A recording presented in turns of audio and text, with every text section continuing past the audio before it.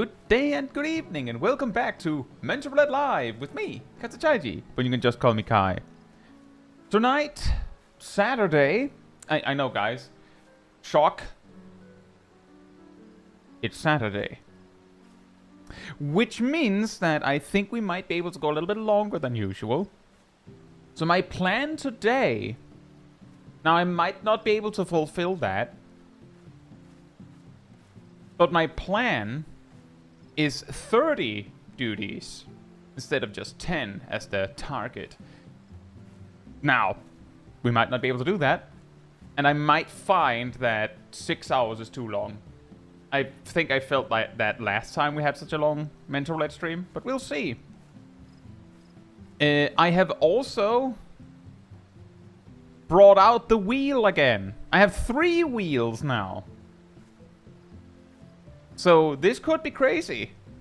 The way I'm gonna do it is that I'm gonna spin a wheel, grab a DPS, and then we basically queue as that.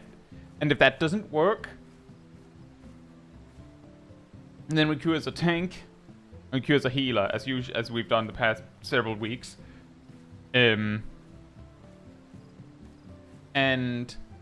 the hope is that, let me just grab this so that I have copies. If I need to refill the wheels, I probably will have to refill some of them.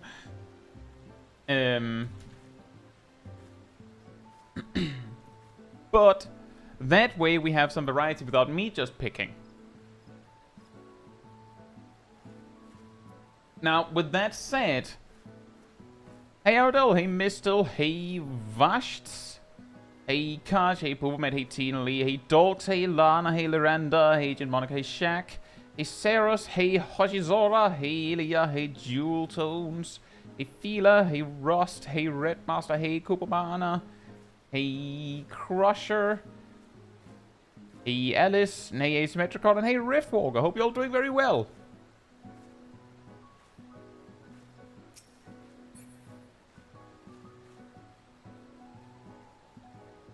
And he's off. And Necrophits. Make Bachman be kind. He's usually pretty kind. Now, the question is whether we will see him too much or too little. Was you guys alright?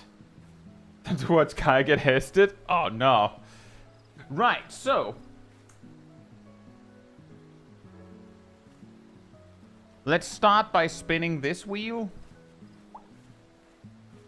I've muted the sound. Because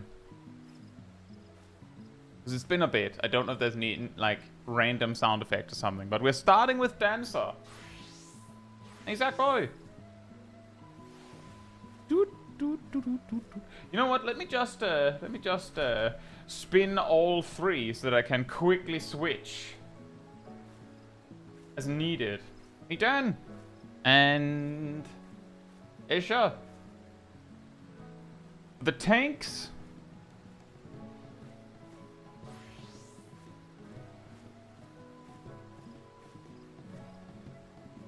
We have Paladin. And for the healers,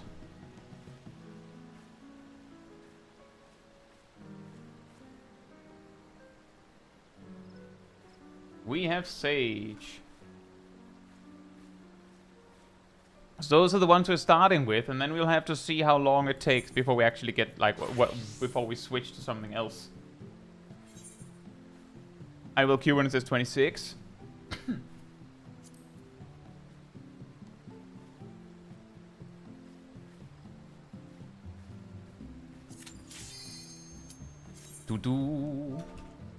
That must be a guild test. That has to be a guild test, right? Hey, Shaq. Yeah. And Alana's here.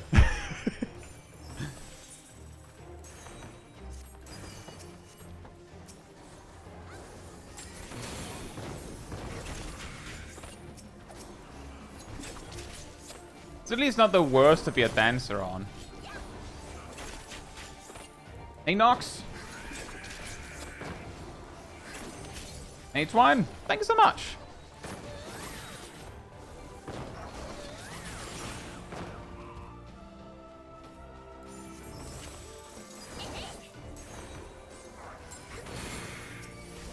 I lived.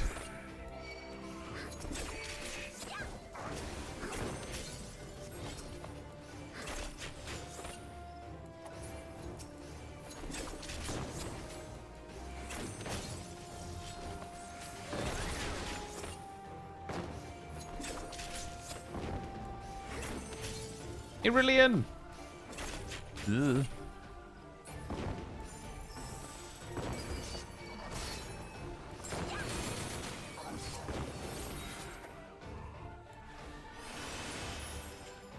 Speedrun! You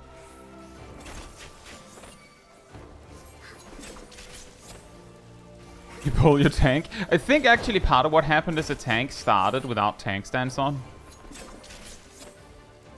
Not that it really mattered.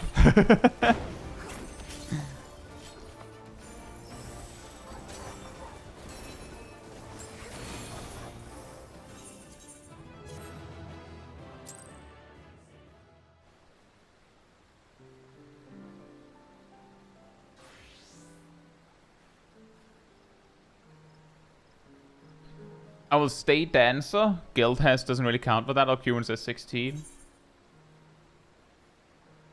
Can you probably dual cast at 26? Yes, you can.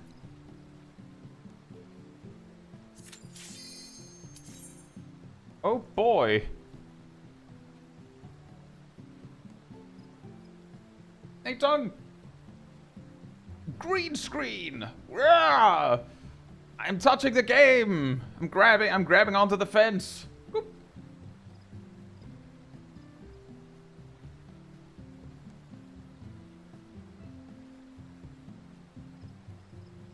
Though the AoEs on those bombs, how they looked long ago and never got updated to the new kind? I think so. Although I'm pretty sure the OG AoE circles looked different from those as well. I believe I have included some footage of how it looked like originally in my video about the reworked A Realm Reborn dungeons. We have footage from Mystech. That is real, real stamp of approval, actual Realm Reborn footage. Crusher is in a mesothermal, missing a healer. Oh boy. Maybe it's well gone. Oh, we're already in extreme.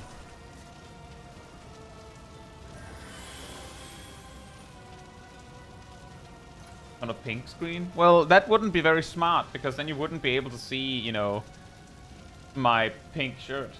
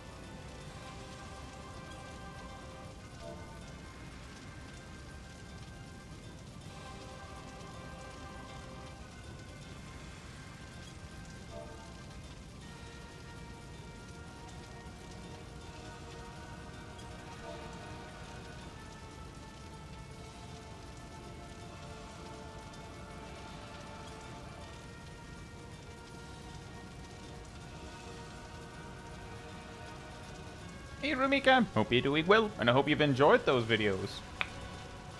And hey Silly!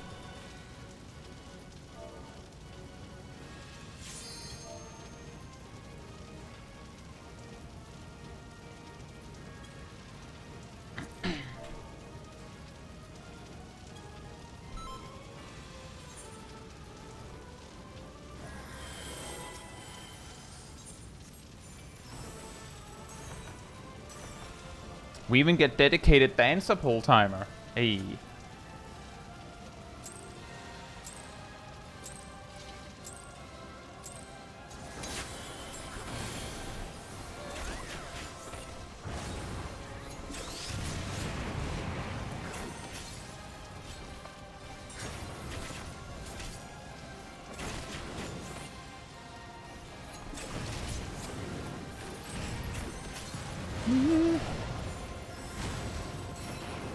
That was me running into them, I think.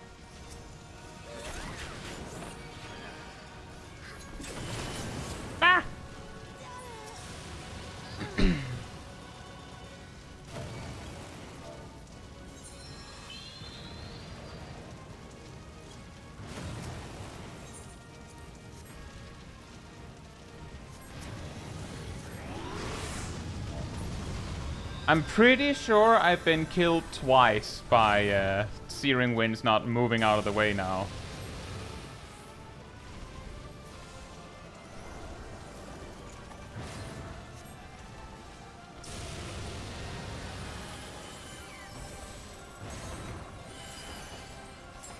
Hey, Procrastinauts! Hope you're doing well and thank you for the resub. Yeah, they don't really seem to understand.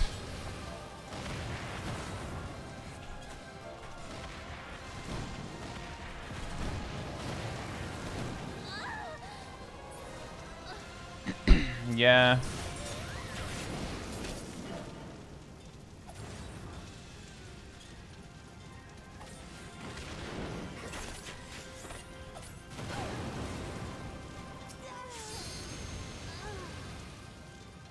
I'll put down markers.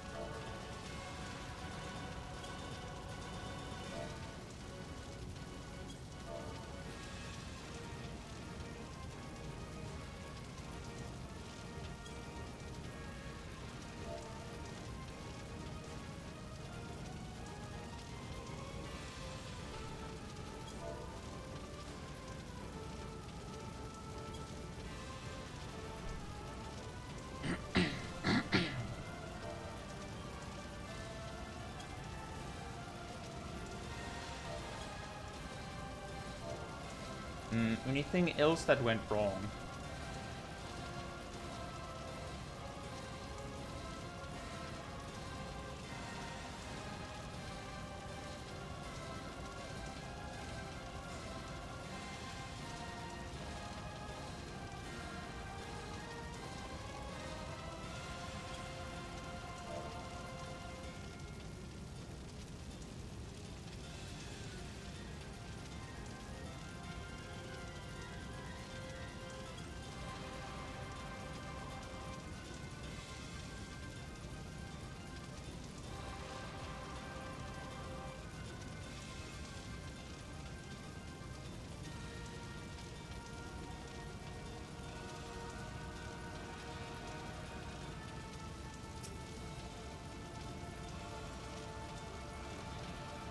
I do think that there are some people in the party that are focusing on something that doesn't matter.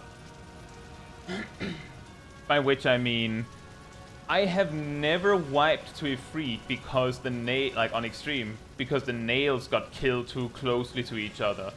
Every time that has happened like after a healer had basically decimated the whole raid with poofs of fire. It's kind of the reason why I'm like, I mean, you can say be careful with the nails, but that's not really the problem here.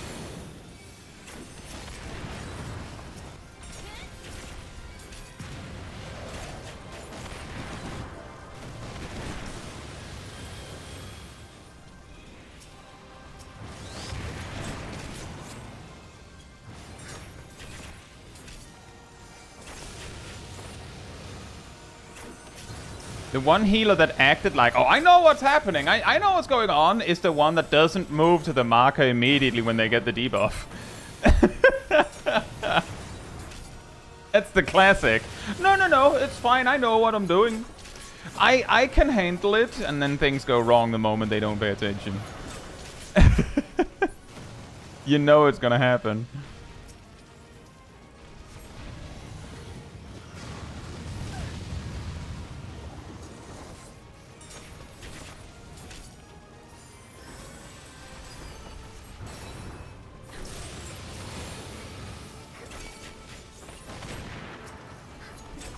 Part of the problem with trying to demand that everyone attacks the same nail is also simply that, like, the tanks may be able to attack... Okay, now this might be a little bit of a problem. The tanks might be able to hit one specific nail, while everyone else, or at least ranged DPS, can hit whatever. They should tank switch.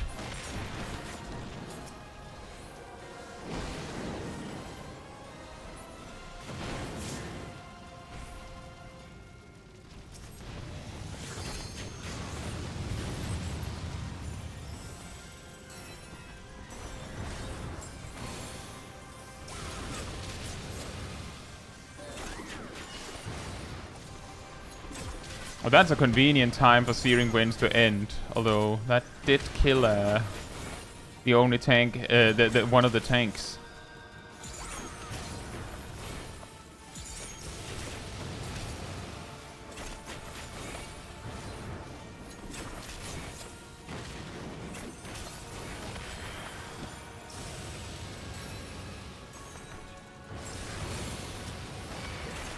I'll try and focus on these nails that are kind of awkward for the melees to reach.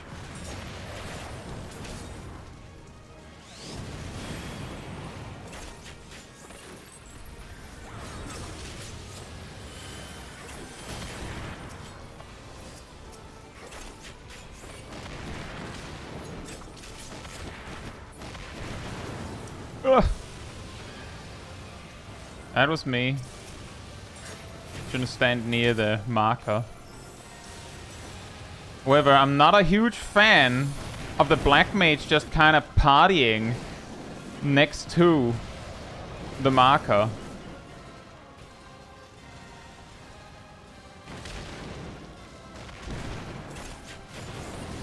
Ah, they don't have any more MP left.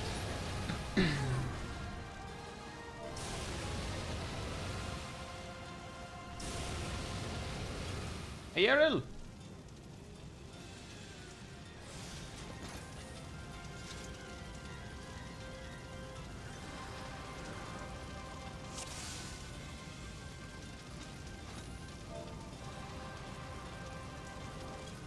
I don't think there's much to talk about other than just try again but do it better.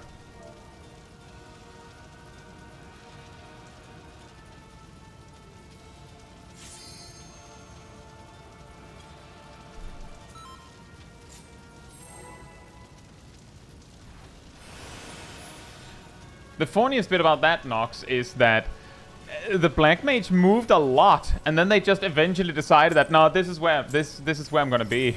I'm good. This is fine. And then they stopped moving, like 2 inches away from the healer with the debuff. Like.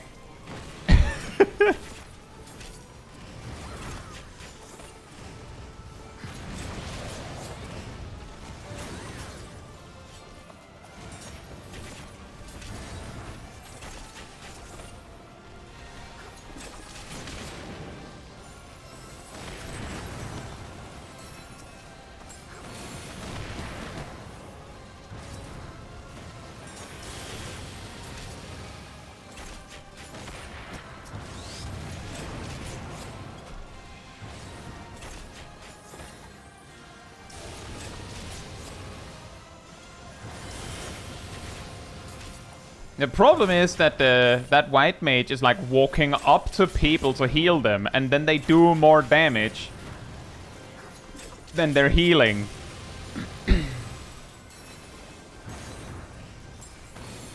Like, We can't make it any easier. We have someone who's literally putting a marker on you when you have the debuff. Like, what do you want? We can't do anymore. Like, the reason I'm like, check your debuffs is because apparently the marker doesn't work.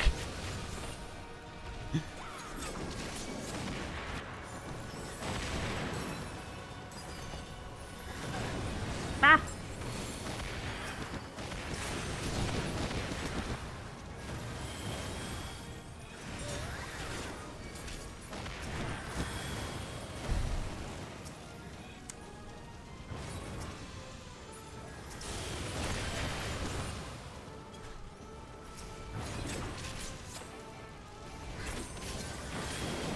It stops working when someone stops paying attention to it.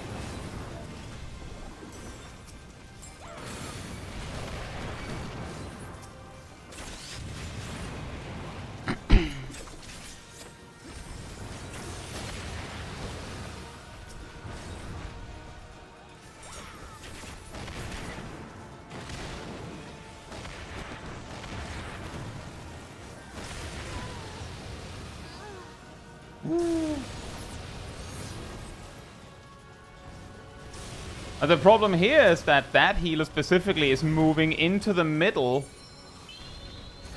I said, you did it again, because they were not paying attention to their debuff, hurt a bunch of people, and then they said, when I said, you did it again, they said, no, I didn't. So the reason why I stopped to say, ow, what happened there, was basically me going, look, genius, that was you.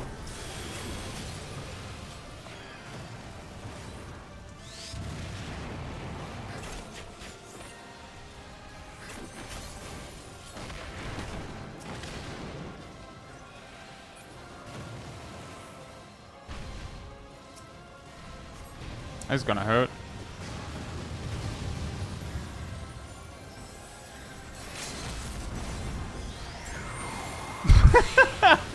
Healer limit break. Sure.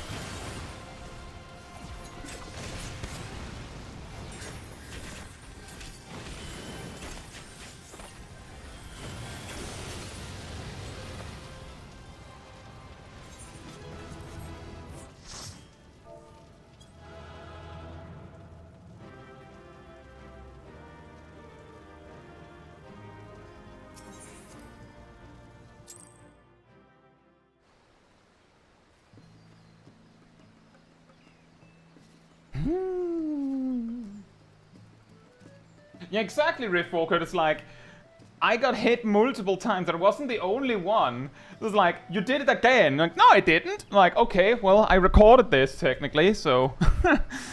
But if we had wiped, I would have been like, you stood there with the debuff, hit 3 people while trying to heal them.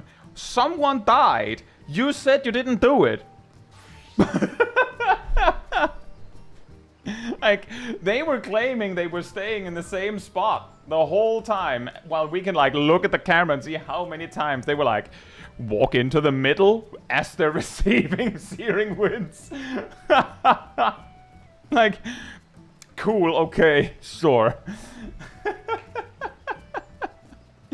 Anyway, we managed. Hey, Meow Cape, and Chris, and K Black, and Sork. Hope you're doing well.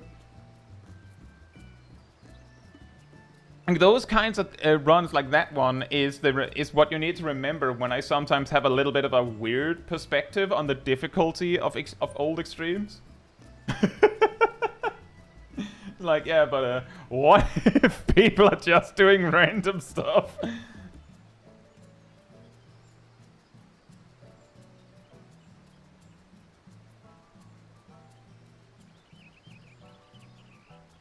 Hey, Joshua.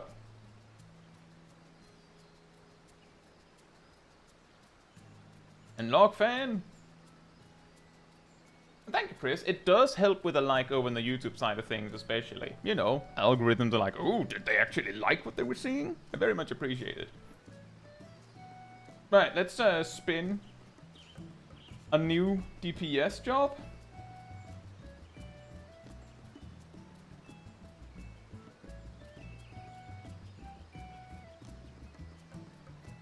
And... Oi, Dragoon just barely got it.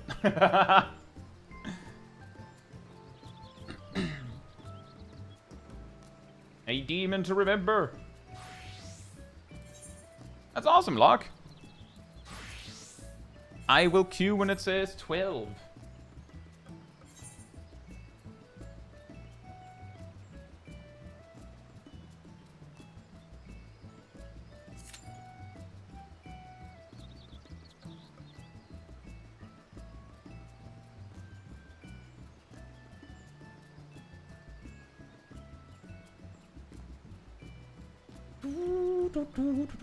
Did we already run out of things ready to go? Did we already clear everything that was just sitting there needing DPS?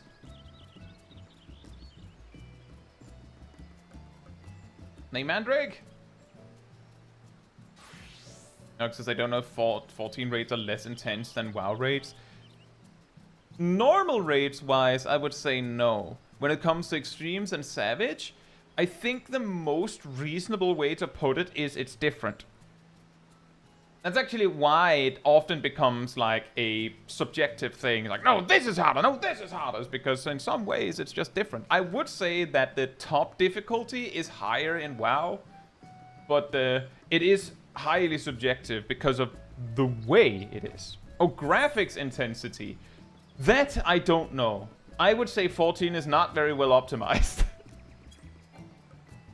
That's my perspective on that. It's not very well optimized, so it's wasting a lot of resources. 14 is well optimized? I don't think so. Runs well on my iGPU. That's not because it's well optimized.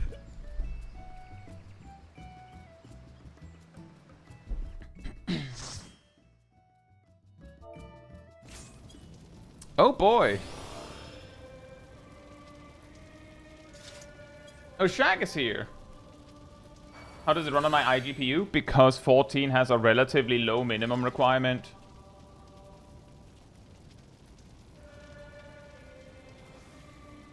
It's just that when you start adding, like choosing higher graphic settings, it just like breaks.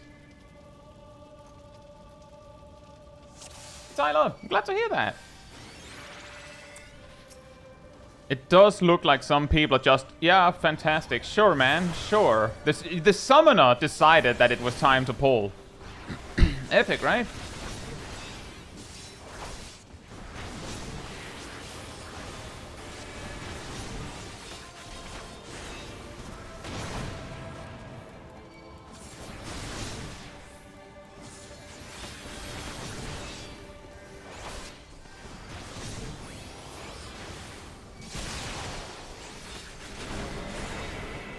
Is one of the most potato-friendly modern MMOs. That's hard to say. With Dawntrail, they stopped caring to make it work on a PS4. It works. Big emphasis on that.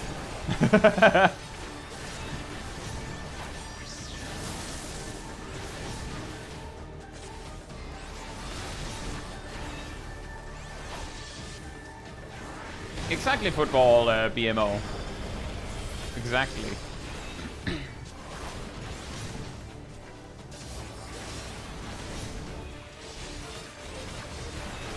No worries, Chris. You've definitely been around for longer than I've been also on Twitch.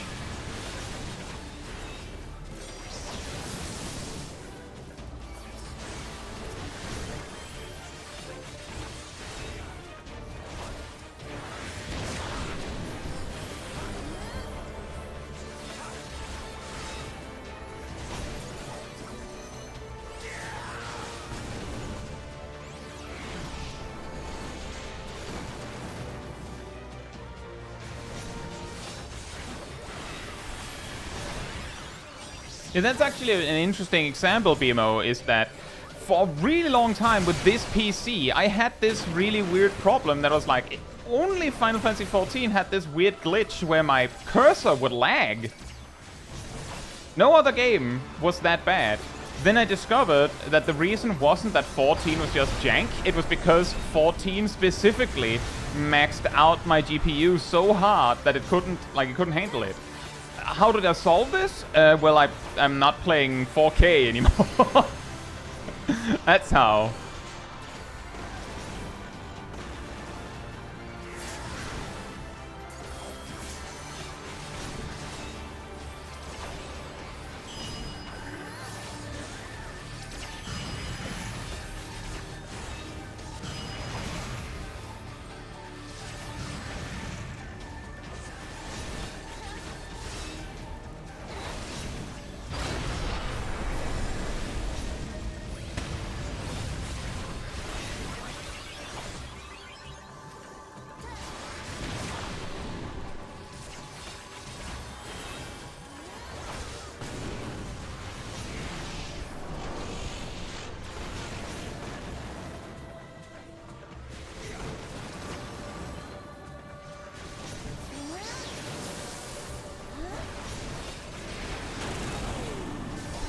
Oh, I did kind of realize it, Zarf. The thing that was confusing me was exactly that it was only 14 that had that problem. And then as I started to notice that was the problem, I started to realize that other games were running poorly for a similar reason, or poorly.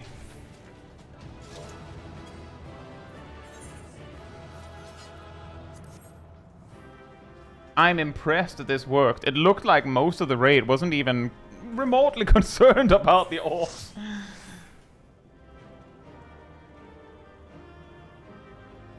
Good thing Shaq was there. Ikotakis. And Neo Grada. And Mizo. And Obama. Are many people still on PS4s? I can say that one of my raid team members specifically got a PS5 because specific zones in Dawntrail were basically unplayable on a PS4. I'll say, Silly, after having tried 4K for so long and then switching down to 1440, I agree that it didn't actually add very much. But the jump from 1080 to 1440 is a lot more substantial.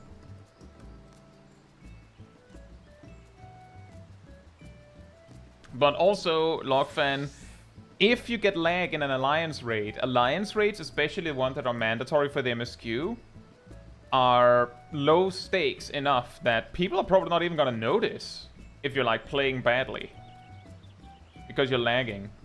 I think we actually talked about this on a recent stream. Don't worry about it, man.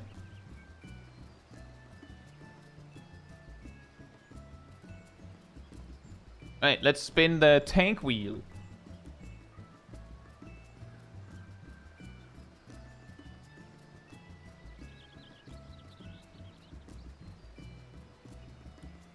Dark Knight.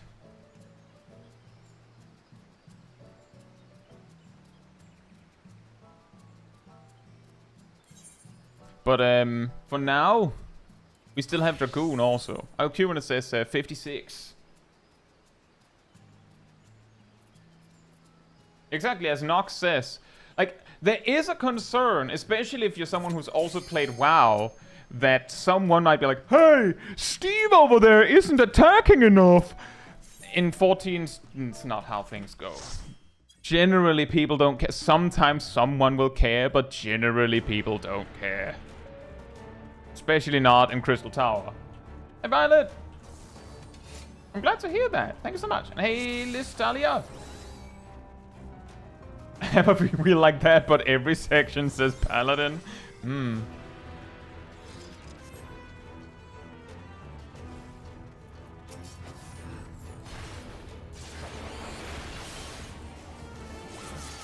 Yeah, that's the thing, Bumna, is that I have not seen a lot of people that actually care.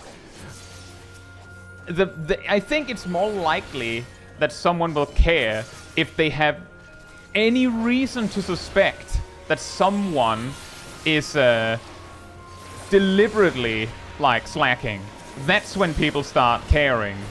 If it's like legit just bad, no one cares.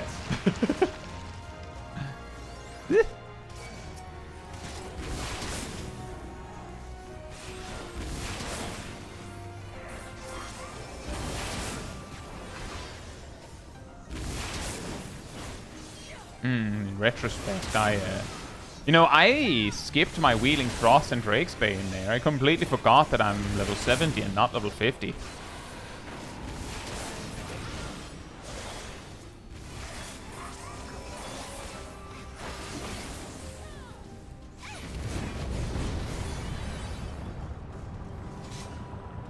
How do you tell the difference between lag and bad play?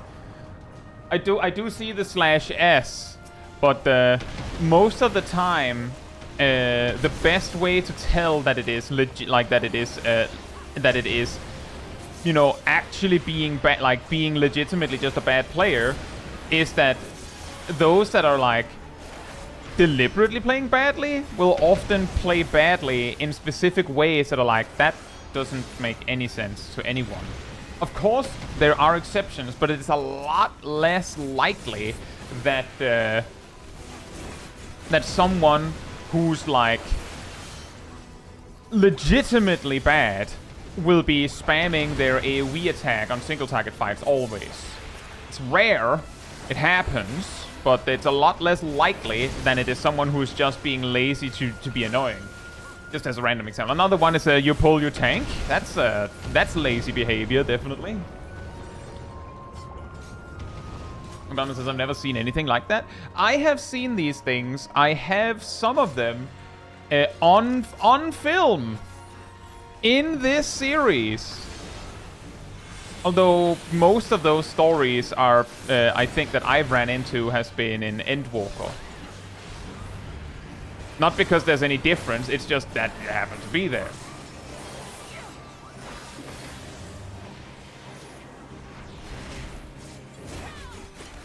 I also have a pretty a mental roulette video that became pretty popular, which featured a guy who was basically playing Ice Mage, so only ice spells, in Skydeep Shinolti, you know, the level 95 dungeon? And he argued that it made sense for him to do that, and the damage was the damage difference was negligible. There was a whole thing in that video, and a lot of people clicked on it, offended that I had the audacity to tell someone in a level 95 dungeon that maybe they could try just a tiny bit harder.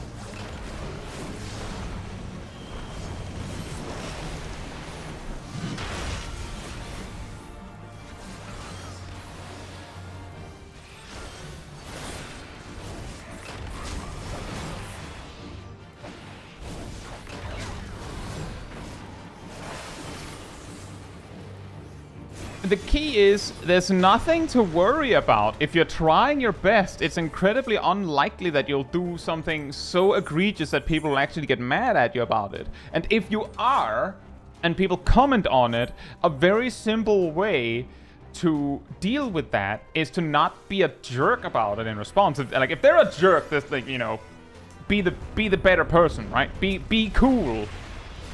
Then they'll look stupid next to your Chad, it's okay-ness.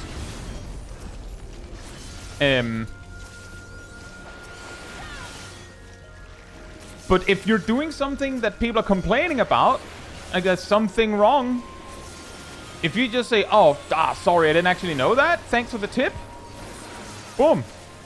They might then go, well, you're not doing it yet still. Like, you haven't learned it yet. But, I mean, at some point, there's, like, an argument to be made that, like, people learn at different paces. So as long as you're trying, or you're like, I'll figure it out after the dungeon. I'll figure it out after the dungeon. I'm sorry I'm not doing it right now. But I'll have to look into it after the dungeon. Then, like, most people will be like, oh, okay. Because this game isn't easy. Even though a lot of people would have you believe that. A lot of people that have played this game for years.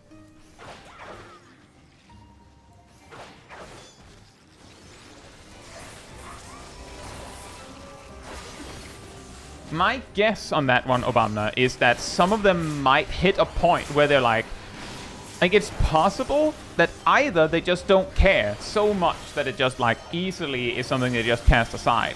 Another option is that they get so so caught up in needing to play well that they like basically like hit a boiling point where they're like it reaches such a degree where they're like, you know what, I don't care. I'm just gonna completely not care, because if I completely stop caring, then I don't even care if you tell me I'm wrong.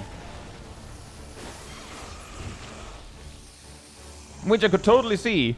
I have kind of done that in single-player games, of like knowing what the correct answer is and just gone like reached such a high point of like that I'm just like, you know what?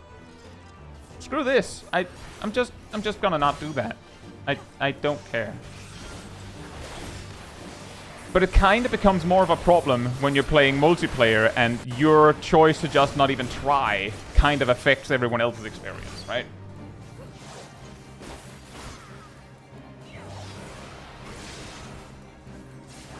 A Ryutek. Current best in slot, non-savage gear.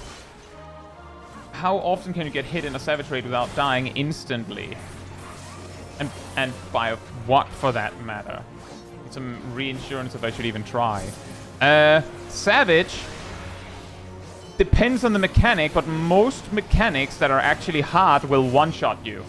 Unless you're a tank, in which case you might survive. Long story short, Ryutek, is that when it comes to Savage, you very quickly reach a point where the game expects perfection in regards to dealing with the mechanic. That sounds a lot scarier than it is. Because a lot of the mechanics are, you know... It's like, you just have to dodge the half-room cleave or whatever. Like, it's not like they're, like, super, super mean, but that's part of the experience of having to really, really get it right. Because they don't pull their punches in Savage. There are cases where you can, like, mitigate it, but there isn't a thing where you're like, oh, because I have, you know, full upgraded tome gear, I can just tank the damage? No. That's not a thing that suddenly happens. So, it might be a little less than what I'm saying here. I might be exaggerating a little bit. But let's just say that do not go into Savage under the assumption that you can survive the hit. Because mechanics that don't one-shot you will give you damage down or something like that. Which means that, like, you'll get heavily punished anyway.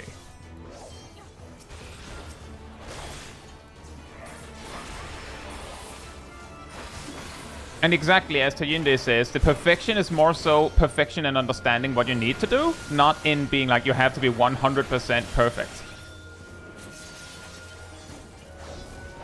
180 ms delay thanks to ping. Guys, I'm realizing I'm making a lot of rotational mistakes here. I'm just, you know, only half an eye on the actual combat. It's a little hard.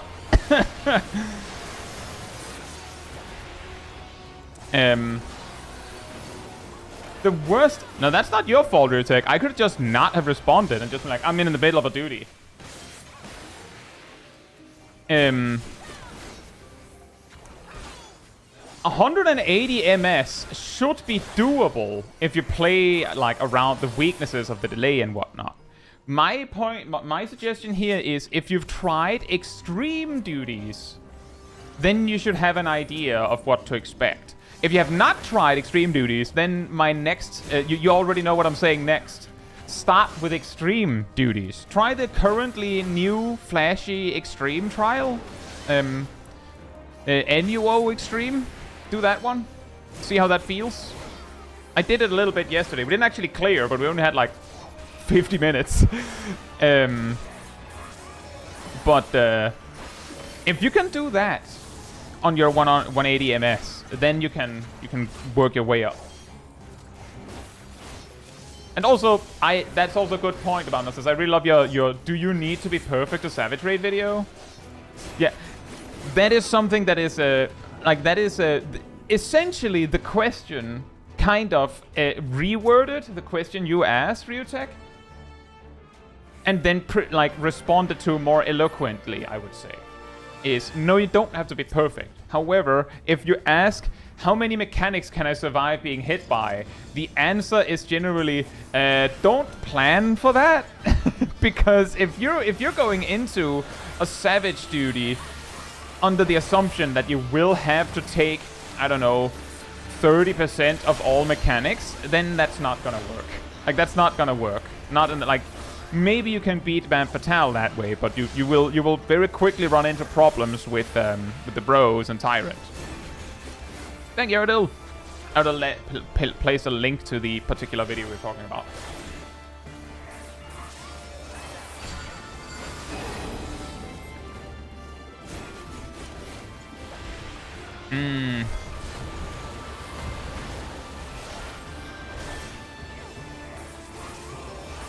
You could also do advanced, yes. Advanced is also another option. The key is, if you're not confident in your ability to do Savage, then start with the things that are between Savage and casual content in difficulty. Like, start with those, and then work your way up. I'm pretty sure the boss is gonna shove us back, so I'm holding cooldown so I don't, like, get it messed up.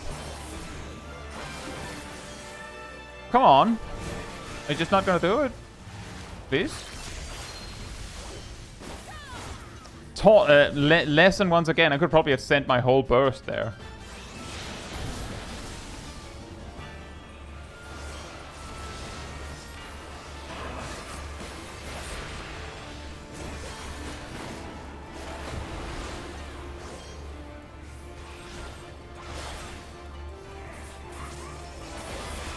And also while we're on the topic, is that no one's expecting you to get a Savage boss right in the first try.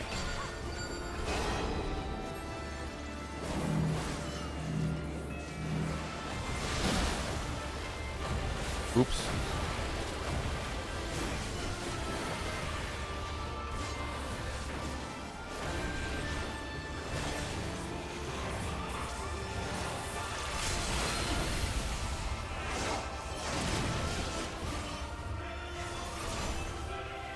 Yeah, the reason why I answered with almost a level of, yeah, you should be perfect initially, is that if you're asking if you can make mistakes on the regs, then the answer is you're aiming to not do that. And fights can get so hard in Savage that you don't have space to make mistakes on the clear pull. But when you're learning, you're expected to make mistakes. You're expected to make mistakes. Like, if you're not making any mistakes at all on a boss within like 10 pulls, then I think you should like start maybe looking into getting like into like one of those like world first racing parties. If you catch my meaning. If you're that good.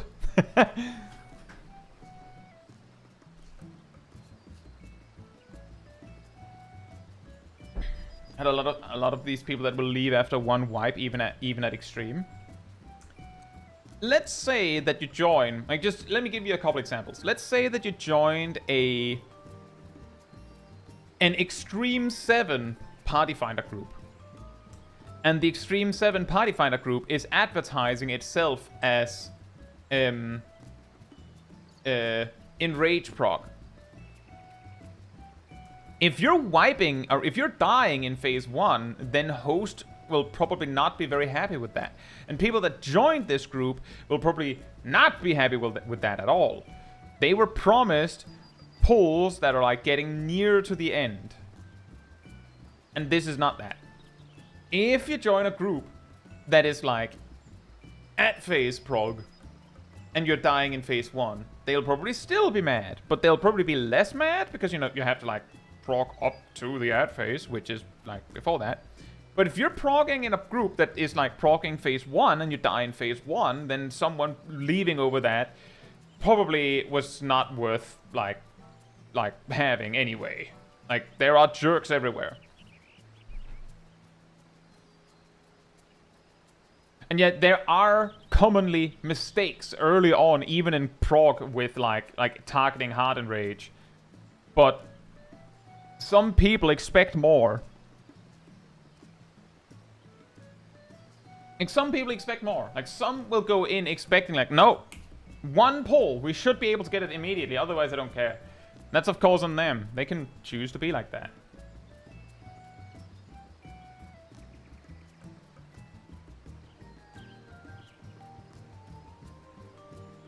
There's also, Like, there are many different ways to, like, prog in the game. Some go with, like, 3 wipes. Some go with 1 full session. And things like that.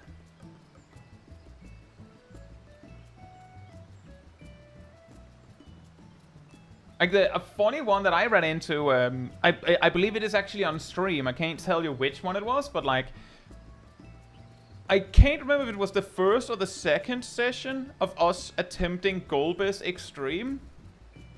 And we needed Party Finder to fill party fully. And it was on Golbez, but it was current. It was a from start. It was advertised as from start, yeah? We zone in. Someone in our party is watching the cutscene. So the machinist from Party Finder was like, cutscene, question mark? And before the person had even finished watching the cutscene, the machinist had left.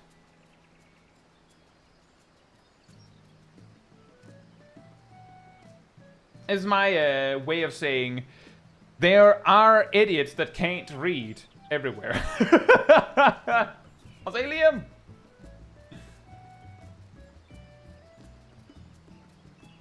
And Bolt Blitz. Boop. I will queue when it says 59.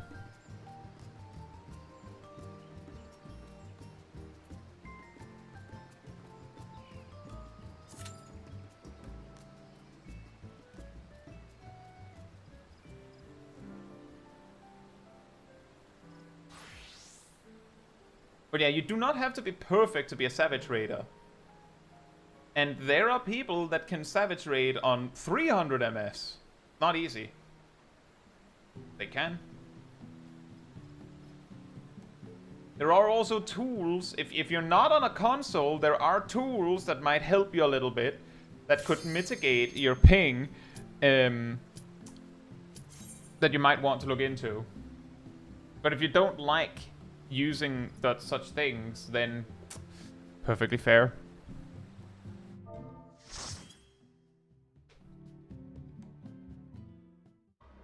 Oh boy! Oh boy! Hey, dead man. Yeah, exactly, Obama. That's why I'm kind of not suggesting is that it's very complicated, so I've been told. And that's correct, Ryutek. It doesn't help with surviving. It helps with attacking. I'll say Tessie.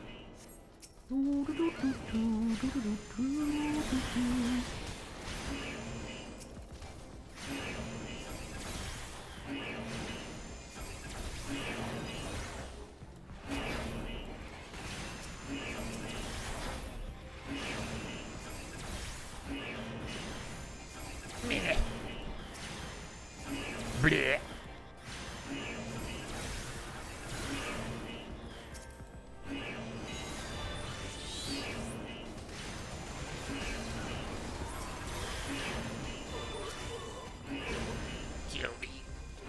Heal me.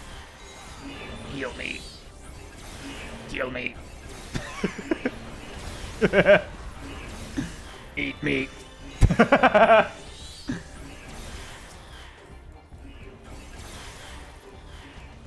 Hey, JJC. Man, I was so disappointed when I went out of my way to go into this duty just to check that huge Sit health bar. Only to find that he only has like 259,000 health. I was promised something gigantic, and then it's not even more than a max level tank. Like, a lizard. Wait, a lizard with daft ideas. Oh, fantastic. That's just like me.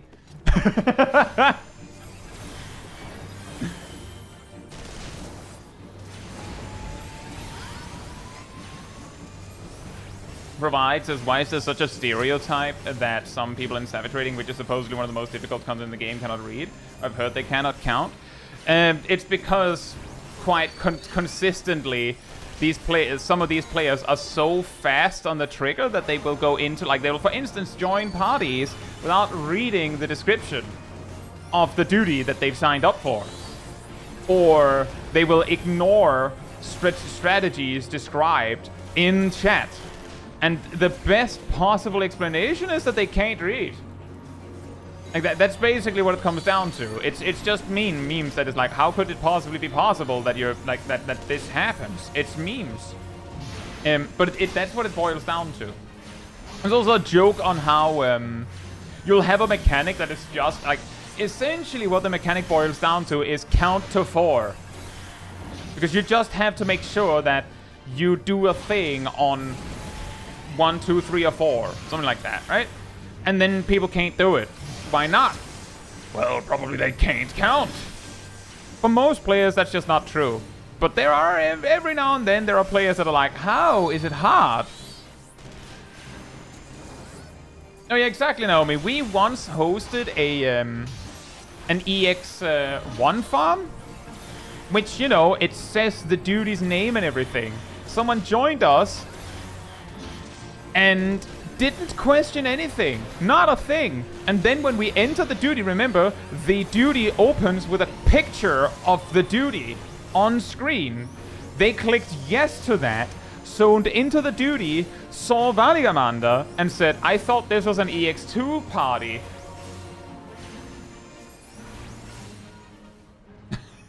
Well, that's what it comes down to provide, is that there's just a lot of really, really weird stories. That's what it boils down to.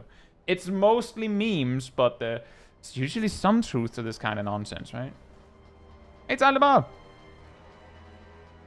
And also true, there's also the gamers can't read. There's the Magic the Gathering, reading the card explains the card. And Yu-Gi-Oh! Players can't read, and then you see the amount of text on their cards, and you're like, I might feign not being able to read too if I had to read all of that. That's, of course, also a joke.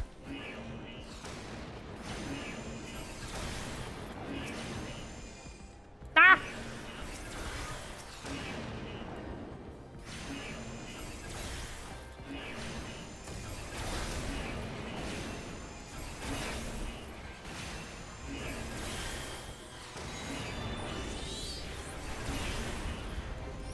But yeah, it basically comes down to like that story I just said with a machinist that joined a group and then didn't even process that maybe a from start group would have people that literally haven't zoned in before and would watch the cutscene, or the incident with someone joining an EX1 farm expecting an EX2 farm. Like those are like individual incidents and might not be too common, but the fact that they're not, like, super rare is concerning.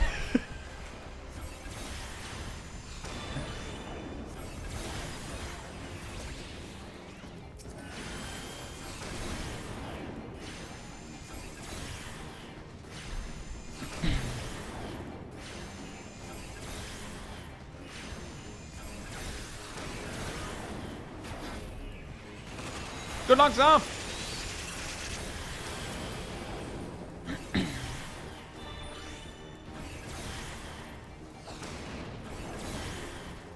What about the biggest survivable hit? Oops, sorry. I have that one on the list, Ryutek. I will probably start working on that one sometime next week, but it'll probably not be me going that specific attack. It'll probably just be me calculating hypothetically how much damage would be survivable.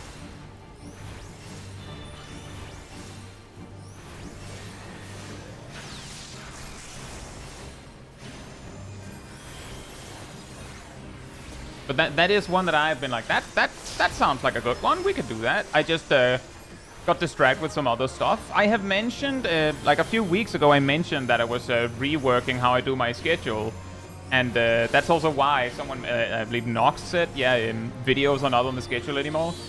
The video that came out yesterday was the last video that I had made during the old schedule system that I did. Which included, as I think I've explained, videos that maybe I made a topic, like I discussed something, to discuss something.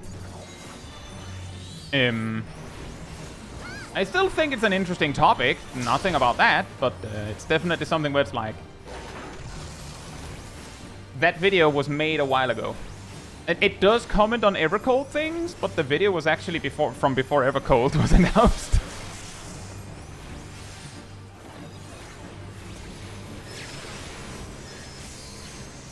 Give me Sky!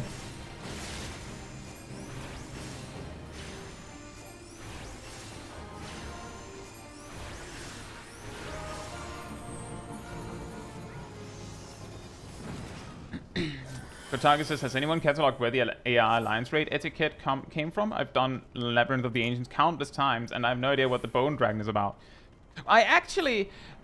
The etiquette is complicated, because it's not the same worldwide. Hey, next down!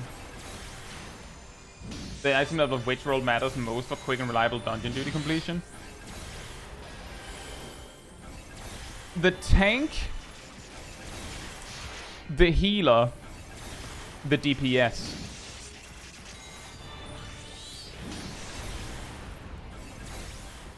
To your question, Kotakus, exactly what you're supposed to be doing in Alliance raids can vary.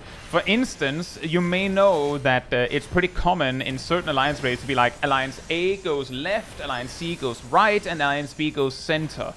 I've heard that in JP, like Japanese data centers, it's more common to have Alliance A go middle, and then B right, and then C left, because clockwise distribution, and A is Team 1, so they go forward and tank the boss. Just as an example. So that etiquette isn't universally consistent. For the Bone Dragon, I actually have a video where I explain how the fight actually works and how it probably was meant to be done. And a very important emphasis on meant to be done, because, you know, if the mechanics allow you to do it differently, then that doesn't mean you have to do it the way that it was intended, right? For Bone Dragon, the reason why people have this chaotic strategy of just, you know, move the dragon somewhere and then just cleave the skeletons and hope for the best is because the intended, quote-unquote, intended strategy is a lot more time-consuming and not needed. Like, it takes way longer to do it, and it doesn't make it faster.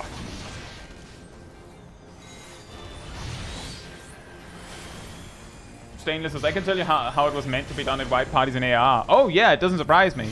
The way that the Bone Dragon used to work is, first of all, let me just like take it from the top. The current version of Bone Dragon from Labyrinth of the Ancients, when a skeleton reaches the Bone Dragon and those like bursts happen, it does 1,000 damage to everyone. But the amount of skeletons on field are few enough that if you're like synced down, you might have enough health to just tank the damage and survive universally. Like, everyone will just survive the hit and be fine. You still kill some, but, you know, there might be first-timers that can't survive it. At some point, it was 2,000 per skeleton, so they nerfed it. They cut it in half. And the intended method, which I actually also demonstrate in a like a very like with minimal characters on field, I demonstrate in a Mythbuster video, is you have the dragon in the center, because the skeletons will run towards the dragon. Each time skeletons spawn, you kite them out to, you see how there's like multiple like platforms you can like walk out to that players use one? There's multiple, so you just move a skeleton out to like Narnia in each corner. And the skeletons spawn on HP threshold, so if you slow down the damage, the skeletons will come out in pairs, and it's fine. When you kill the dragon, all of the skeletons get back up from death, and they will run towards the dragon. The way that they work is that they have a debuff that slows them down, so that if they run slower, they'll actually run backwards. Like, they are extremely slow. Supremely slow. And if two skeletons get too close to each other, they get this tether between each other that basically protects each other from this debuff, which is why they run at breakneck speeds. Because they all are sharing this buff with each other, or sharing this debuff immunity. So if you move the skeletons correctly, it's perfectly safe. And originally, like back when Labyrinth of the Ancients was the only alliance raid, there were 2 tanks per party, so you could just have 1 tank the dragon, and then just have 2 tanks. You have plenty of tanks. Just gradually move the skeletons out. You could also have DPS do it, which is like what would eventually happen as alliance raids got changed to be 1 tank per party, and things like that. But the insane precision needed for this strategy explains why you just don't do that. You just straight up just don't do that. It's just not worth the hassle.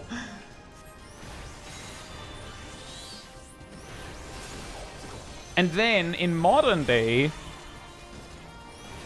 depending on where you are and who you're partied with, Narnia Dragon or Centaur Dragon are the 2 prevailing strategies. And then sometimes you'll have the middle ground dragon, which is like the one where no one wins. But like those are the prevailing strategies. Uh-oh. And the key is that depending on where you are, one strategy might be popular over another. So you can't be like, oh, well, I know that, like, the standard etiquette for Bone Dragon. Yeah, maybe not in this region.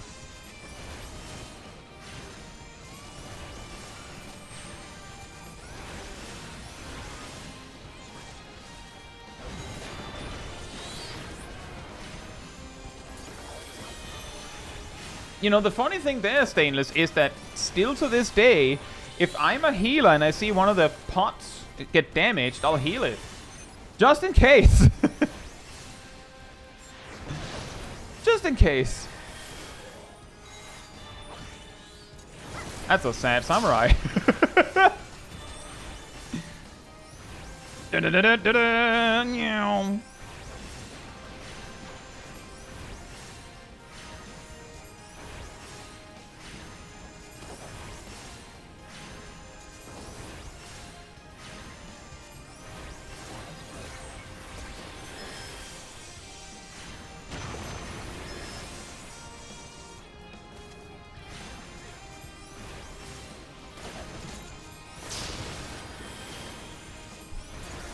This guy says, I heal the pots because I've got nothing else better to do as a white mage in Crystal Tower. I mean, if you're in the ghosts, if you're not in the ghost squad that can hit the boss, then you're probably right. Like, you might actually not be able to cast anything on the ads before they're dead.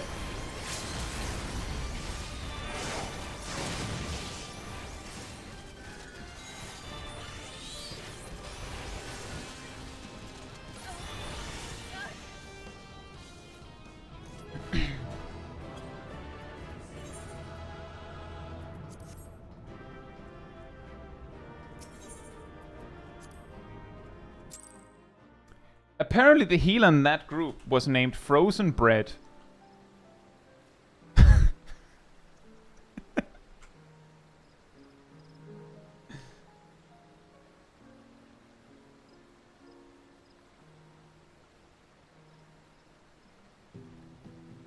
Saying this as these days people don't even know there are towers. The towers are still there.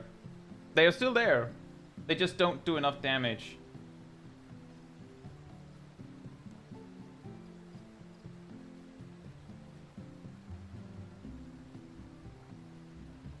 Niroko says you don't freeze bread to cook it later. I will put my bread in the freezer if I am concerned that it will not last long enough for me to get to it before it starts molding. Which is usually not a problem.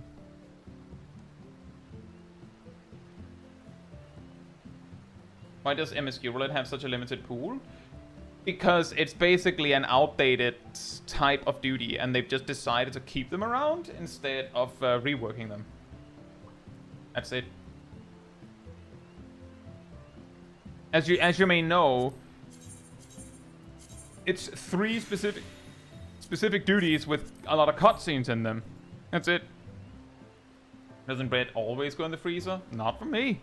Apparently, it's very common to have bread just in the kit, like just on the desk. I put it in the in the refrigerator at least, just so that it lasts a little bit longer. Anyway, I'll be right back, and then we'll keep going.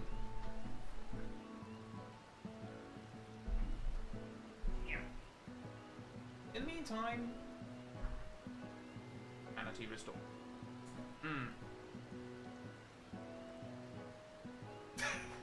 It's a little hard. It's a little stiff there now.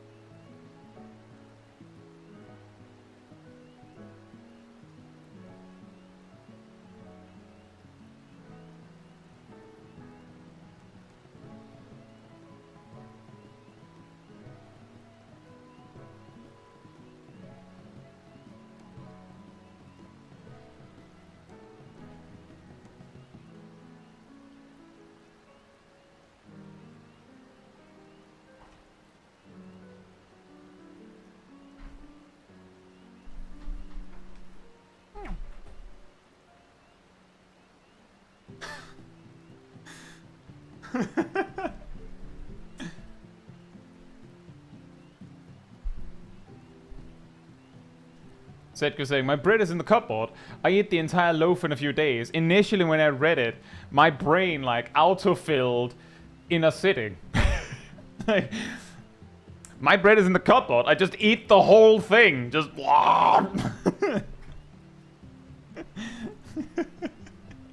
I mean, if you're eating that, if you eat bread fast enough, then there's no need to like refrigerate it. Exactly. Kirby noises. Do you then turn into like? Do you then get like a bread hat? It's no.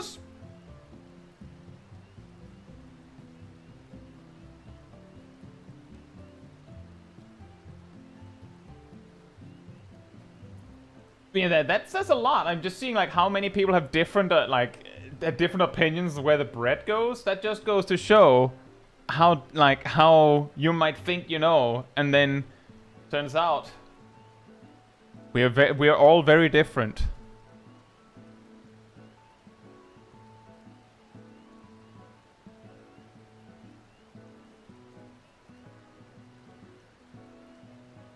Wow. We're on a mage roll.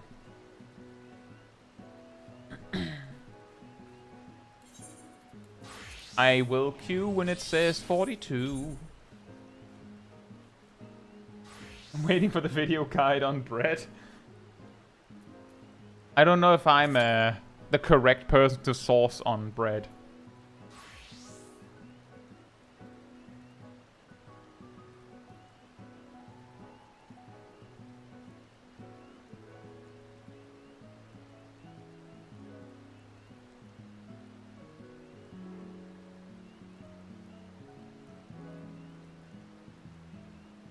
No, Fiji.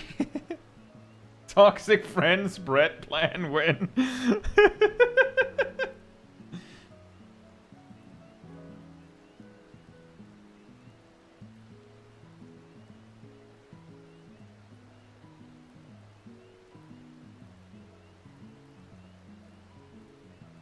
How long until we get Black Mage 50 rotation tips? I'm pretty sure I've included some in the Is Black Mage Actually Hard video.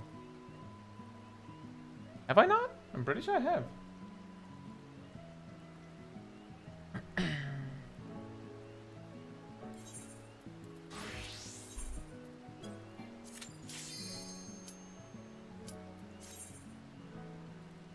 Wells needs to get on low Fiji now.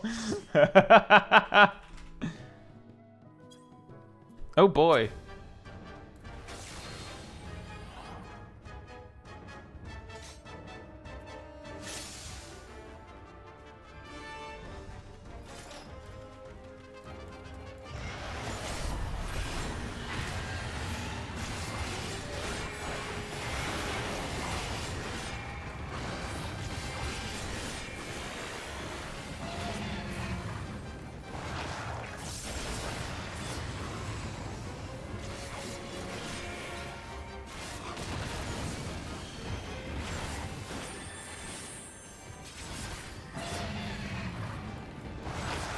No.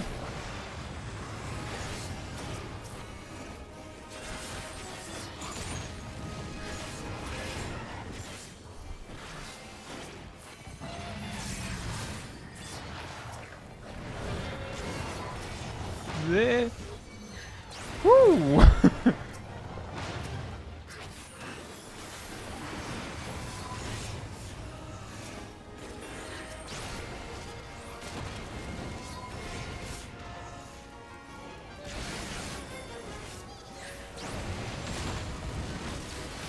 Ow. You know, I was just sitting here thinking, wow, I haven't died yet. That's amazing. With how carelessly I was moving. And then Rathalos was like, you know, that's a good point.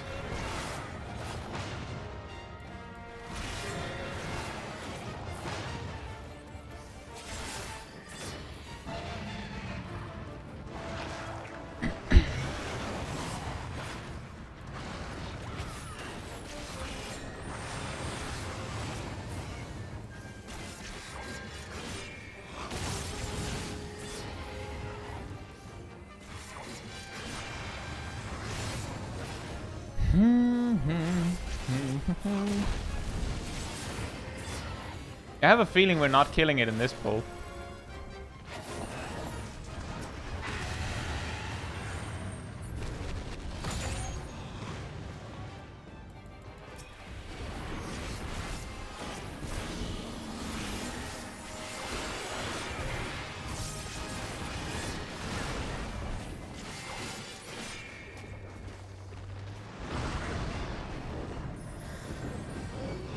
Able to revive in this duty? Yeah, because the respawn is right there.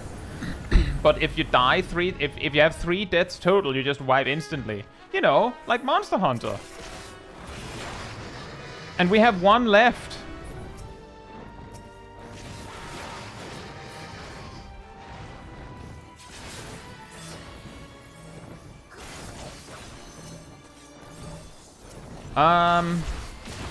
I think we need to talk tactics. We definitely need to talk tactics.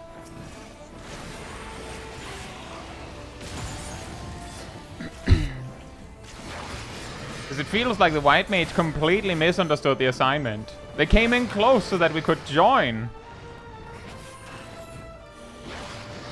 But then... You know... they kind of recognized that they were not supposed to join us when we didn't join them.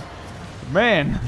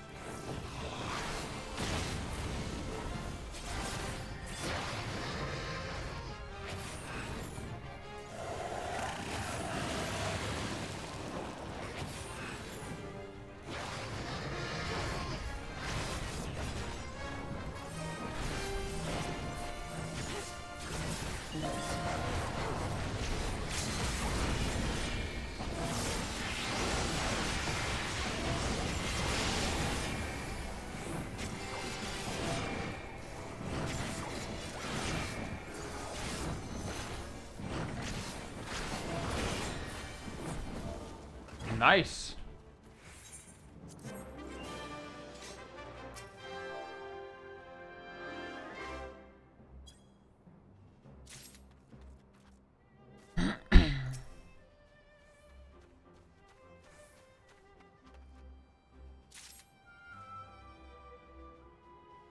Hey, Denial.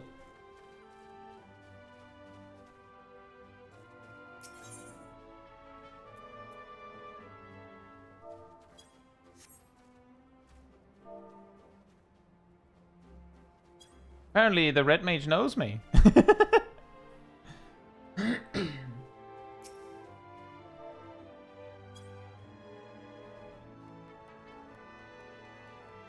Yeah, in both places, Denial. Surprise!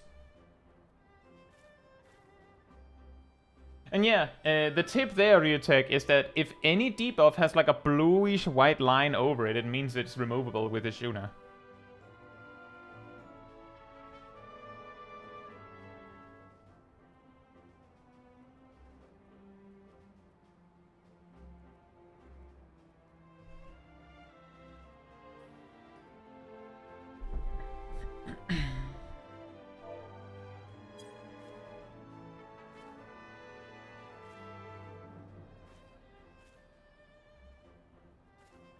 I would actually argue, Jacksnose, that they deliberately made Arkveld not too much like Monster Hunter, precisely because they got, I think they got a lot of feedback on Rathalos saying it, like, they overdid it.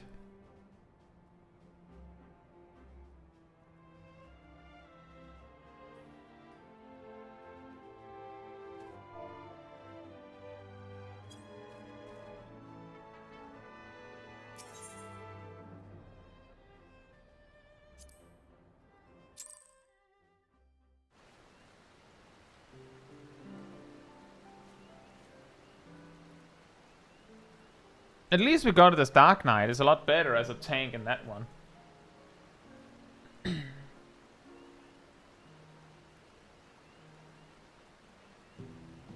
You know, actually, if you play Bard and you land on Rathalos Extreme, there might be something there, because you can use Warden's Paean. Say, Seraph! Because I remember back in Stormblood, people loved how unscripted the fight was. I don't know. See, the thing is, I wasn't actually playing 14 at the time where Rathalos came out. Like, the feedback I've seen has been like, you know, what people say and what people feel nowadays. But I think the difference there, Seraph, is that the 8-man version is, you know, a turbo, super unscripted chaos fight. And the fact that your healers can't heal in phase 2 and things like that is like, whatever. But the extreme version, like, is proportionally harder, which might make it clearer. And it's annoying.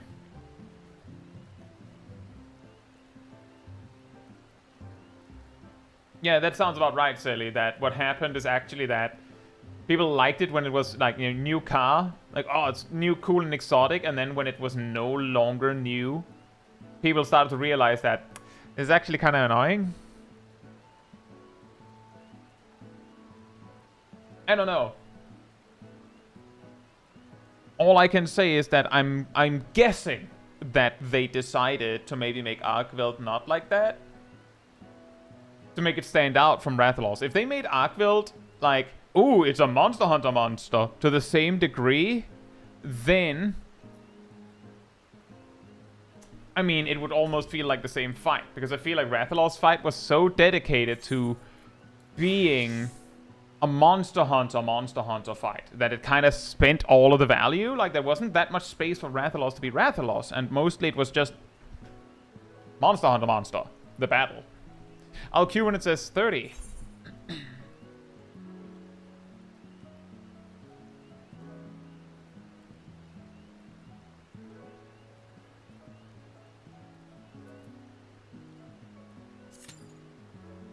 Brewski says, I've been soloing Extreme Unswing for Catbook the last few weeks, and it's a shame I can't get the plus scales. Maybe if I intentionally phase change as high SP as possible, it's It'll live long enough to get downed. Yeah, you know, that's actually a pretty recent problem. In Endwalker, it was really hard to kill Rathalos so fast that you couldn't even have the plus scales if you were alone. You kind of had to push it a little bit. Like, I remember in Endwalker, I farmed it, and we had to, like, strategize to maximize damage. But in Dawntrail, you're doing too much damage. I'm Yata. Hope you're doing well. And hello. That was a scary one. I said in phase 1, before it transitioned, I said, I don't think we're getting this one. Think we're wiping. And then we didn't.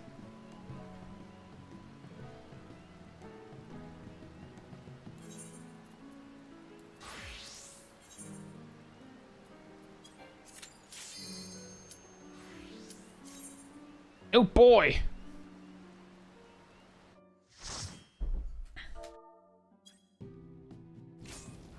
Again!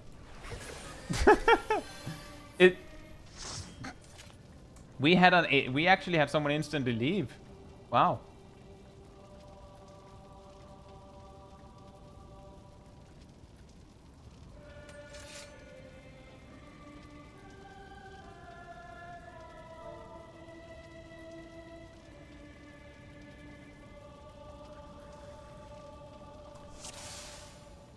Did one of the healers just slam their damage cooldown immediately?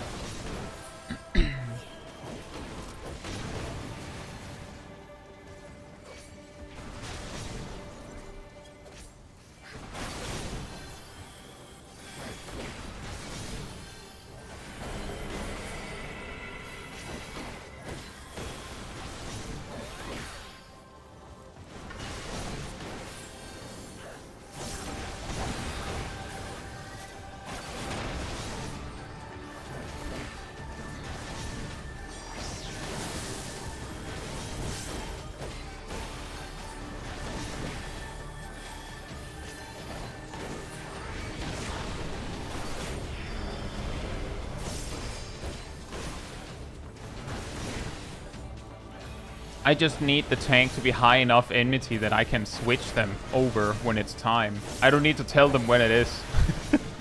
But they didn't even have their stands on, so it's like, that's not gonna work. So I had to explain to them in my no mercy, please turn your stands on.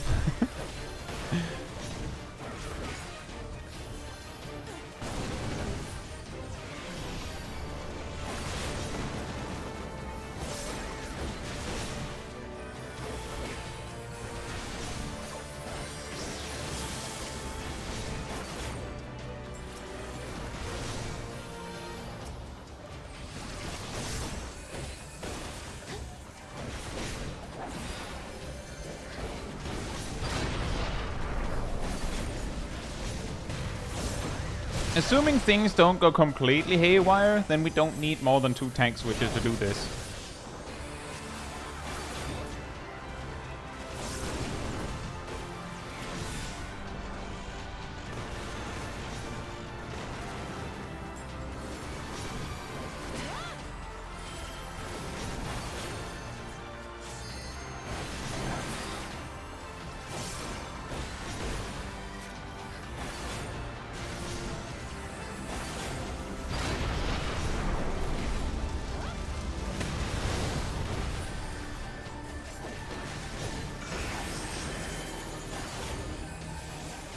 That's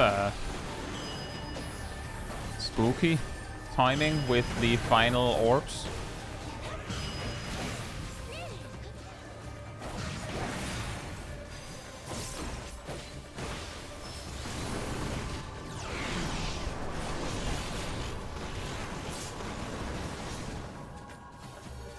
Did you see that? They just ran through it like it was some sort of goal.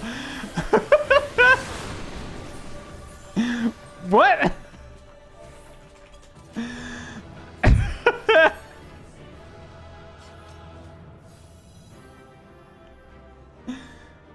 Fantastic. Final lap!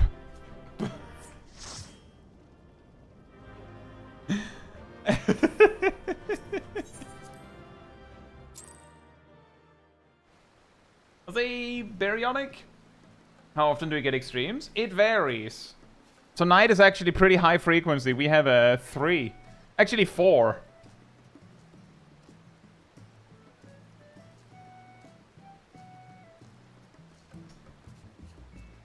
Wow, spin the wheel with only one job on it.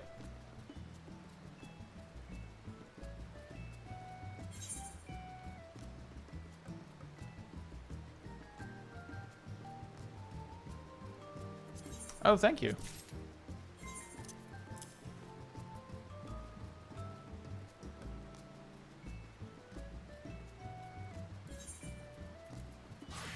I will queue when it says 40.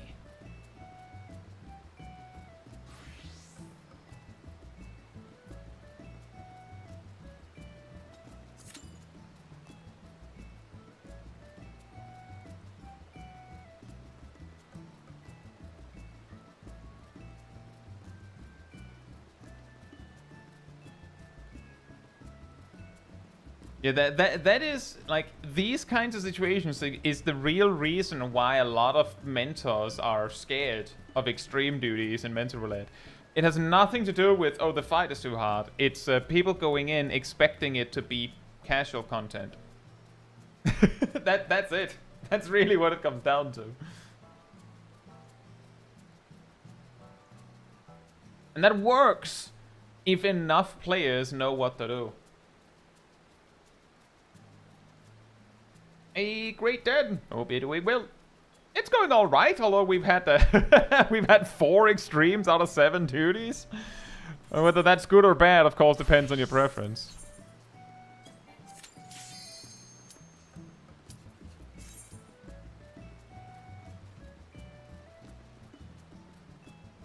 Exactly, Miata. That is also, I think, like, it wasn't the whole thing that made it scary, but that definitely didn't help.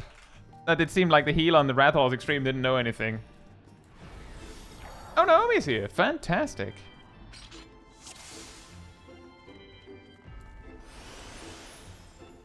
It'll be fun for the video, at least. Oh, yeah, probably. I don't mind. Like, I have said before that I am in the very, very convenient position that if things go really bad, then I have a very easy video to make. Whereas when nothing interesting happens, then it's actually harder to make the video. Because, like, what do I talk about? Nothing happened. That's also why I feel like each time a guild test appears, the section where I talk about it becomes shorter. Is there outside of achievements any extra reward for queuing Mentor Roulette outside of daily bonus? No. Nope.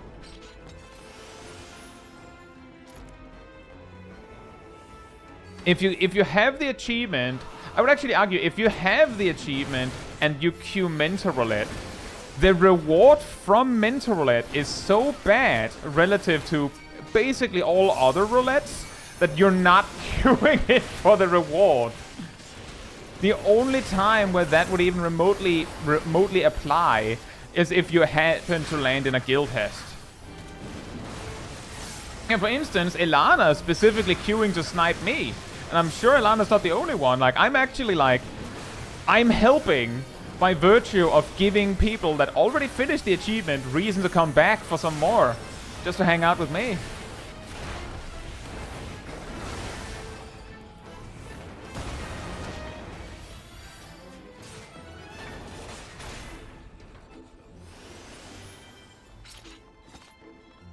Does give tomes though? Yeah, but the amount of tomes that Mentor Roulette gives is less than basically all other daily roulettes. The only one that is beaten by it in badness is Guild Hess, as far as I recall.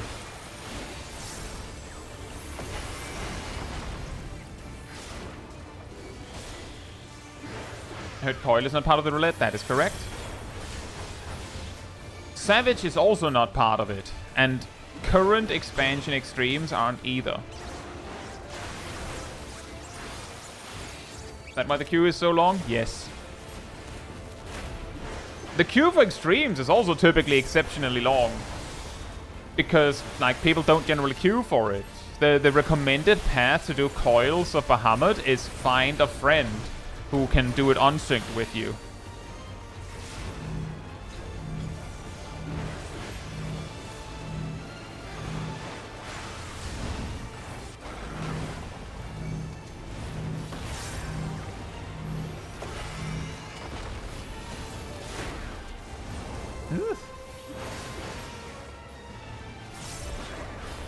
I do think there's something to be said that guild tests should probably be reworked or reviewed in some way or removed. That I do agree on. Although, as some of you probably know, oh boy, oh boy, oh boy, oh boy, oh boy, oh boy, oh boy, oh boy. I'm trying my best, man. Someone got a hat on and then ran into the path as I was trying my best to direct my chase AoE away.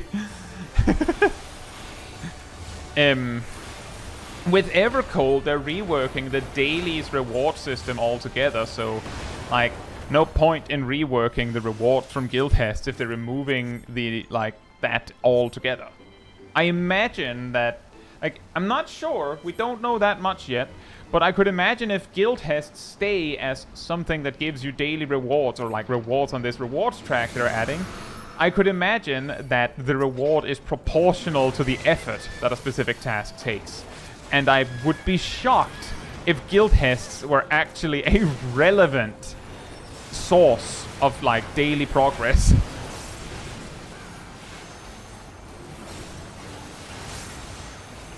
Yeah, I agree with that. Great, then, is if you're helping someone through it and they're just skipping everything, then why are we here? Like, what do you need it unlocked for something? Because whatever you might need it unlocked for, surely you could just, like, you'd need to do it alone. It's really funny. Yeah, way back when I did, I unlocked most of coils alone, and then I ran into points where like I actually needed another person, despite being max level. Small chance they skip to watch it later. That could also be if they were like concerned that they were wasting your time or something. Which is pretty funny because like that is a common problem.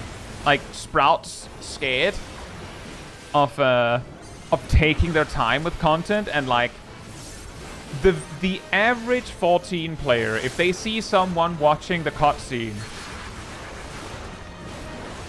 either they will just wait, like they'll just stop and wait for people to finish, like doesn't matter. And if they're impatient and want to get on with it, they'll usually just pull. And like they won't be like, why were you wasting time watching the cutscene? They'll just pull. And then if it doesn't work, then, well, they did pull while not everyone was ready.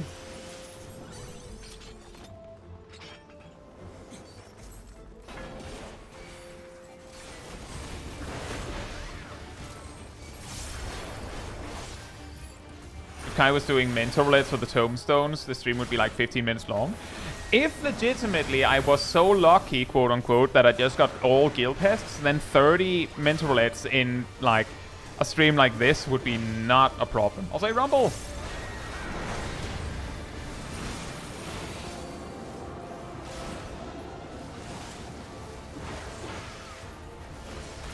My perspective on that, Rumble, is that I get it, but I would also say that if the development team behind 14 felt that it was the right way to do it, that you should wait when people are in the cutscene, then they wouldn't spawn the boss until everyone had finished the cutscene. I know that that's not how things should work. Like, there's a lot of things where it's like, yeah, the devs wanted you to do it this way. We're not doing that. I don't know if it's this way, but I'll trust the team. He said, and he put up a mitigation anyway. I'll trust you.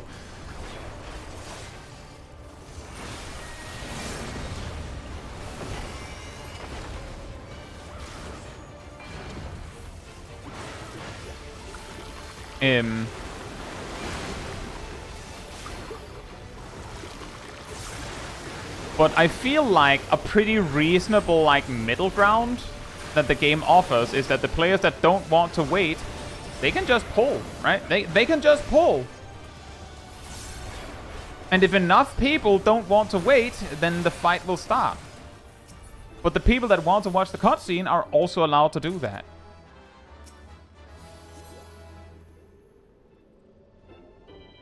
That definitely sounds annoying, Miato. I will also, like, if I see people are watching the cutscene and I can react in time, I will usually wait. But if I see someone pull the boss, I'll just attack. Like, it's a game. It's not like, it's not life or death.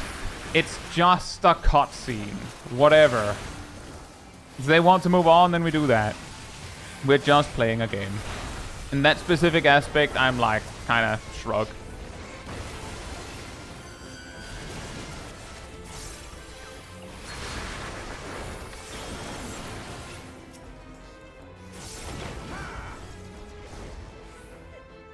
But I'll definitely not be like, I will never be telling a Sprout that they should skip the cutscene.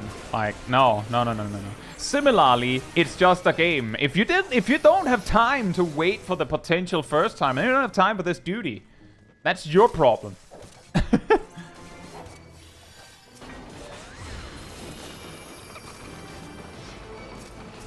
Like, you could have queued into this duty and had a full party of first-timers. You could have, like, been a DPS, and the tank is, like, mega bad and can't handle pulling more than one pack at a time. Like, straight up can't handle it. But fortunately, that's not what you got. Which means that you don't have to wait as long, because we're already at the boss. You can wait those 30 seconds. Hey, Lex. Also true, Ryutek, there is a reward for having first-timers.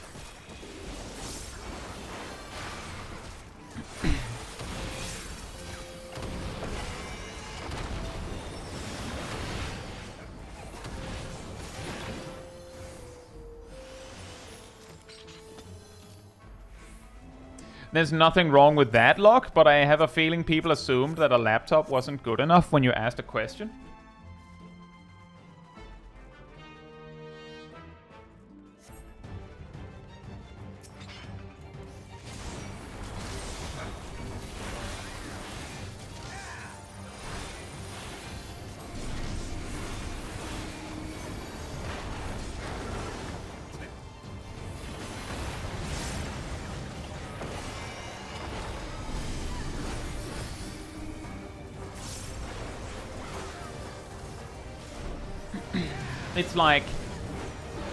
It's like asking, how do I go to the store?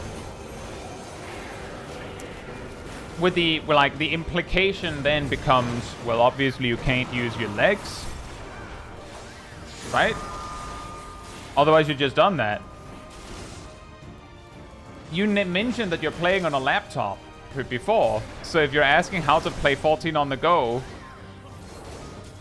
well knowing you have a laptop, then the advice you're gonna get is gonna assume that the laptop isn't good enough.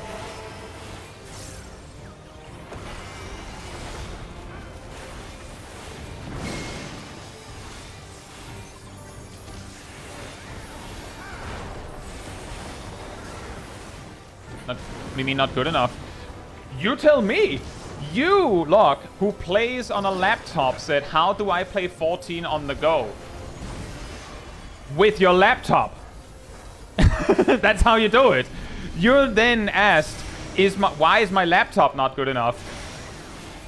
You asked.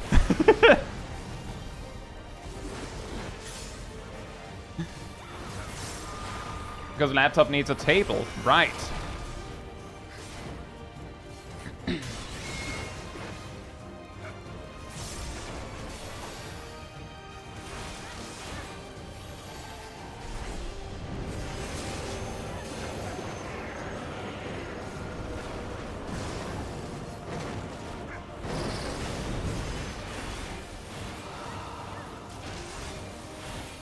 Like, so in theory, farming tomestones is doable just by spamming your favorite dungeon or trial, because inevitably you'll be getting first-timer bonus from someone. Eventually, maybe, but the first-timer bonus I don't think includes weekly tomes.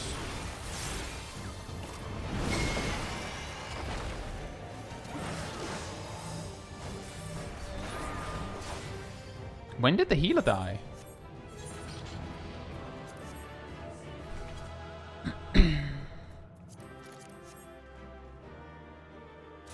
So you wanted to play 14 while sightseeing? I feel like there the problem is that I'm like... I mean, I have a laptop, but I don't really play on it.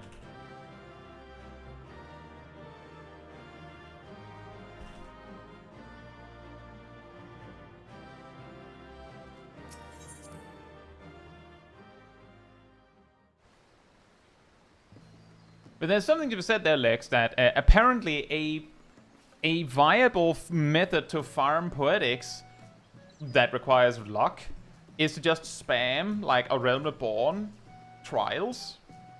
Like, level 50 trials. Because the time those take is usually pretty short. Especially something like Shiva. And if you get a first-timer, then you get like 80 or 100 poetics, I can't remember the exact number, on top of the, like, regular reward, which is 15. Which is pretty good time if you get the random first timer.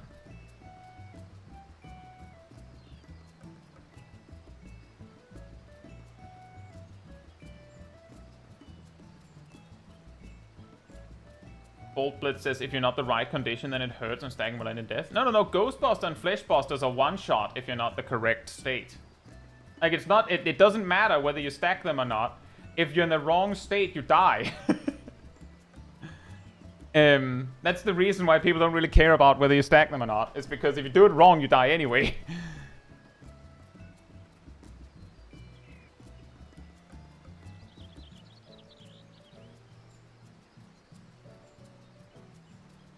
A warrior getting lucky with the double down. Which is weird, because that's a gunbreaker button. I will queue when it says 21.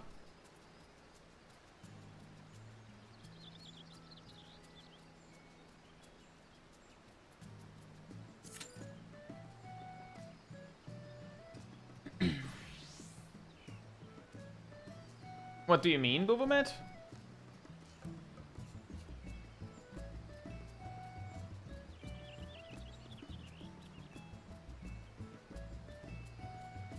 We're getting doubled down. Ah.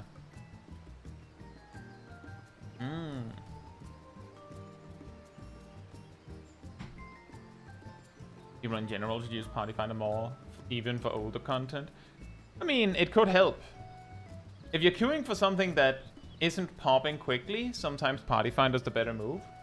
A lot of people are not used to it, so they're just stuck there. Like, some have mentioned having to sit in queue for a really long time for, like, max level trials and such.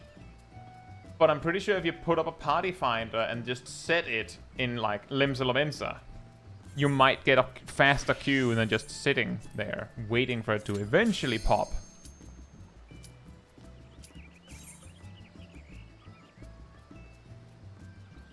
I mean, it may be Bolt Blitz, maybe it can be survived with Invuln or something.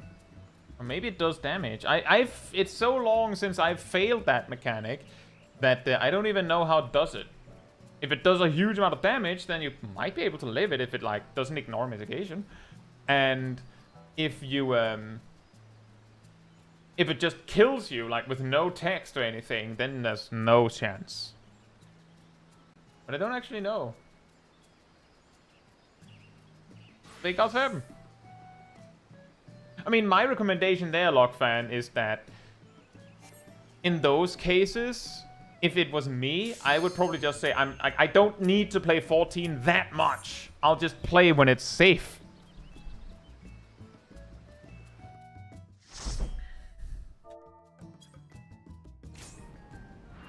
It's not extreme, guys. And then what games can I play on the go? Well, my point was more that if you're scared your laptop is gonna break, then don't play anything. Just don't bring your laptop somewhere where you're scared it's gonna break. Just don't. Like, for instance, when I visit my parents over a weekend or something like that, I don't bring a laptop. Sometimes I'll bring like my Switch and then not use it for the whole weekend. I'll just be like, that was pointless.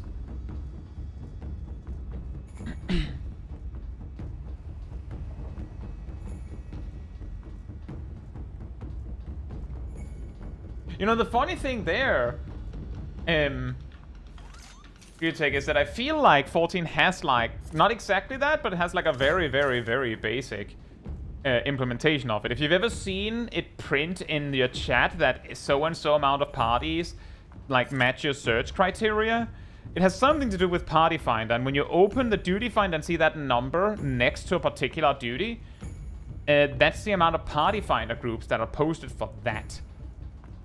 It's just that it doesn't ever apply. Like, who cares? Right? Like, you're checking the Party Finder if you're interested in the Party Finder. And if you're doing Duty Finder, then that number is irrelevant.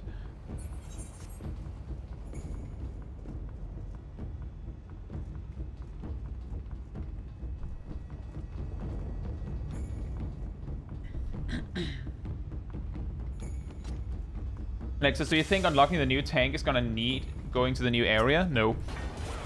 Still very far behind, but I do want the shield tank so I can have one. No. You will probably need to hit level 90 with a job. But that's it.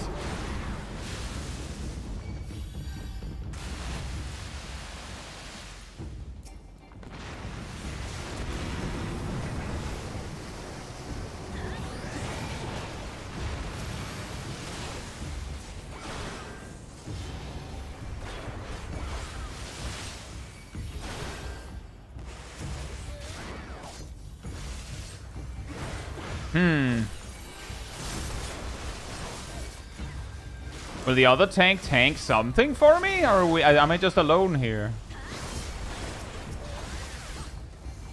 Yeah, thanks. That's my last mitigation. I'm glad you finally decided to step up and do your part.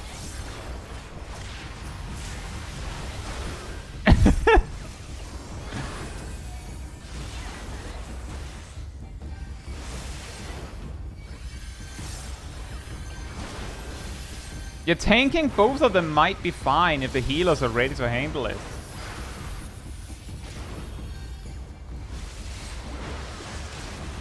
Long story short on the unlocking the new job is that the only expansion where you have needed to access a new area in the game to actually access the new job has been Heavensward. In Stormblood you needed access to each starting zone. In Shadowbringers, I may have goofed us.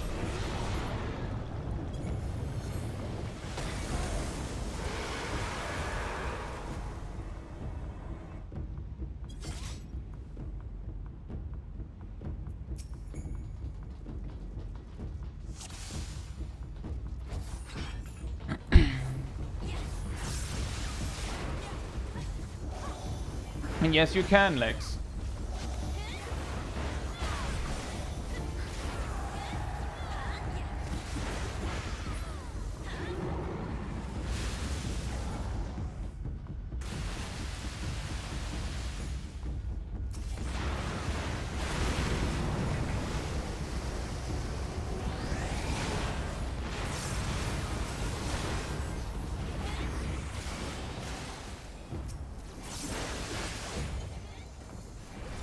In Endwalker, you get the new jobs from starting cities. Same with Dawntrail. So yes, they could change everything, but based on what they've said in the past, I would be shocked if this was one of the things they decided to change.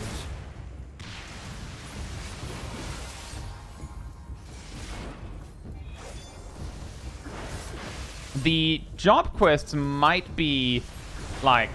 Well, here's the thing, Lex. You will probably be able to unlock the shield tank in a starting zone. The job quest line will probably, or might, take place in new zones. It also might not, but here's the thing. It doesn't matter. Viper and Pixomancer didn't learn anything from their job quests. You didn't have to do it at all.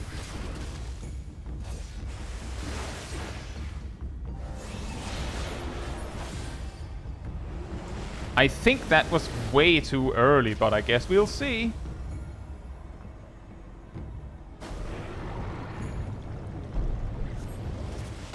Nice. Didn't say no.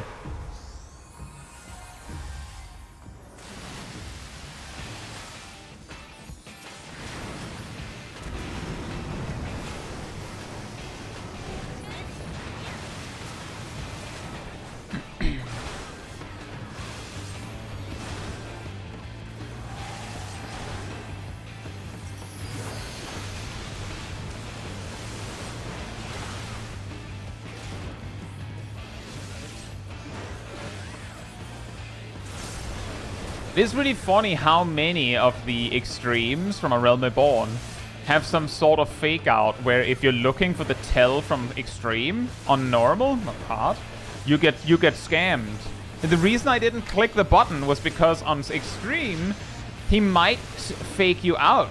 And if he doesn't do like an across dash, then he's gonna do a different mechanic. And if you click the button at that time, well, then you lose.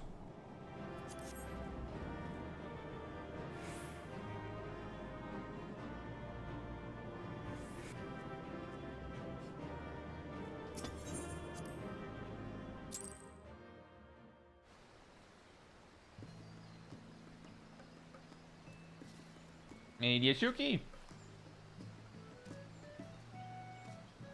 There's also something to be said that if you can't do the job quests because you don't have access to the new content, that would be a problem in a very specific situation. I'd also say it makes no sense for the job quests of a job that is level 90 to 100 to take place in a 100 to 110 zone. It would only make sense if they were if the job quests continued past level 100.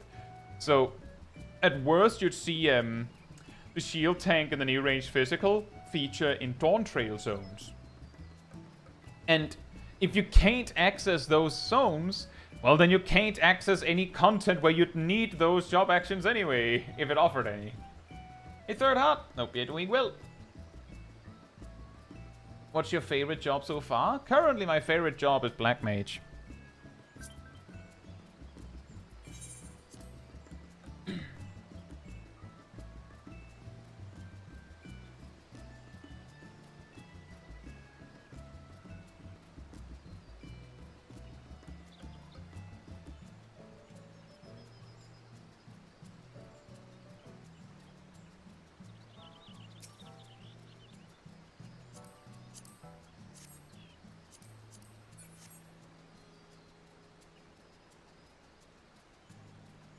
Mia Tyler says if you do roulettes every day, you can hit level 80 pretty early, especially if you have the road to 90 buff.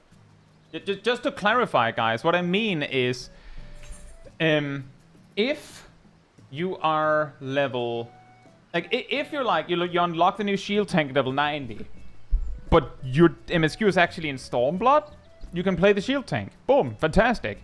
If it unlocked actions from job quests, you know, like maybe old school style, like 92, 94, 96, 98, 100. Those job quests would either take place in old zones or at most, at the highest, in Dawntrail zones, because it wouldn't take place in Evercold zones, because it makes no sense for a job at level 92 to require you to go to a level 102 zone. There's no logic in that. The reason why you, for instance, see that, oh, we hit level 52 on White Mage, and they're like, well, you can't do the job quest, is because it's taking place in a Heavensward zone. Because level 52 is Heavensward. So, unless the jobs have job quests past 100, which I doubt, that won't be a problem. And it will also require that actions were learned. But even if they were, if you unlock the shield tank at level 90 and you needed to do the job quest to unlock the level 92 to 100 abilities, the only reason that you would need those is if you are already in Dawntrail zones and have access to level 92 to 100 content. The only context in which this would not be the case is if you're doing a lot of unsynced content. In which case, fair, however, too bad. Guess you'll have to play a job that have already unlocked all of its actions from quests by level 100 then. I feel like that's a minor issue, don't you agree? I'll say I got free rid. Right, I will queue when it says 50. I'll say Exodi.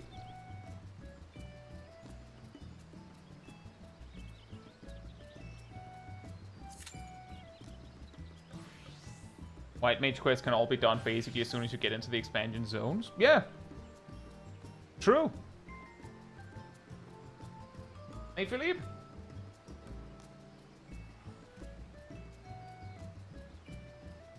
The reason why I mentioned White Mage is because if there was ever a job where I get a lot of comments being like, I can't access the level 52 action on my White Mage guide, or rather on my job guide, it's the White Mage one. And the reason is, when you hit level 52 on White Mage, you immediately unlock that.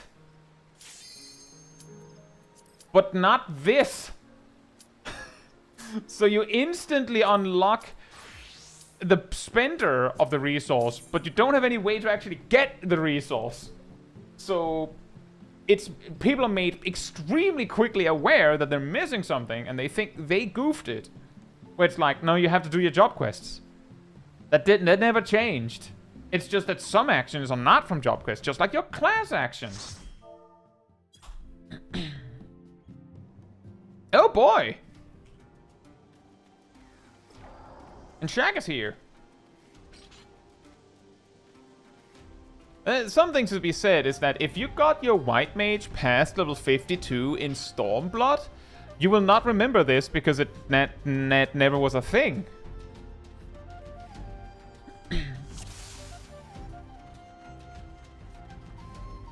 Because in Stormblood, Secret of the Lily existed, but it didn't interact with a button like Afflatus Solace. Because that didn't exist.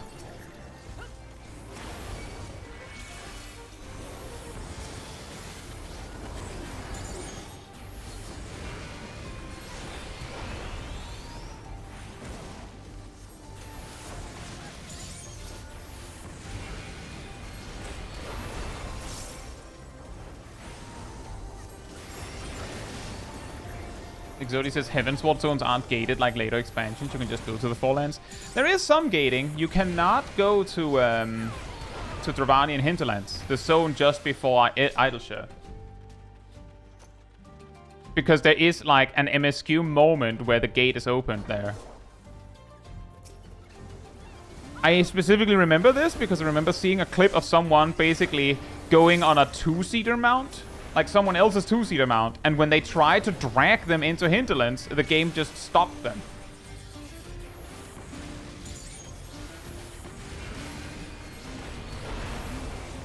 Tezzy says, what did it do? What did it do before? Vika says it used to be granted by using cures, but I can't see what lilies did. The way that Secret of the Lily used to work, I've included it in fun facts every now and then. The way that lilies used to work is that when you cast Cure, 1 or 2, you had a chance that was eventually made 100% to get a lily.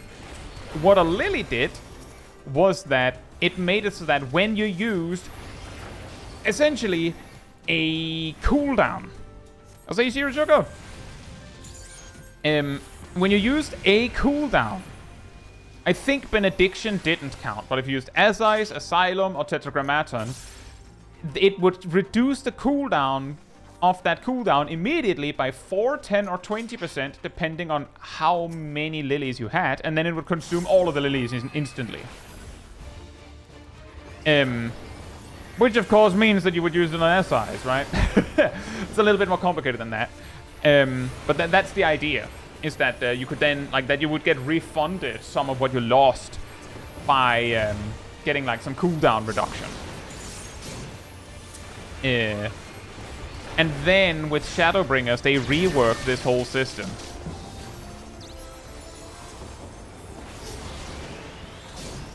Also, thank you for celebrating 37 months part of the Cult of the Pink Ardell. That's insane. Thank you so much, and thank you so much for all the help. And yeah, it does help a lot. Especially, like, you can subscribe if you aren't subscribed and you want to see more of my content, but what also helps a lot is just liking the stream. Algorithms and all that really like when you do that.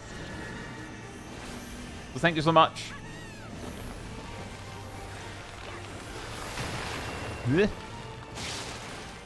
Uh-oh. What? That's really far away. I can't reach. Now I can reach.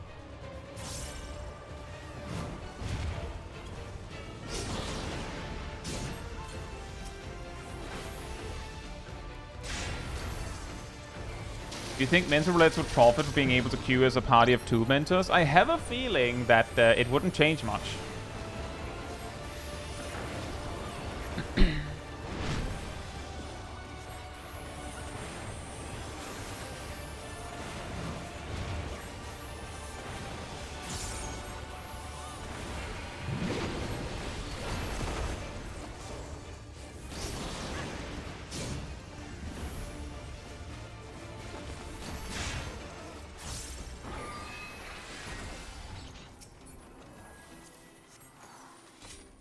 You can, I think they added in 7.4. I think it was 7.4, you can use Phoenix Downs in combat in dungeons. But only dungeons. 7.3 or 7.4, I can't remember exactly either. Akafarian says, I wonder if they keep the potencies on Cure 2 or cause with Lilies, it's now Cure 2 plus region, they will have lower potency. We can't possibly know. It could be anything. Like, here's the kick, Agafree. Remember, they're taking away with Evercold. Not only are they combining so that when you use Plenary Indulgence, that's when you get your Lily to spend. Like, you actually turn the Lily into a buff to spend when you use Plenary Indulgence, just to start. What that does, I don't even know right now. But that's one thing. Then Afflatus Solace puts a region on the target in addition to healing. But they also took away SIs in Asylum, so presumably your AoE heals are stronger to compensate. Or maybe they are not. Like, basically, Agafririn, I would highly advise that you don't start thinking in potencies, because we don't, like, it, based on everything that's being changed, it would actually surprise me greatly if High Cure happens to have the exact same potency as Cure 2.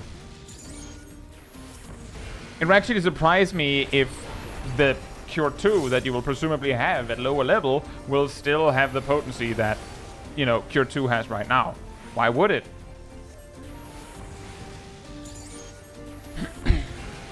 Zavarian?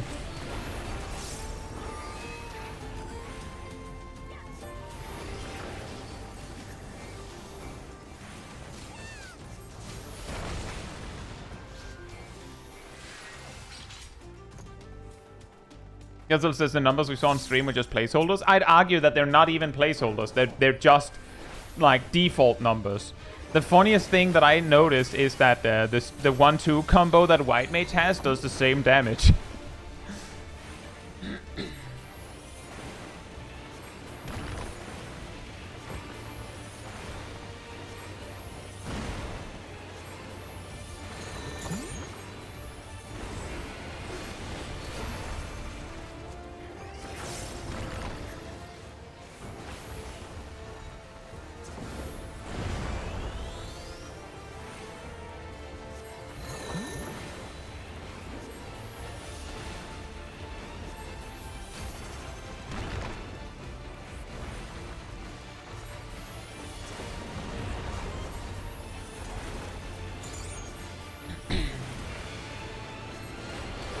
Stinger. Hope you do it well. I think making healers focus on healing more explains why they said evolved jobs would be quote-unquote better. Do more damage. Oh yeah, I mean, if they're making it so that healers need... Like, the thing is, they said they want healers to focus more on healing. If they make it so that healers need to use more, like, a lot more of their GCDs on healing, like, they can say that that's their aim. That, like, there's a lot of balancing needed to make that magic happen. If it happens, then yeah, that means that healers have way less GCDs to attack, and to keep the same balance, DPS and tanks would need to do more damage to compensate, right?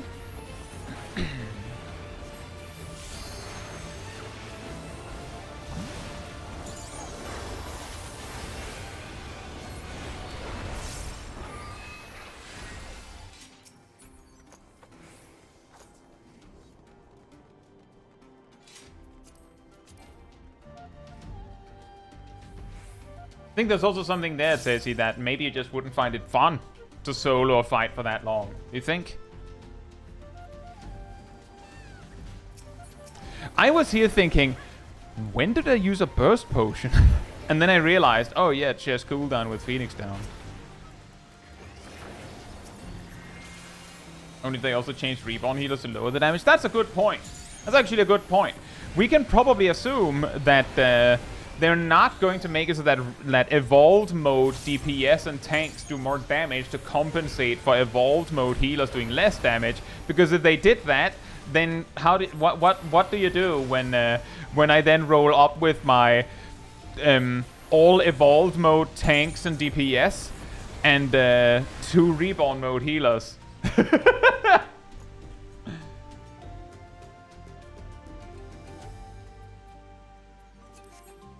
I mean, I don't know what to tell you, Agafririn. White Mage already does that. I mean, not 6 of them. But, White Mage is, like, already halfway there. The trick is that White Mage's healing is balanced around the fact that they get GCDs for it. So, once again, I might have to remind you that you're basically saying, what if we take the environment we currently have and then just smash it together, just pap, pap, pap, with the new system? Which is not what's gonna happen. I just remembered that I didn't even have to come close. I could just go over there. I'm just that extra, guys. Exactly, Stinger. The new system has to coexist with the old, which means that anything that goes, well, in evolved mode, so-and-so will happen, means that whatever happens has to coexist with reborn mode. Oh, there's a cutscene. I don't know how they're gonna make it work. Well, that's of course their challenge. But I don't feel like there's that much to be concerned about. I think the reason why you're getting concerned is because you're thinking about balancing this early when you don't even know quite what we're dealing with. Zekonoken.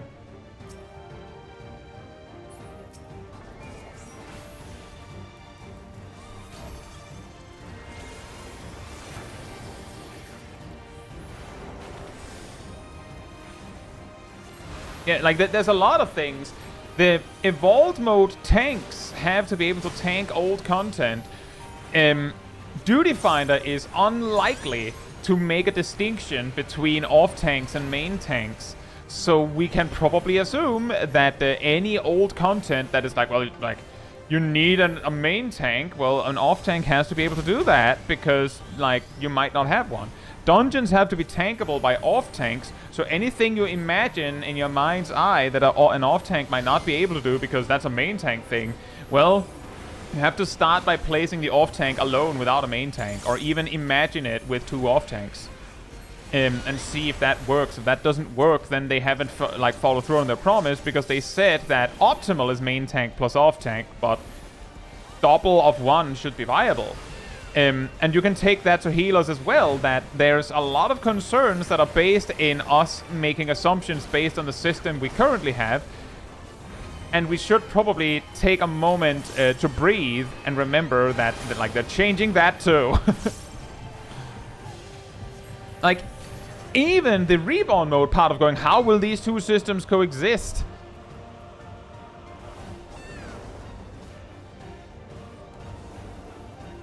Even that is a case of, well, reborn is losing raid buffs. Just for a start, reborn will not have raid buffs anymore. Like, no damage increasing raid buffs. That's going away. That has been said. That we know for a fact. And yeah, that's gonna change some things. But we don't know what. There are definitely jobs that basically have to be reworked or overhauled on account of, well, the job doesn't work without raid buffs.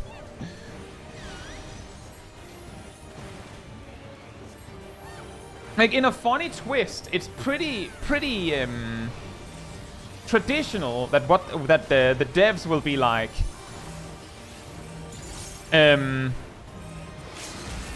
this job is getting reworked. And then, like, 3 other jobs got reworked as well, just, you know, on the side. You know,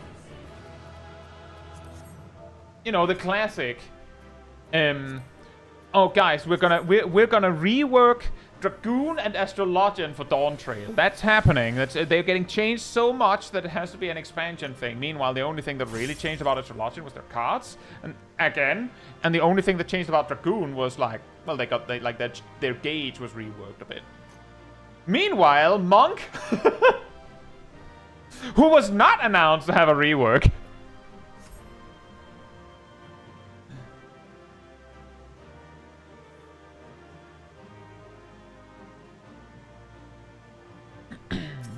So we can probably assume that if they mention that any particular jobs are getting, like, specifically Reborn reworks, any job that doesn't work without 2-minute raid buffs will probably get it too. What do you think about the current Final Fantasy XI Surge of players? They even said they might add new content now. Great.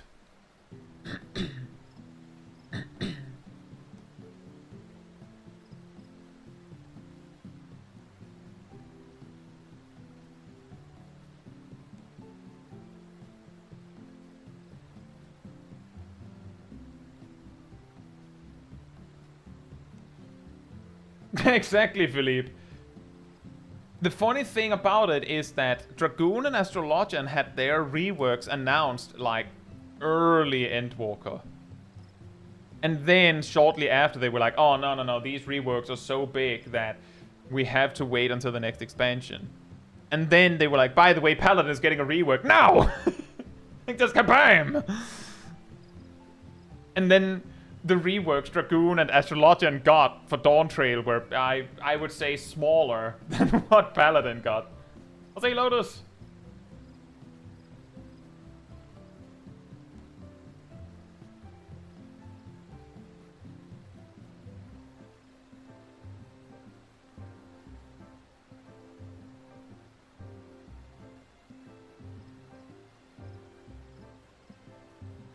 But yeah, I'm basically just saying, we don't have the numbers, and any numbers you have seen are deliberately, like, worthless.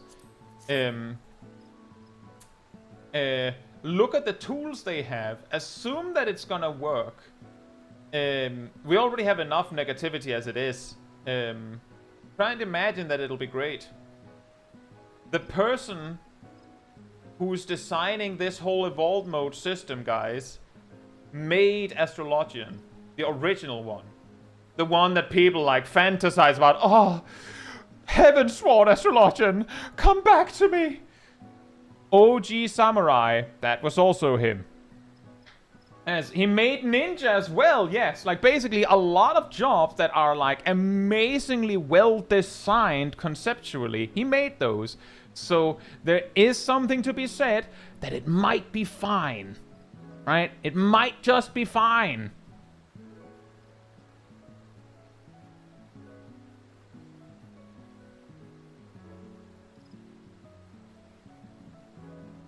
Alexis says, are there any ways for me as their tank to give them a heart attack without actively throwing? If they reach a point where you're a warrior with access to raw intuitions, like 56, you can let yourself drop really low, use Holmgang without mentioning it to them, and then, you know, save yourself with raw intuition. But don't do that. Just don't do that.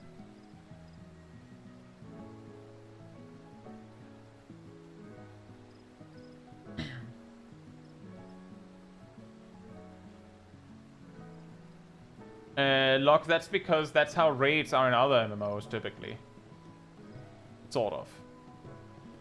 It's more the difficulty angle that probably makes it feel that way. The reason why Coils is like that is because A Realm Reborn was released at a time... Like, basically, the way that they made A Realm Reborn was that they took 1.0, went, this isn't working, let's look at the MMO that is working. World of Warcraft. Okay, we do exactly that.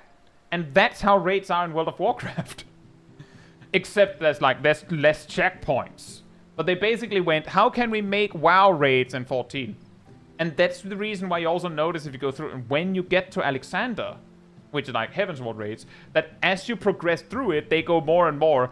Why do we have ads? Like, why do we have like a trash pack in a raid? And when you hit Stormblood, there is no such thing. When you go into a raid encounter, it's just boom, boss.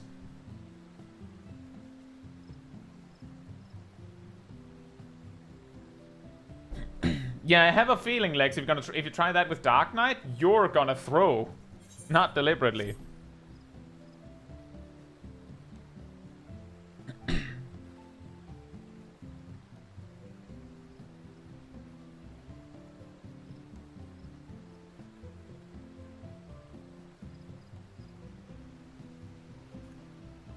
Viper. Right, I'll be right back, and then we keep going. In the meantime, sanity restored.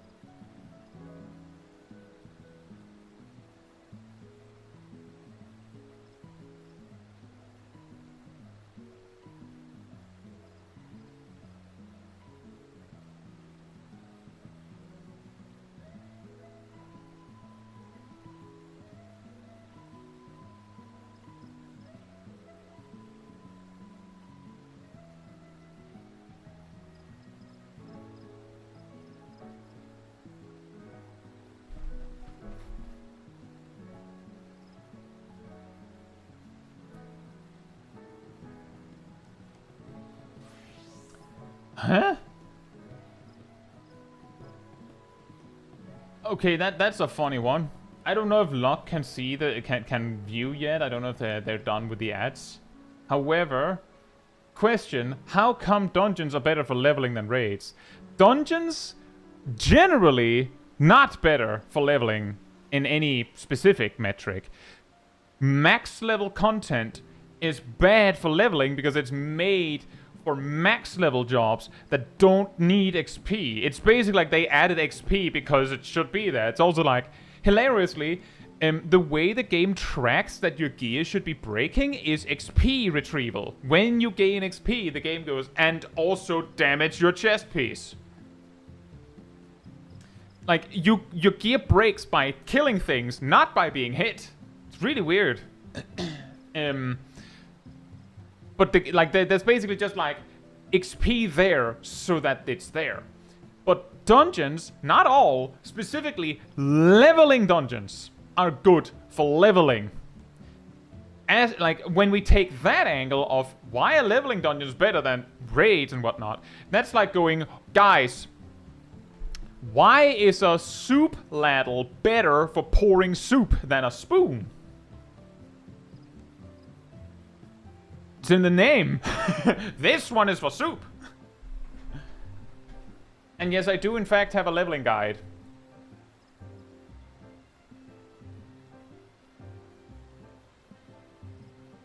So because they can get rid of durability, it doesn't really add anything except for another thing to keep track of.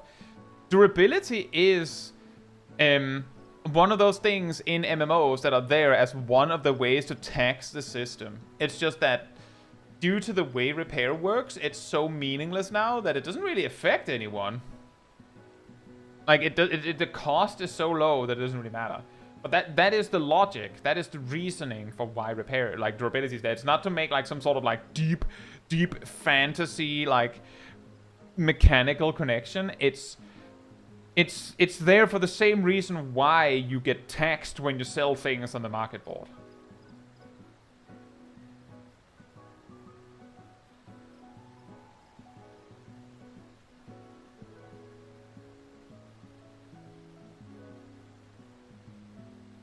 Hey, Crack and Mo!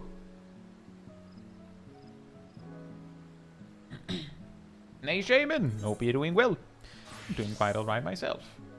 I will queue when it says 46. Zero Sugar says, wait, I get taxed for selling stuff.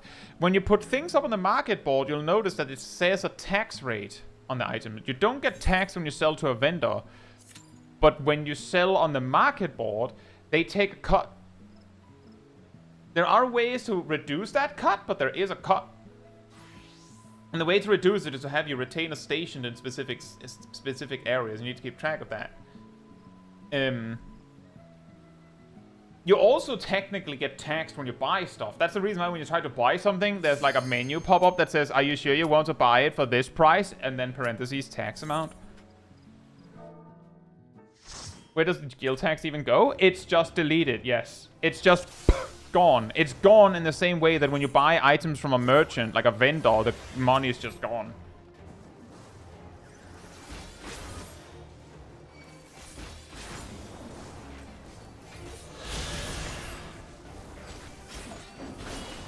Board up!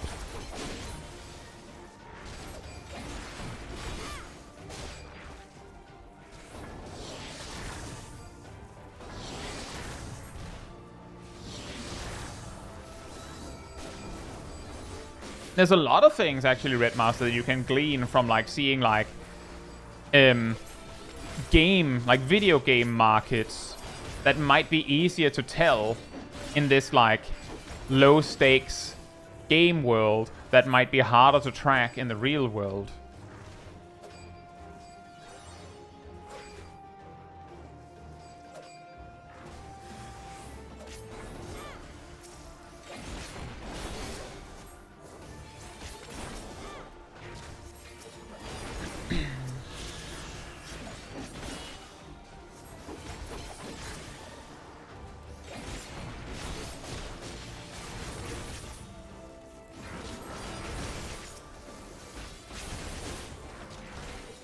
But yeah, it's basically there to reduce inflation in the game, but I don't know what to tell you. Like, the thing with repair is that repair has basically, like, not changed in cost since, like, Shadowbringers?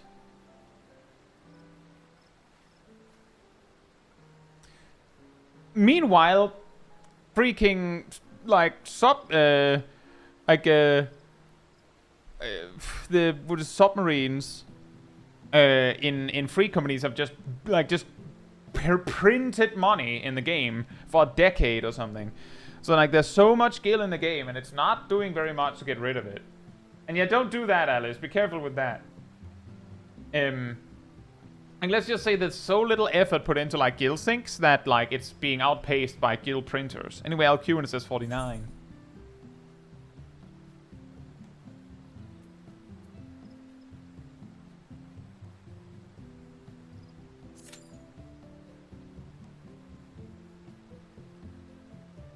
There's a lot of ways to print money, including just playing. Yeah. The thing is, just playing and doing content normally generates a pretty normal amount of gil. And like, if you just do stuff in the game, you will generally spend like a large part of that gil on like teleports, various items, goods and services traded on the market board and so on. But for there to be an economy with the way that it all works, they kind of have to make sure that there's more money coming in than goes out. Otherwise, we're like just trading around the same 5 pennies.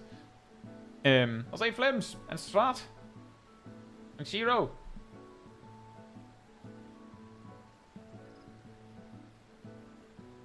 But because there's like more and more gil, then like it's difficult to like balance that.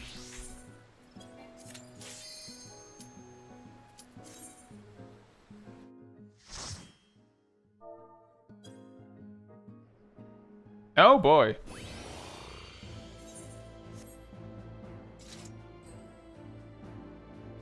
Alice says I can't make more than 2 million gil. Try and do your daily roulettes. If you can do it as the job that is like in need, even better. That's a Sprout. We're chillaxing a bit.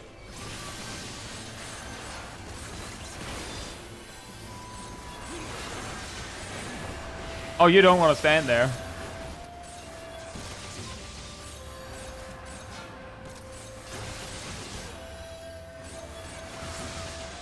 I don't know if he realized that I was moving away for a reason.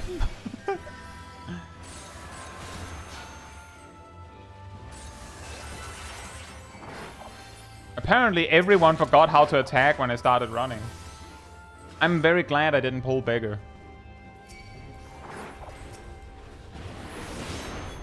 By which I mean, there was a mob with 1 HP, not dying, running next to a monk and a black mage and a scholar. Like, come on.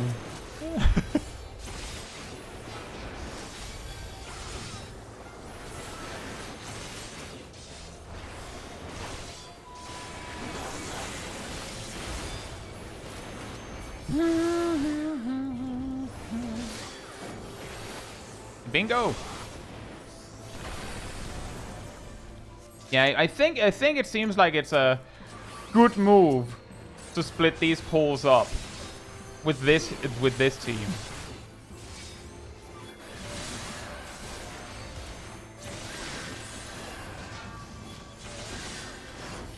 It really Bingo. It really comes down to how strong your team is. I wouldn't normally split it up like that, but I see a Scholar Sprout that was watching a cutscene, and I think the Black Mage was as well.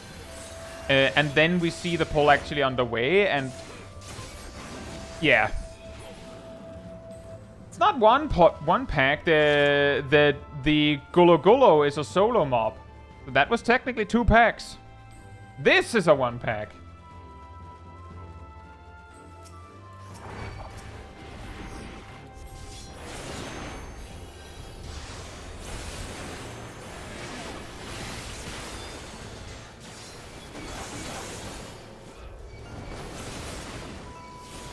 And yeah, if people are not bringing it hard enough, then I can't pull big. Also, while we're at it, like speaking of optimal rotation, check out the Black Mage's AoE rotation. I mean, they were doing probably the intuitive bit, but oh boy, Skull not attacking at all. Well, now that we don't have a anything to distract them. Let's see, that was an Loquium.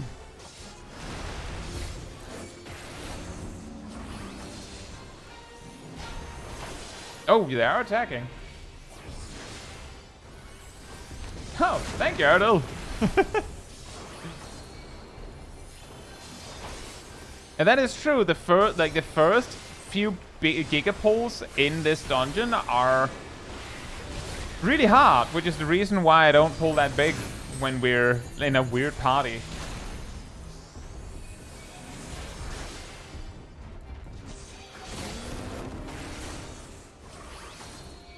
I think the reason there, Redmaster, is that when the pack is like finishing up, if it's finishing up after people use their cooldowns, they're probably more likely to like, they're basically starting to like stockpile things for the next pull. They're not gonna click their any cooldowns when there's just one guy left. It's really funny.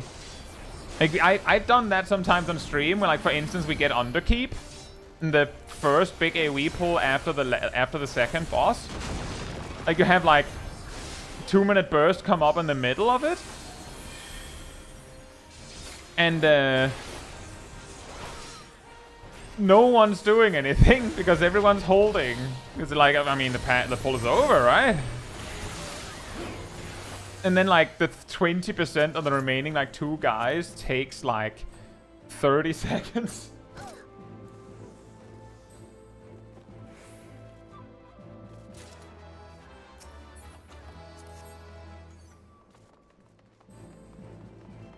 Merc runs of extremes. Well, see, the thing is that, man, that that might be effective, yes, but it does require that you kind of, you know, if you basically have no money, there's a reasonable probability that you're not exactly the kind of person to like run around with consumables and all that, which means that you're less likely to be someone who's doing extremes. And you might not be a player that is confident enough to be like, yeah, I could clear the duty easy. You could pay, like, if you pay me, you know. Like, it's an effective guild source, but it's a little bit like saying, yeah, you can make a lot of money. Just flip, like, I don't know, virtual currency. Yeah, you just do it, Lamau. It's easy. Just, if you know how to, there's a way. Just invest. Just become an investor. That's easy money. Oh, you don't have money. Right, well, that should start. You should have started with that. That's like a prerequisite.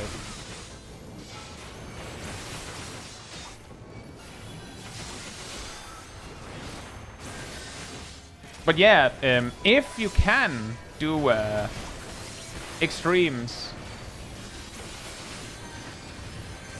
to that ability, then you can easily do it. Sackboy says, what's Merc mean? It means mercenary. Basically, what Deadman suggested is sometimes people will be like paying skill for people to basically either just to get solid players to farm an extreme with them, or they're paying people to carry them. Like basically, like not very good players that just want to be sure that the duty's cleared, so they pay others to like get a clean run.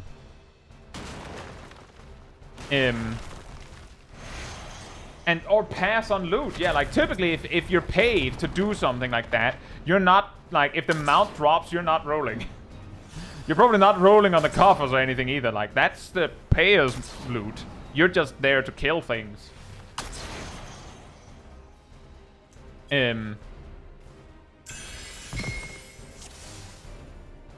How many of you actually carry potions and use them to heal up? I started using them more regularly and saved me quite a few times by now. I have potions on my chocobo. But I have potions. I actually have all of them. Like a little bit of everything. I have these in my inventory, but long story short is I forget to bring them. But if you use like health appropriate potions, like especially ones from like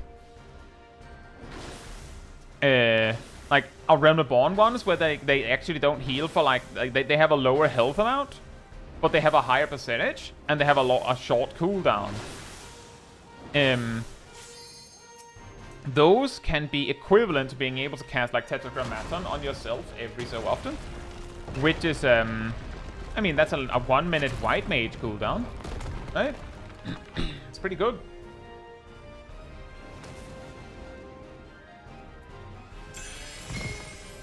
Zeno says, I'm actually running a Merc party now for the latest extreme. 5 million each for the mount. Oh, that sounds like a gamble. You could be there for hours. What do they get if the mount doesn't drop? Nothing?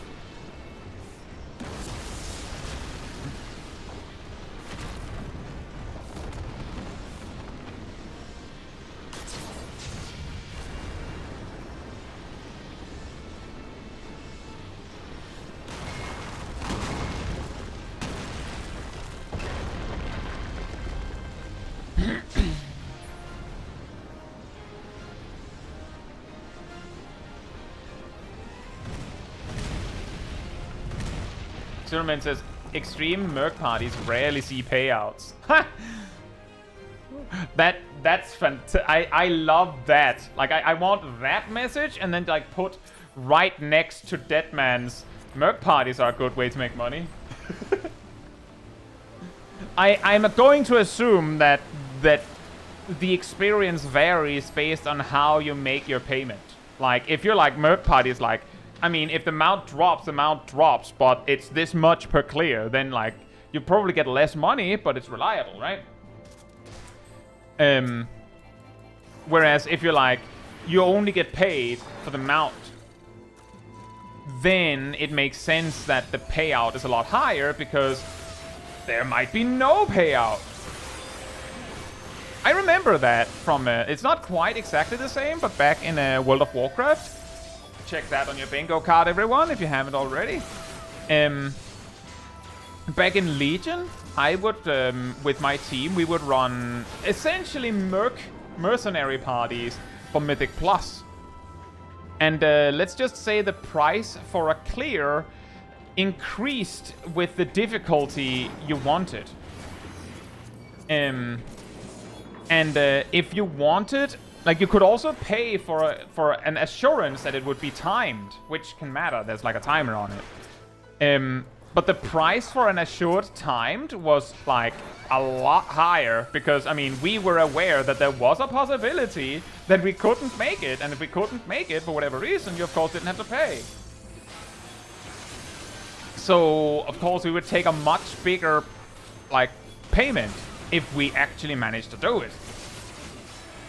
People didn't really use that because, like, I mean, you'd still get it. You would almost certainly get the timed clear if you just did your part. Like, if you just if you just tried in the part to do your damage, we'd probably clear in time. We knew what we were doing, so you didn't have to pay extra for it. In fact, even the relatively, like, nothing bad about it, but the less good players that we basically had as regulars, like, they would get a timed clear without paying extra.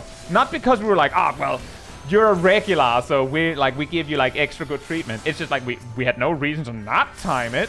The only thing that was beneficial in paying for the guaranteed timed is if you weren't confident that we couldn't time it, and it mattered to you that it was timed. Because if you didn't time it, you still got loot. But if you timed it, there's like it could be better loot and things like that. So if that mattered to you that it had to be timed, then, you know, it was fair. They were like, I'm not gonna pay if it's not what I wanted. Right? That makes sense.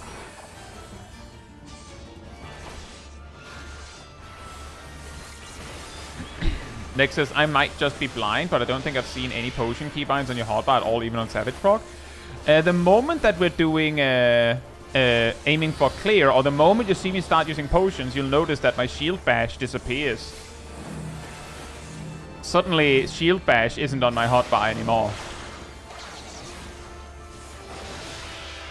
And if I land in a low-level duty where potions are particularly helpful, and I remembered to bring them, I'll usually just switch like a high-level button that I won't need. And for jobs that have the space, I'll just, you know, put it there and then take it off again when I don't need it anymore.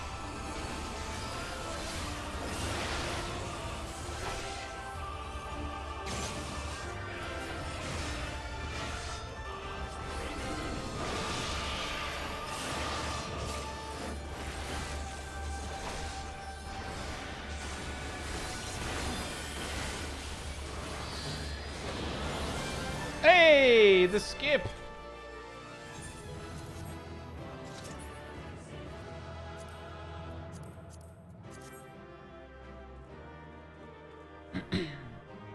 Yeah, I just move buttons around, Lex.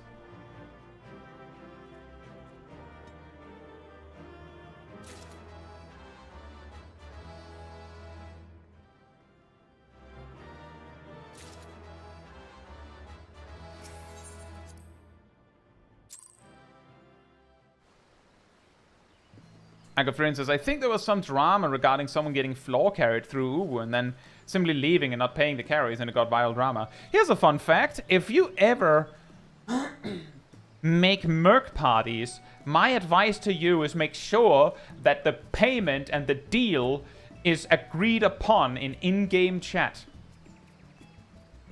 Because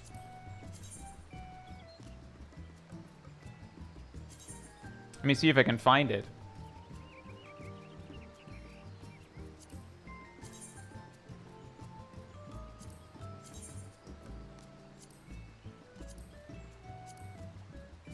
If you have an agreement in-game, in chat, that game masters can read, then not paying what you promised is a violation of point 1007 here. Report violation of an agreement between players. If they promised you that they will pay you 5 million gil to pass on the mount drops, they get it, and they don't pay you, you can report them, and they will almost certainly get punished. In contrast, also to defend them, if they promise that they will pay you to pass the mount, there's a possibility that if you need on the mount anyway, and they report you, you also violated an agreement. So, make sure when you're doing something like this, is a party finder description enough for that? I think it might be, but I mean, if you don't trust the person, you might want to make sure that they, you know, detail it. But I will say that when you join a party finder group, the party finder description is written in the chat automatically.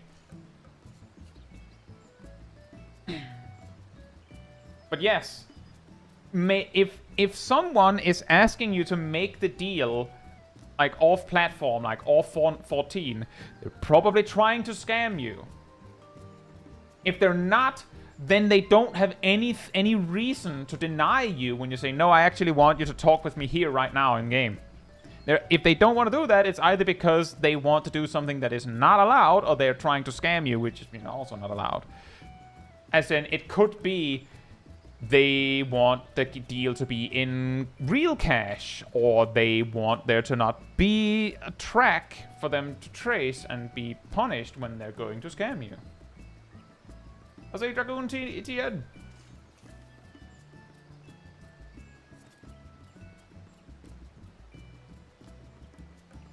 Yeah.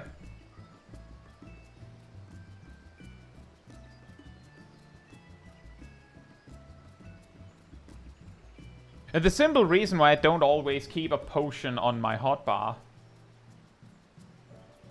is that some jobs don't have space for it, and I don't need it for most content. And like, besides, if I'm in a high-level duty, or if I'm in a duty for the wrong potion, then the potion is going to be very impactful.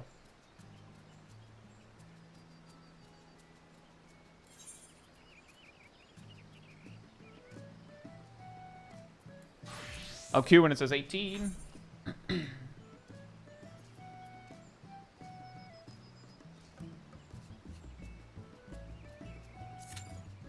What about a legally binding document written by my contract lawyers? I mean, if it's in-game.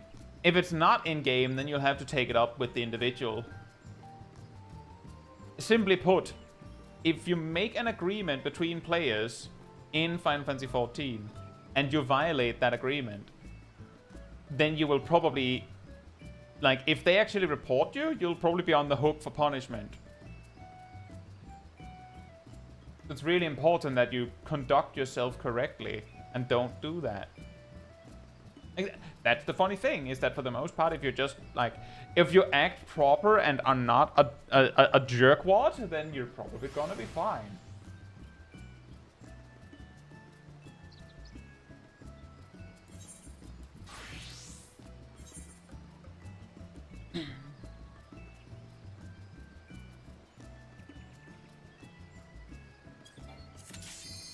Oh boy, instant replacement. 8 minutes. Alliance Raid or Extreme? Dungeon!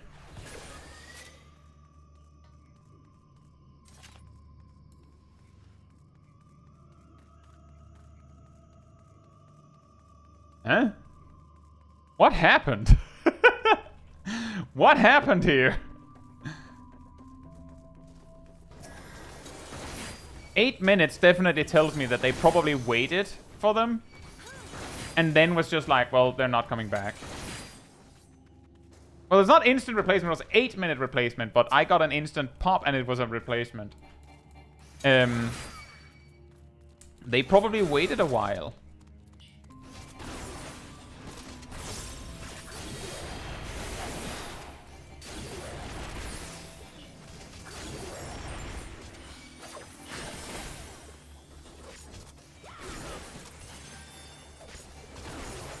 Given how they didn't get very far, it's probably the tank instantly left. Or maybe got disconnected. Then they might have sat around waiting for them for a while. And then at some point just went, well, I mean, we could start.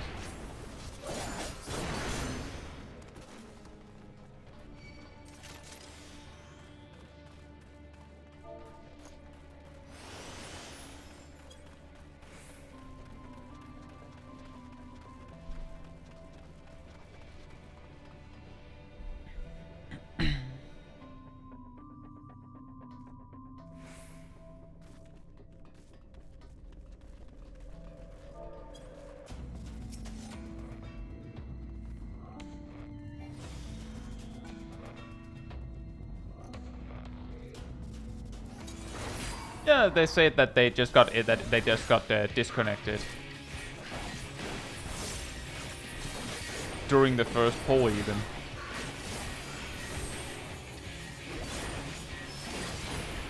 How does replacement queues even work? If you're like here's the thing, Lex. You not being kicked is because other players have a tendency to just wait. Like, you getting disconnected just means that your character just fades out of this, that they're not in the zone anymore. But the only reason you get replaced is if people actually chose to kick you. If they don't do anything, then you're just staying.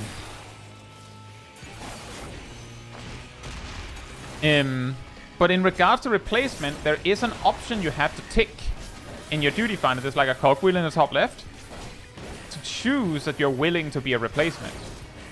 And then, if a party is down a player, the designated leader, right now, that is the samurai, can choose to queue up for replacements. And that's that. You will be offered to replace if you're queuing at that time.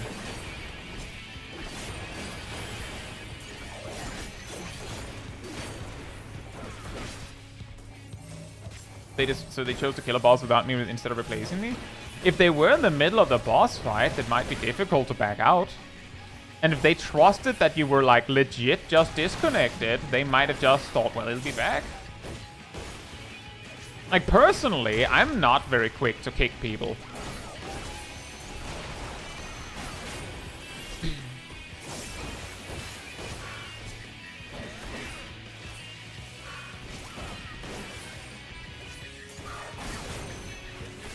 They cleared the whole floor without you? What role were you?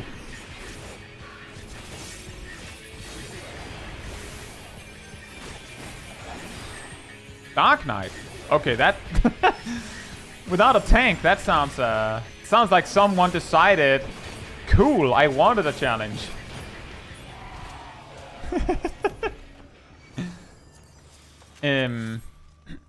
Somewhat recently, I had a run of... somewhat recently, it's been weeks. Back within the recent Mocktomb event, which was weeks ago. I had Porta de Comana, so I was just like, well, I could just queue for that. So I did. I landed in the duty, and the tank immediately left. Well, I was playing Scholar, so I looked around. I was like, well, I can tank it. And then I just pulled. Eventually, it became the Sprout Dragoon that tanked it, because they did more damage than me. But we were fine. We didn't get a replacement until,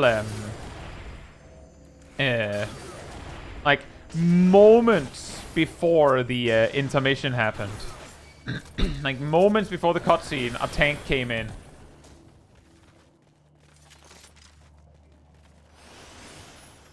Are the Dawntrail raids glorified dungeons? Look, I feel like you're not far enough in the game to understand what you're asking. And I don't feel like you paid attention to what I said earlier. Either.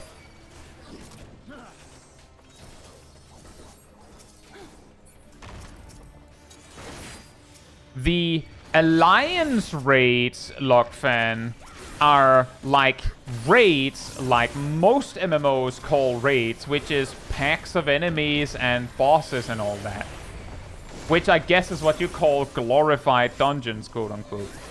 But it's really, really, really important that you understand that there is such a strong distinction between Alliance raids and raids that if you ask if something is something for a raid, we mean 8-man content, and not Alliance raids. And it's really important you understand that, because you're gonna get really confused if you ask and then get a different answer because you didn't ask correctly. From Stormblood onwards, raids. Raids. You know, the 8-man things don't have trash packs. It's just a boss fight. The boss might have ads, but it's a boss fight. Alliance raids have packs, boss, but it's not like, you know, 2 packs, wall, boss, like it is in dungeons. It's more complicated than that. But it's important that you take note of this distinction. And also take note that I don't think a lot of people would agree to the suggestion that it is a glorified dungeon. So what you'd probably get by asking that question is just a huge misunderstanding.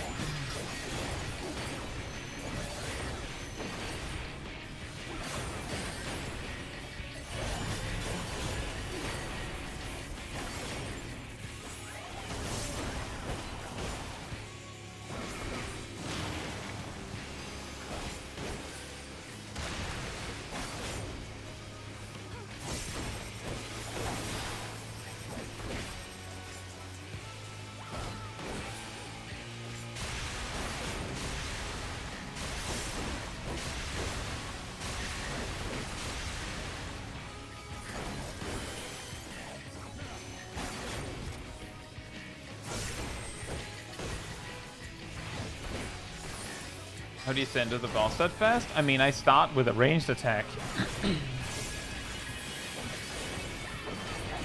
Some bosses are slower. But if you pull them with an attack, they're usually a little bit faster to move. Because they don't move until you, like, engage them.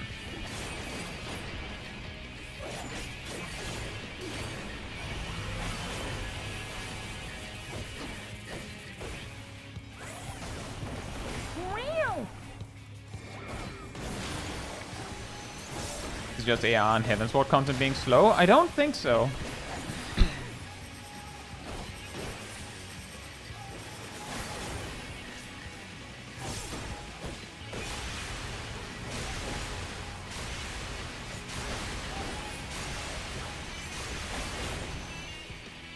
Also, I just want to add that part of the reason why I don't think a lot of people will agree with you if you call raids or Alliance raids or whatever you want to call them glorified dungeons is because just the way that you're wording that makes it sound like an insult.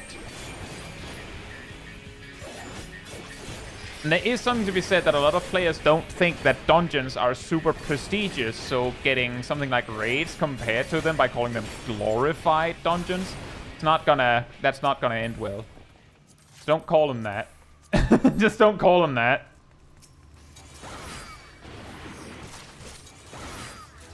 Isn't 14 just glorified Pong like all video games? Now we're getting somewhere.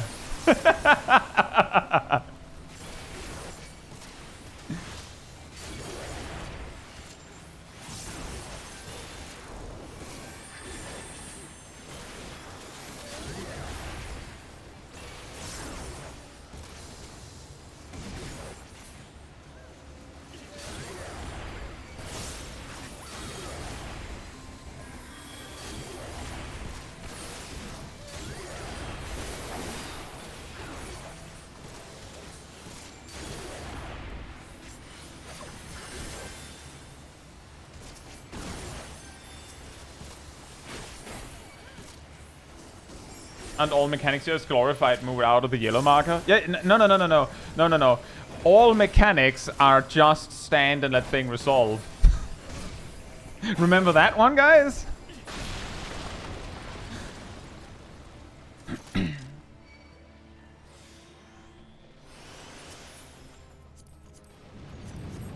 If you deconstruct mechanics enough, then everything is stand and let thing resolve.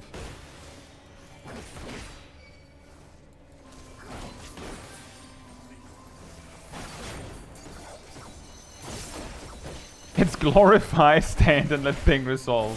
What's your favorite alliance raid in 14? Oh,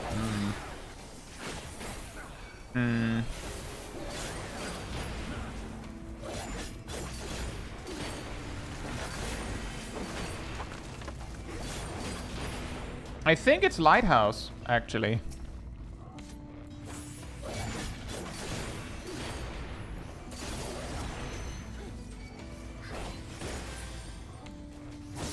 It's either Lighthouse or maybe Euphrosyne? Maybe Aglaia? Aglaia is actually really awesome.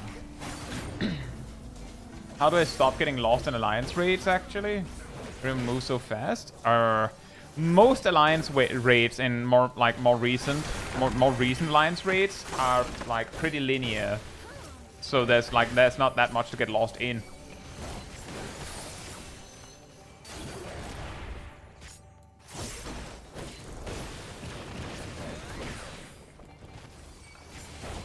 Leaf says Windurst is a contender for one of the best. I would say curb your expectations there. It has new car smell on it, Philippe.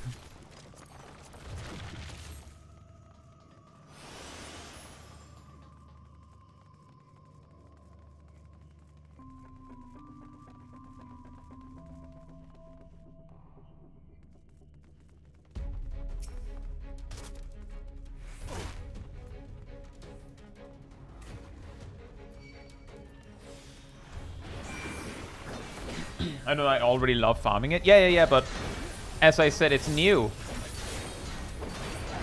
Give it a bit.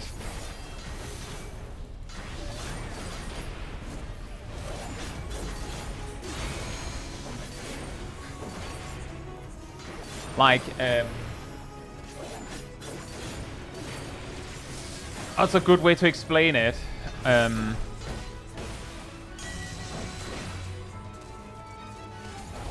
Oh yeah, a lot of people praised how the new Dawntrail dungeons were like nice and challenging. And then after like 2 weeks, many of those same players said, the dungeons are just as easy as they always were. And the reality of it all was that the reason why it was hard was because people were a little bit under-geared. And they didn't know the tactics, like they didn't know the mechanics yet. Yes, Lighthouse is Ivalice. There's a mathematical robot in it.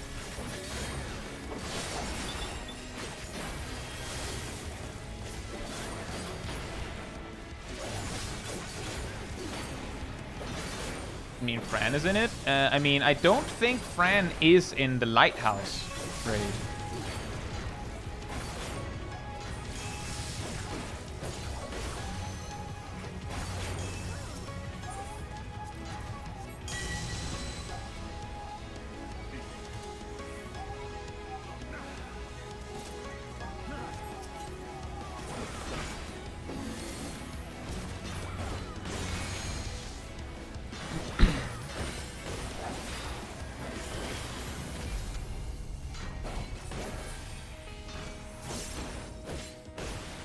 But yes, Fran is in the story, I can tell you that much.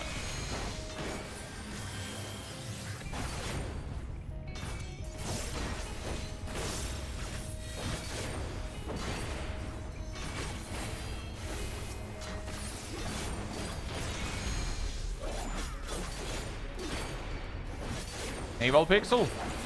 I want to see the math mechanic again someday, but more difficult. You should go to Boja. How hard is it to get a mental status, by the way? It is not hard to get a mental status.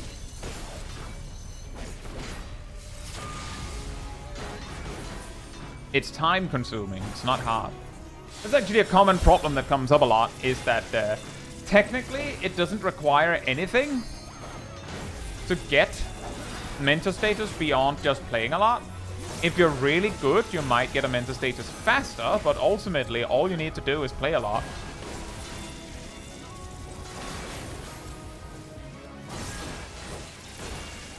It feels like every time the healer runs over to the circle, like, oh, right, and then, like, they're like, oh, I need to heal, and then, like, just completely wipe memory. Like, come on, man.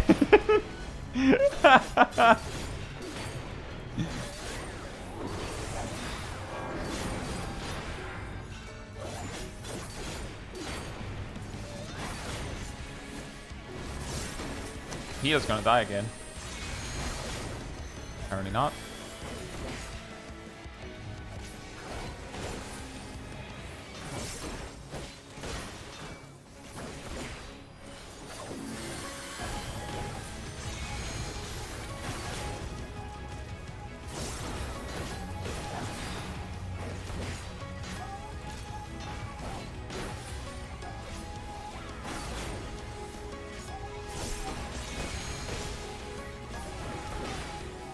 Healer's a first timer? Possibly. They're at least a returning player. It's still just funny because I'm like, I'm literally jumping to indicate it and they're coming over, like they're running over to the spot. Like they do recognize that that's where they need to go, but each time it's like they just wipe the slate clean. Like, well, I dodged. And they're like, oh, there's another circle, of course. And then they come over and are late again.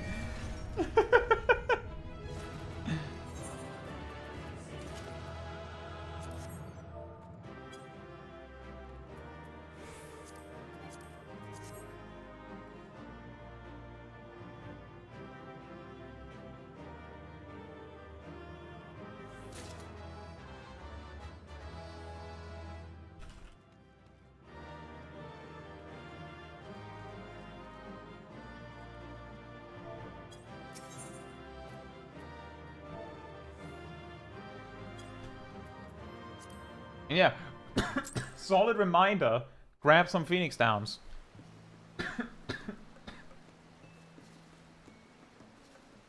Crastronaut says, I would argue it's harder to get mentor if you're primary. Well, reiterating, okay, it can be harder or difficult to get commendations. But ultimately, what I meant was more that you are able to get combat mentor without being skilled at Final Fantasy XIV. Strahd says, I wonder if they should just have Phoenix down as a duty action in dungeons. I feel like that's going too far. Not next, they should just have healing potions and mana potions as bonus actions. When you go into a savage raid, there better be a food button. Now, I think it's fair. You bring the item. It's a utility you don't need. You can have it. You don't need it. Just get good and have it.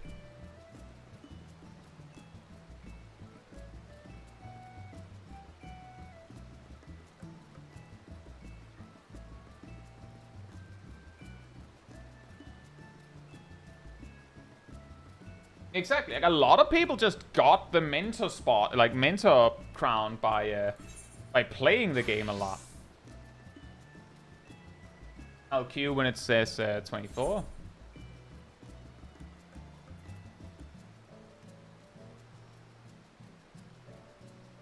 Hey Bondi, hope you're doing well.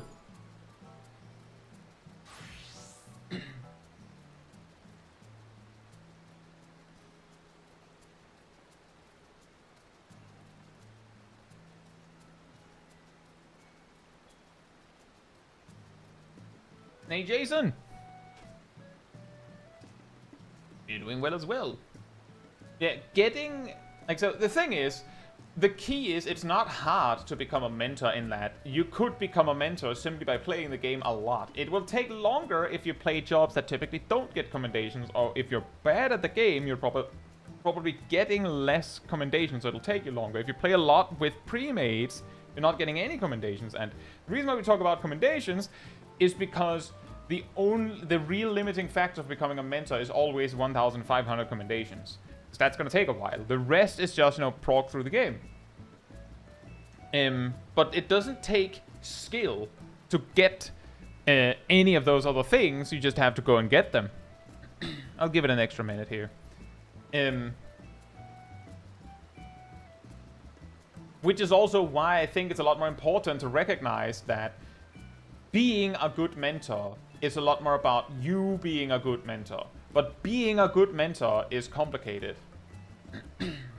Regular mentor also requires you to clear all cons, including extremes, right? What's the difference between regular mentor and battle mentor?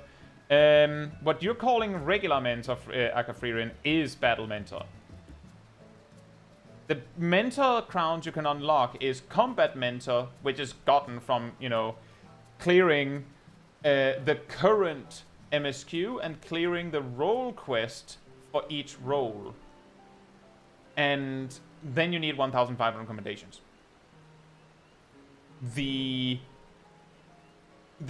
I'm guessing you think that there is some additional greater mentor that comes from unlocking mentor roulette. Nope. If you have combat mentor, you can see mentor roulette. You can just only queue for it if you've cleared at least all of the following content at least once. All of this.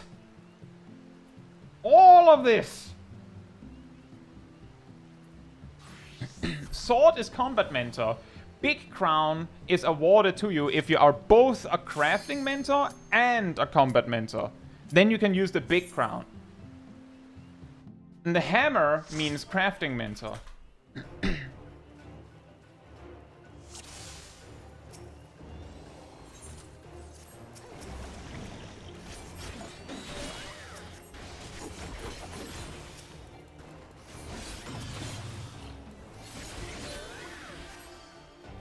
And PvP mentor has a flag, and I believe that one is unlocked by combat mentor.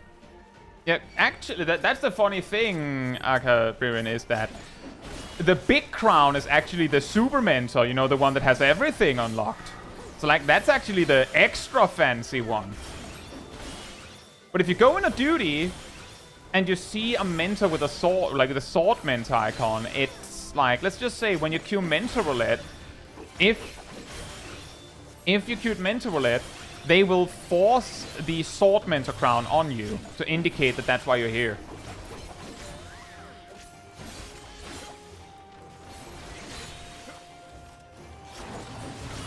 Can crafting mentors invite to novice network? Yes, they can. In fact, some players become mentors specifically so that they can access the novice network, so they can use it as an extra global chat.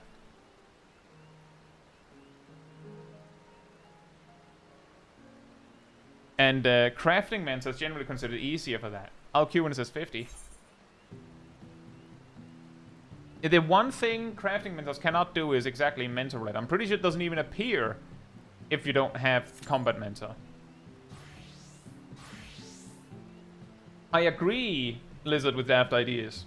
The mentor icon should be a watering can.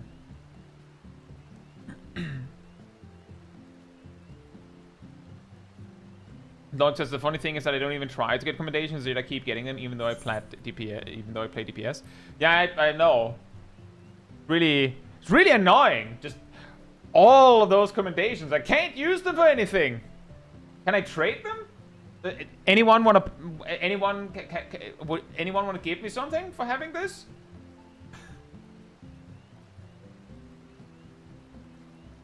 This is actually like a bounty of me having like 4,006 commendations that didn't go to people that could unlock something with them.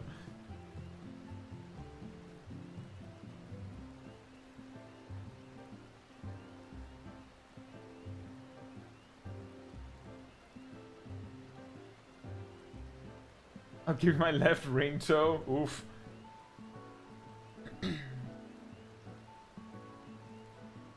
The thing is, Akafririn, that because it's so easy to become a mentor, the distinction of a good mentor or a bad mentor ultimately comes down to how they conduct themselves. Because the requirements to get any mentor crown are low enough that if you want one, you can have it. You just have to, like, go for it and you'll get it. It's not like Savage, where it's like, well, if you're not good enough, you'll just never get it. If you keep trying, you will eventually get the mentor crown access. Absolutely. Which also means that there are definitely a lot of people with a mentor crown that maybe are not that good at it. But it's really complicated in that aspect, because what makes a good mentor depends on an individual. Like, you can have a mentor at a workplace that teaches you by simply just being there and answering questions when you're there. Like when you ask them, like just well, how do I do this? You do like that. Other times you might have a mentor, maybe at a workplace, maybe in school, who's like teaching you, like literally, almost like an actual teacher.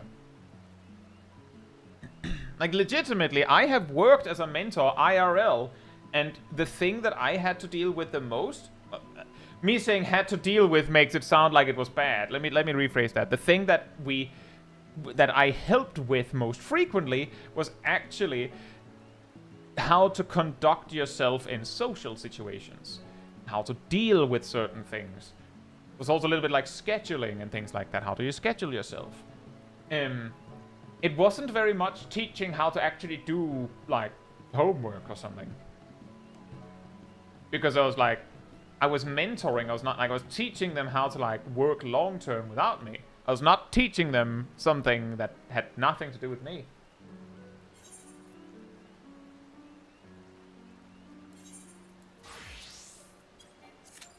But yeah, I have worked as an actual IRL mentor, so I at least have some idea what it's about.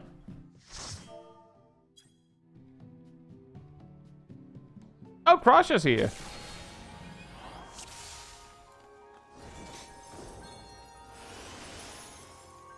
To the memories of better days, I bid farewell. Have you heard? Princess Fiend is here.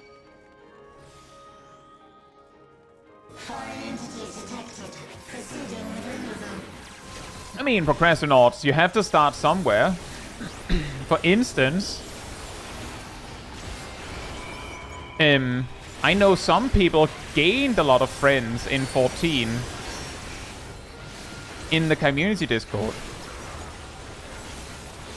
That's of course not something you have to be part of, but it's very difficult to get friends without trying.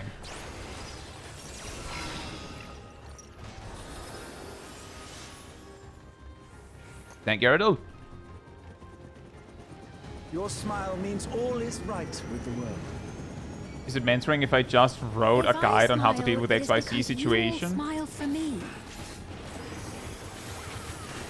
For the person that's replacing me? I don't think so.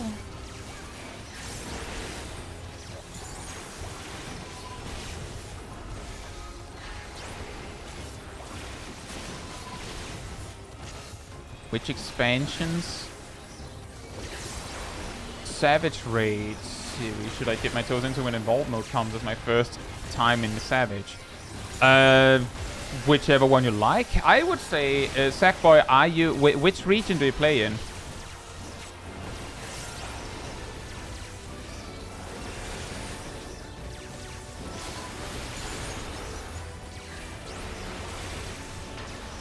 Ah, fair enough, procrastinauts. But yeah, it's not like it's like, you know, a silver bullet or something. It's not like it's just, well, you're a part of it, so there it goes. Even if you were actively participating, you might just, like, who knows? Maybe you just find out that like, all of these people that I don't like, great, cool. But it was just, you know, a way to maybe try and find some people. Sacrifice says OCE. I would, like, the reason why I asked is because if you said EU, then I would have said, like, maybe check with Syncademy. Because even if you're like, oh, I just want to do, like, a Savage raid, it's like, yeah, with who? If you want to do it synced, it's like, with who?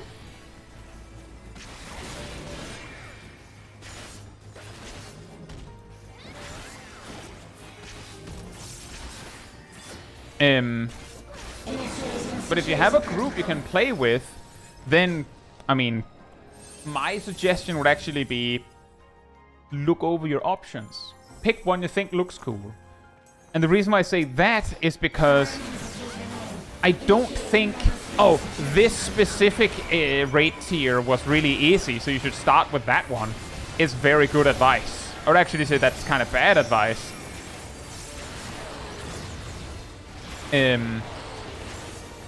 But starting with one you think looks interesting, maybe look into the mechanics a bit and see, oh, that looks fun to solve. Or if you want to do it blind, like that, maybe don't do your first experience into Savage blind. I don't recommend that, but I mean, if that's what you want to do, I can't stop you. But that would be my recommendation. Find one you think looks exciting, and then jump into that.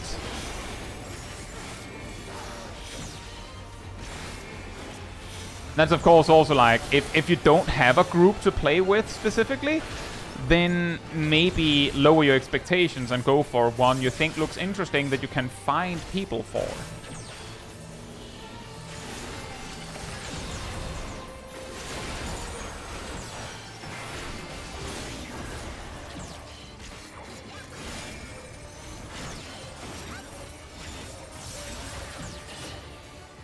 I would also say blind progging is probably a lot more fun in a group of friends.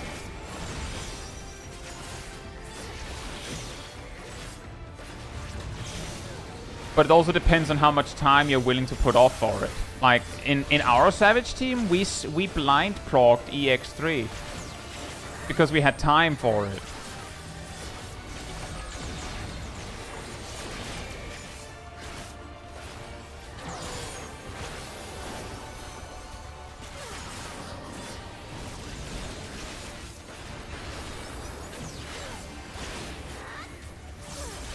But I'll also say procrastinauts. I think I missed part of it, but if what it was about was that you had trouble like clearing content for the first time because, you know, like old extremes might require people,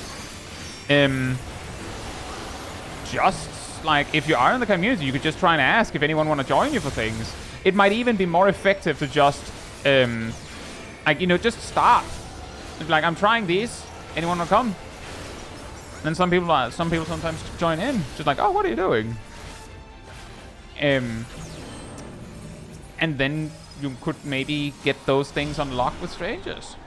You are my people, and I will Lexus, is it against the spirit if I do my homework like you told me to, while my newbie friends all go blind? Lex, if you have a full party of friends, and they want to do it blind, then you're ruining it for them by going in not blind. Even if you're like, you're not saying anything, you going into position. Like, you know what the correct answer is, so you'll just do the correct move, is spoiling them for the answer at times. If you're not a full party, then my do your homework also extends to them, because you know me, I told you, and I've now told you, you should do better by your friends and tell them too. So yeah, they're not weaseling out of this one either. It's like a disease that's spreading. You know me, and I told you to do your homework, so you gotta tell your friends to do that they need to do their homework too. But if you have a full team and you all want, like, and they want to be blind, then you should also not look it up. But if you have only if you have a full team. If you don't have a full team, like, if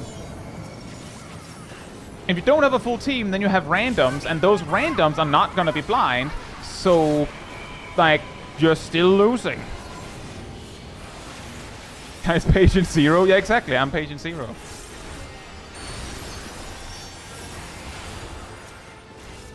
Patient 0 of knowing how to prepare for content.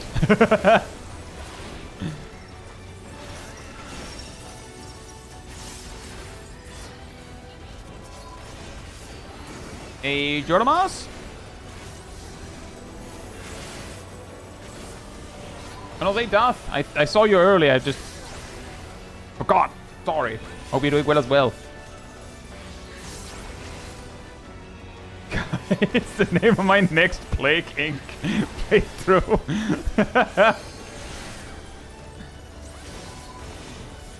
Need to do prep for duties now? Why? I hate homework. You don't have to for a casual content, your sugar. Basically, if it's a duty that is like extreme, I would highly advise that you do your homework. Because it's gonna be too hard if you don't. I actually don't know how to prepare for content aside from just watching someone play it. Let's say, Lex, that you wanted to prepare for FFXIV Extreme.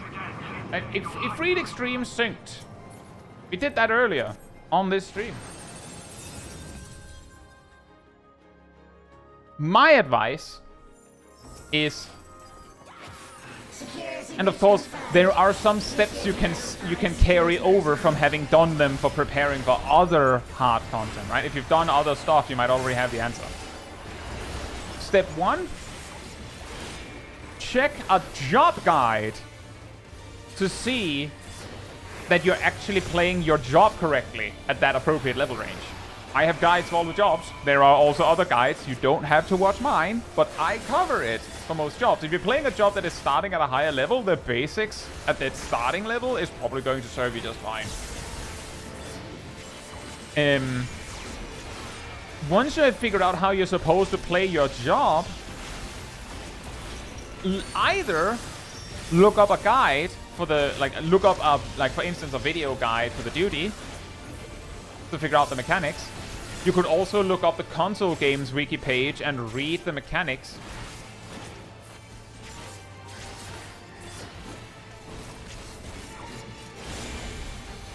And for specifically the A Realm Reborn extremes, I have, you know, I have like a 2-minute guide for every single one of them.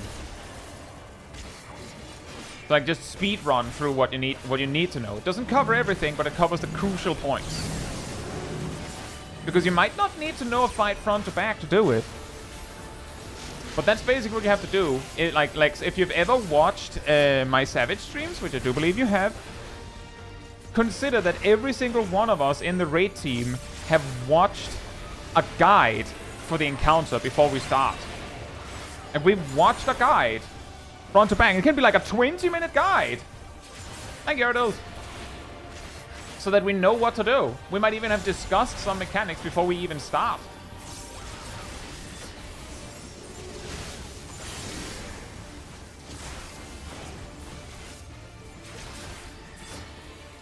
So if you've ever looked at those Savage balls and gone, I can't follow anything, that's because, we cheated, quote unquote, or rather, we did our homework, is probably the better way to put it.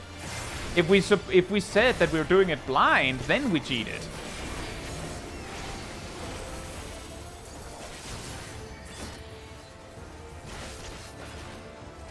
And yeah, exactly, as Shaq says, just because we've seen the guide doesn't necessarily mean that we remember everything.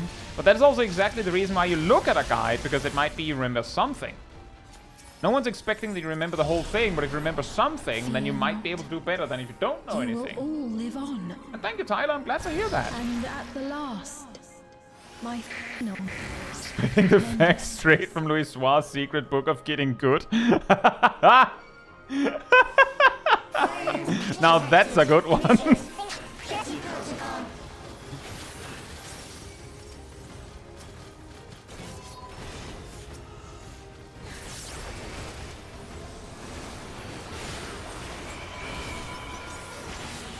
And the reason why I say to make sure to check a guide on your job is also there are some jobs, for instance at level 50, there are some jobs that are a lot more intuitive than others.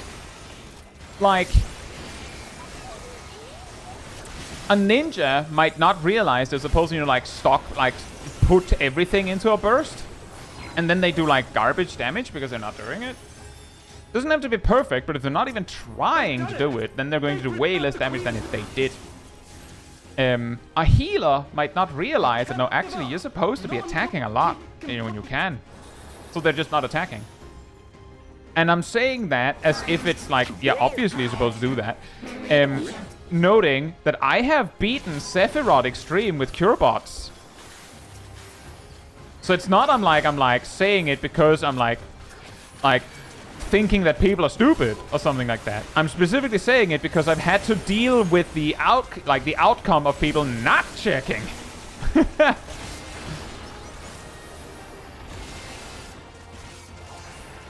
Hey Vibes, hope you're doing well. What bots?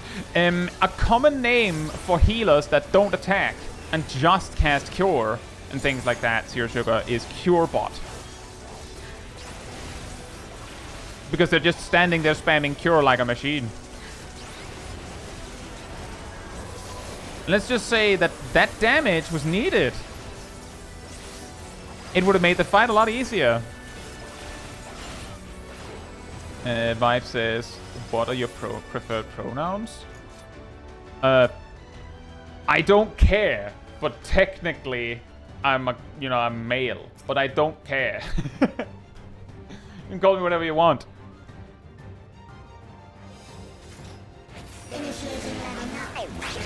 And I mean, just to be clear, I mean the I don't care in the sense that it's all the same to me.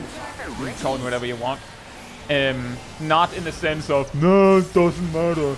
I know a lot of people care a lot about this stuff. I just don't.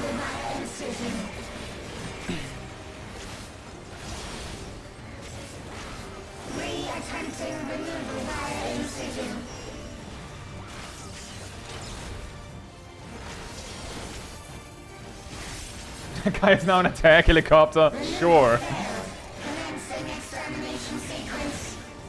Some of my Free Company members call me Mom.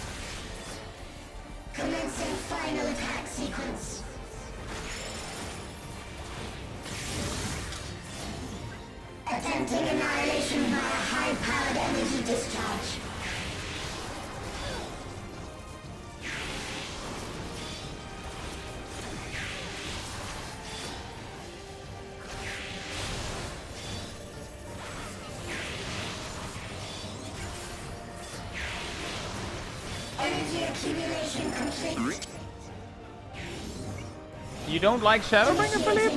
Why not?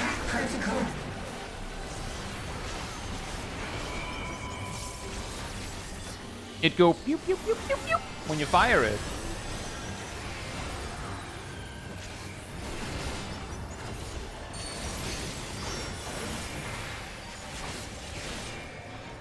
Foreign entities remain, resuming annihilation.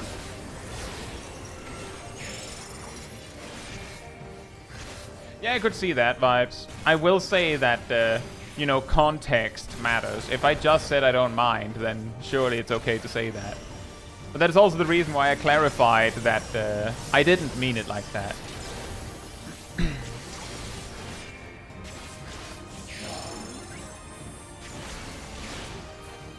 Attempting total annihilation. Annihilation. Annihilation.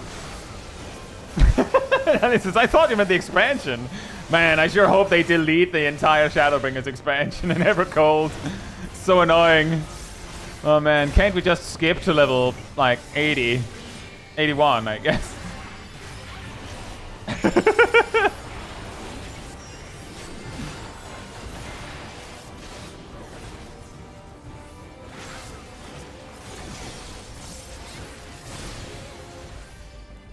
Shadowbringers evolved.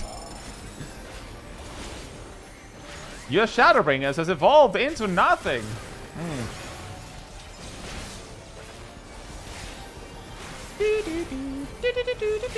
Foreign entities remain, resuming annihilation. Exactly, procrastinauts. You can actually also see if you go to the community server, the Discord server, that I have picked pronouns and it says any. So that consistency, I said any here as well. Call me whatever you want. Just not early up in the morning. Actually, sometimes it would be nice if someone called me up early in the morning. I keep missing it.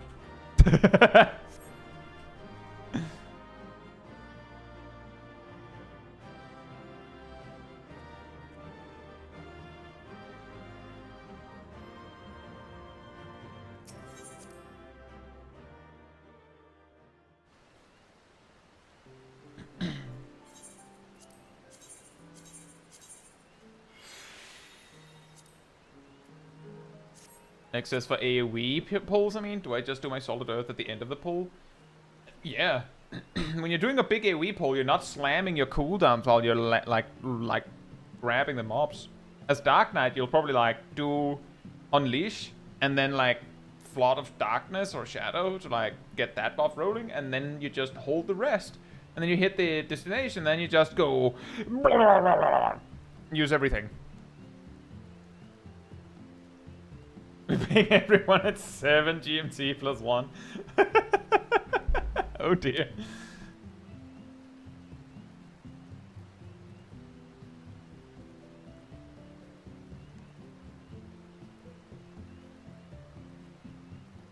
Which Iblis raid has Fran? I know that the story itself features Fran. I don't know if she actually appears in any of them, like in the duty itself. Anyway, I'll be right back and keep going a little bit more. In the meantime, I'm bored.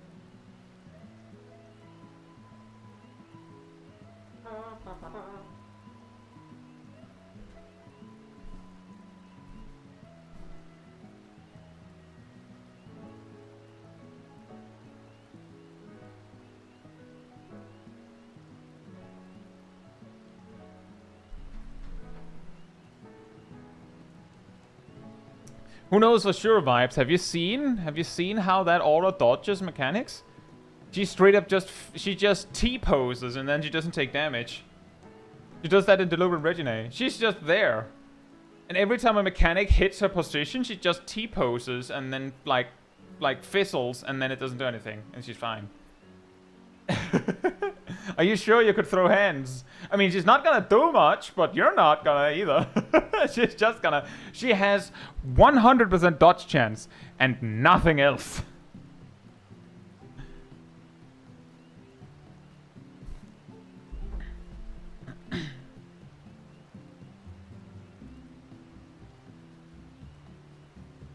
Waiting for the paladin skill Endwalker. Did anyone get Stormblood? I guess Dragoon kinda finally got Heaven's Ward with Sky High. Did anyone get Stormblood?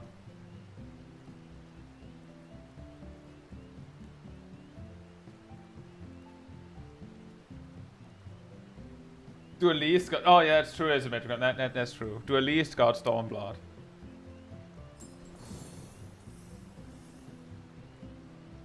And Verso got Endbringer. He took Endwalker and Shadowbringer, smashed them together and called it Endbringer.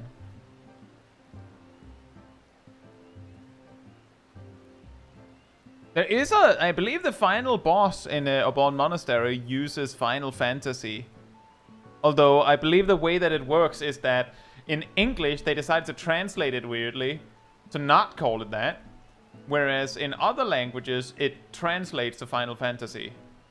Whereas the English version, I believe it's like, you know, synonyms for Final Fantasy.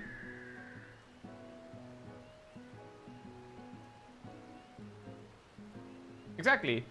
Fantasy Finale in French. Exactly.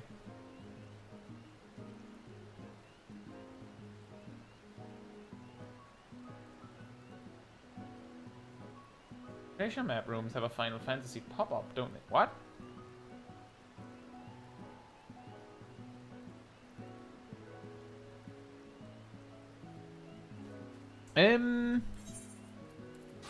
Oh, Q when it says 29.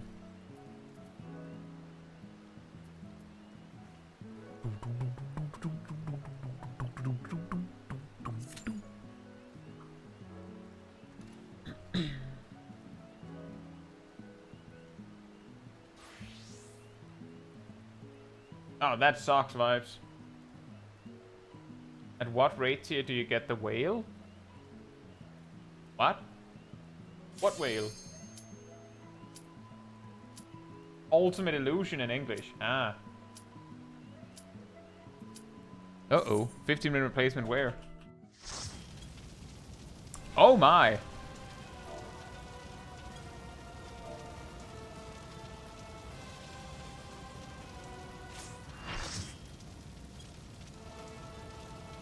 Hey, shush! Yeah, second Ifrit Extreme today.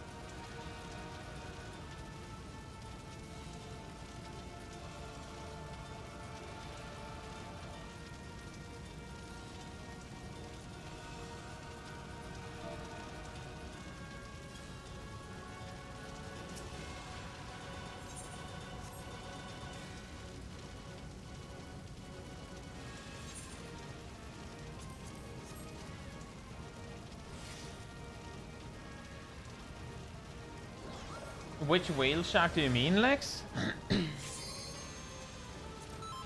The one from ocean fishing?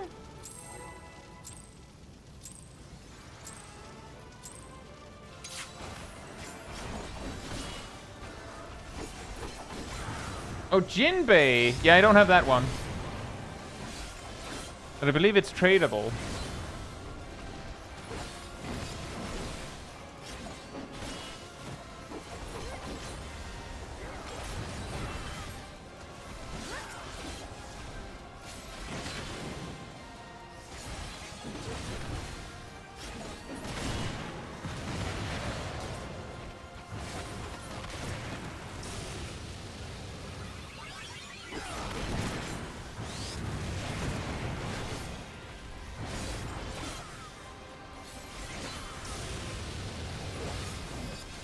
I have access to a funny emote of Jinbei. That's unrelated to having the emote, like emote on Discord, I mean. But I don't actually have the minion. But it looks hilarious. Unfortunately, I'm not super like bothered to get him quickly because I already have a manatee minion. And not only is it a manatee minion, it's an extra shiny manatee minion that I was gifted by Agent Monica, I believe.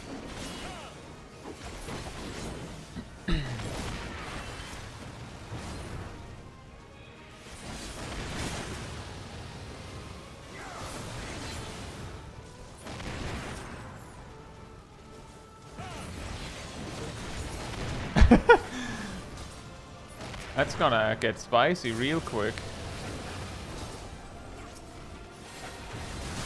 Ah!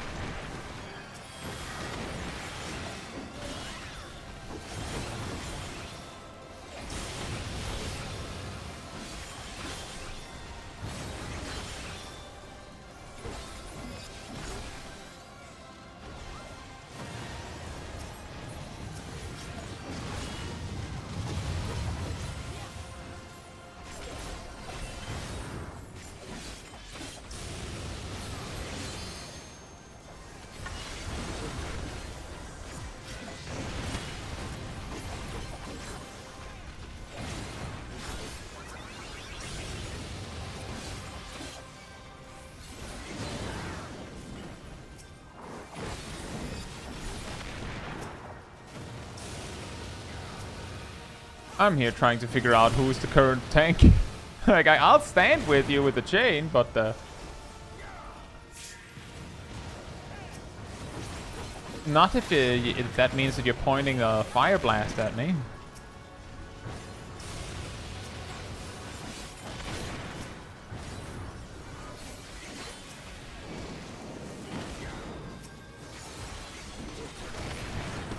Oh, I was like, that's the sea marker. I just saw Searing Wind go out, so I have to get away from that.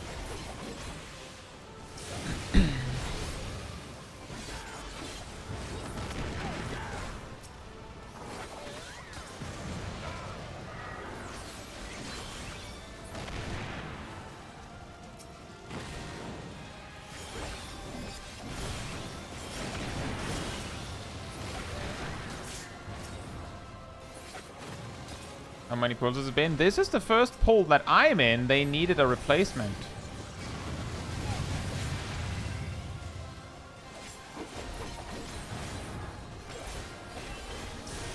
But they had the 5% echo, which could mean that this is the second pull, but it could also mean that they died really quickly a lot.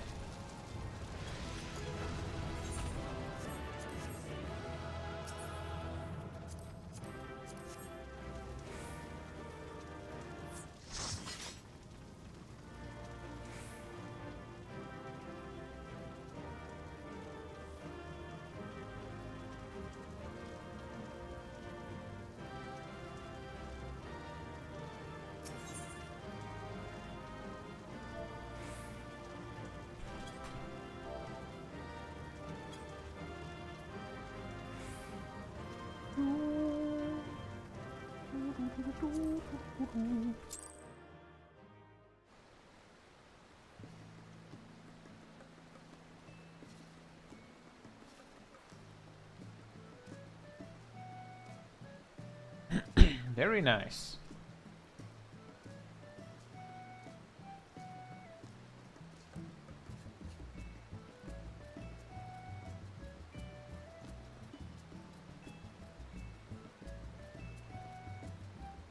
Bard. Board.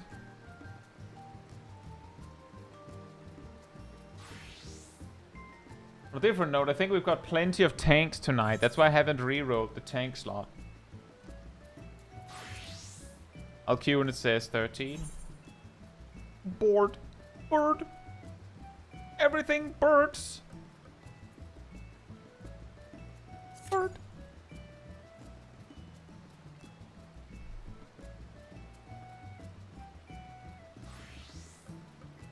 To be fair on the Cure 1 thing is that in a Realm Reborn Extremes, it can sometimes be a thing that you need so much healing that you that actually conserving your MP could matter. I have had a Ramu Extreme where I, as the White Mage, had to use an Ether just to have enough resources to keep going. And in those cases, the fact that Cure 1 is a lot cheaper might actually matter. So in a duty like Ifrit Extreme, where there can be a lot of necessary healing, I'm not gonna start, like, telling, like, a Sprout healer that's what matters. Like, that's not the problem. If they're if they're keeping people alive, that's not very important. Mental Roulette is a constant stream of tomes? No, this is what Mental Roulette looks like. This is after the daily is done. Just nothing. I assume you saw Expert and thought, wow! Imagine if it was that. That would be amazing.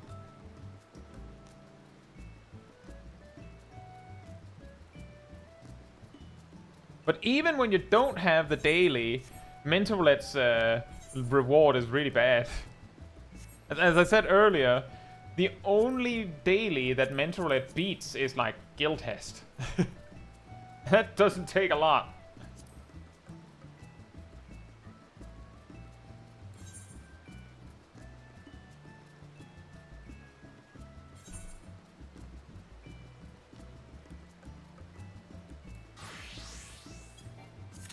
Based on what they said, Akafriren, they said that what was causing problems was the bursts from healers. So it could have been that the healer that left was the problem. It could also have been that the healer that was remaining, who did seem a lot less confident compared to Ilana, was the problem, and they then learned.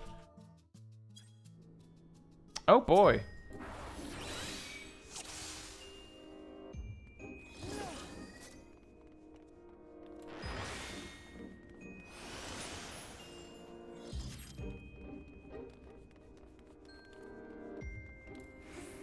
But yeah, indeed, as long as the Searing Winds are handled correctly, it doesn't, like, nothing else really matters.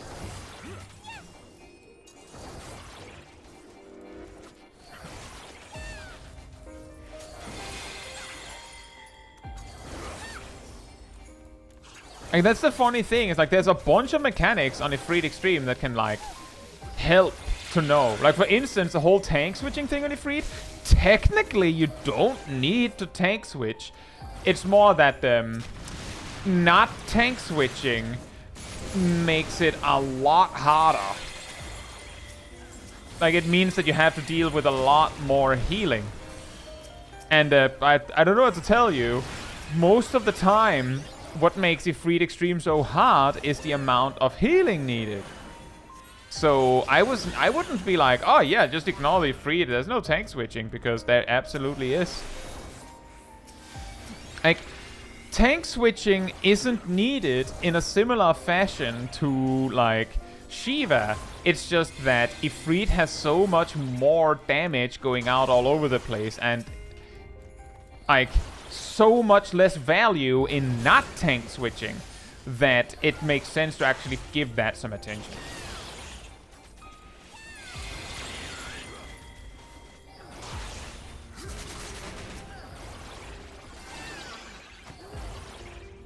Next is, I wonder what's the best thing to grind for Poetics, because since I'm leveling...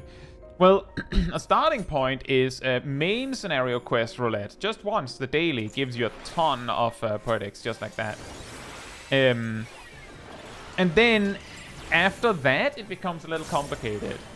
It's a bunch of options. The most cursed one I mentioned earlier is, what you do is, you queue alone for, like, a bunch of trials. Like, low-level trials like Shiva hard, Leviathan hard. And then you just hope that there is a first-timer there. If you catch a first-timer, you get, like, 80 Poetics for, like, 3 minutes of work.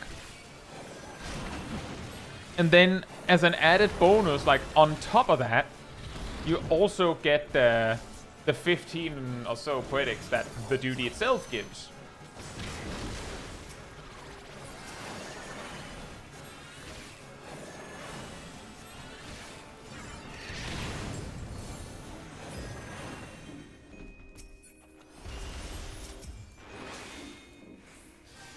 But one way to get a lot of poetics is just to do things like, you know, daily roulettes that give poetics.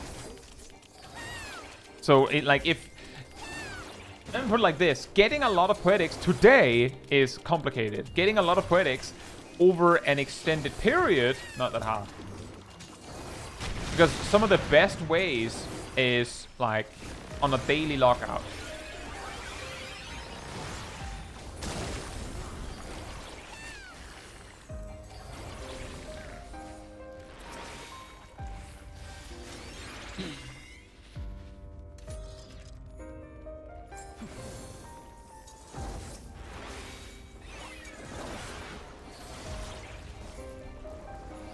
I mean, if you queue for guild tests and don't know what to do, that would be perfectly normal. I had a really funny incident with Solemn Trinity recently, where I was playing Black Mage and had to, like, yoink mobs for the tanks because they were completely distracted by one big guy with a shield. Which, you might laugh, but let's not forget that that's the kind of thing that we laugh at mobs for falling for on the daily. Why are they not noticing that they're getting slammed by DPS behind them? They're too busy with that guy with the shield. What an idiot. Meanwhile, in Solemn Trinity.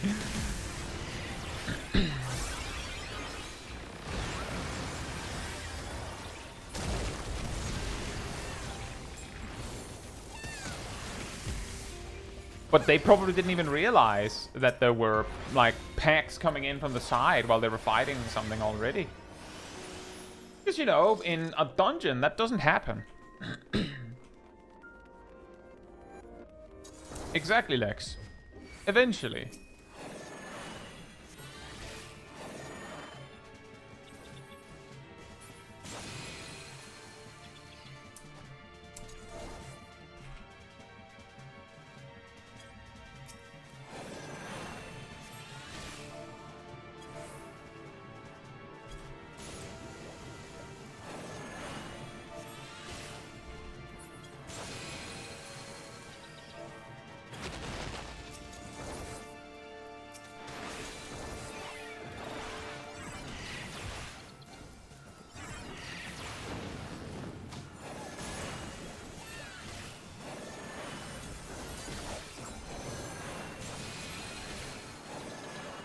The WoW voice is loud. I think it's just that it sounds louder due to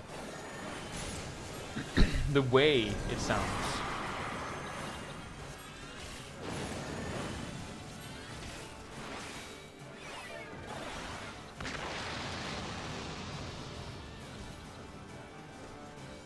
It's gonna explain that those don't need to be picked up, but I'm guessing it's the dancer having trouble not hitting them.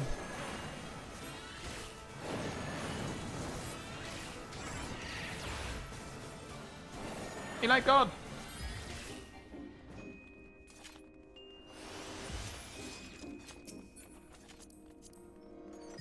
Low-key, because Overwatch and Marvel Rivals exist, bosses focusing only on the tank in front of them is not as rare as you might think. Yeah, the DPS players just blasting the big guy with the shield because he's in range.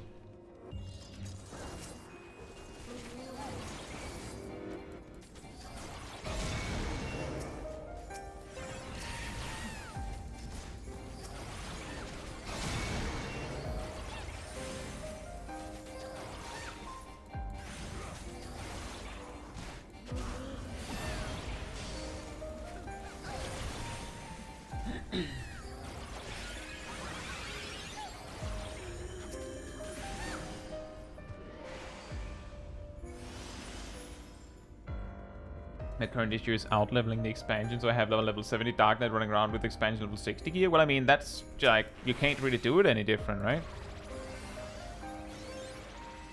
Has this dungeon been touched by the duty support updates yet? No. But this dungeon is also pretty... Can this even be run with duty support? I mean, like, they started by fixing all of the MSQ-related dungeons. Then they went for all of the optional leveling dungeons. So it wouldn't surprise me if the next thing on the list is freshening up all of the remaining optional dungeons. Unless they just go, nah, we're done. This is fine.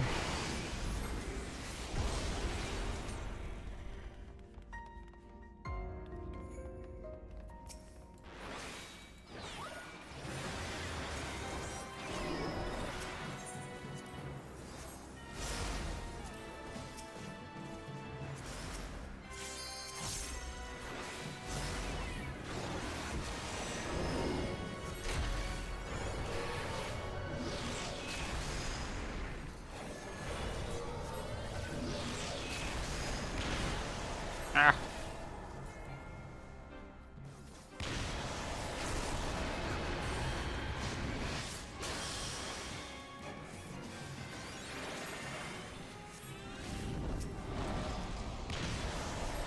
Oh, well, I don't think I'm making this.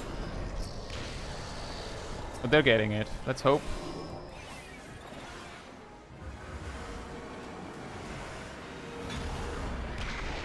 I think that's the first time in months that we've timed that one right.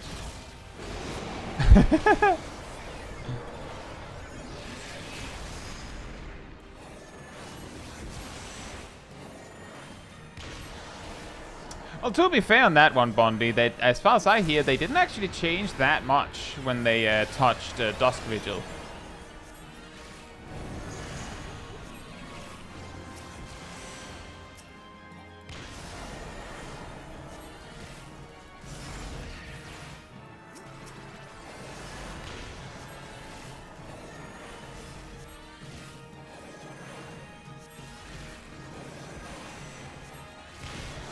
Oh.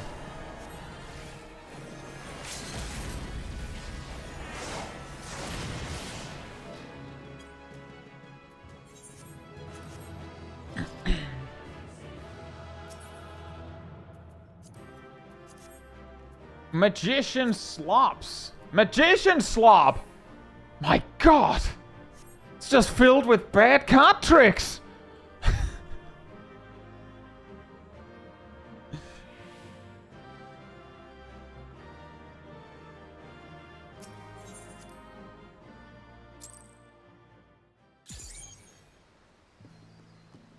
Wow, that is quite the duality of the internet. Sackboy, I beg this doors mechanic gets deleted in a rework. Asymmetricon, I hope they bring doors back. It's such a cool mechanic.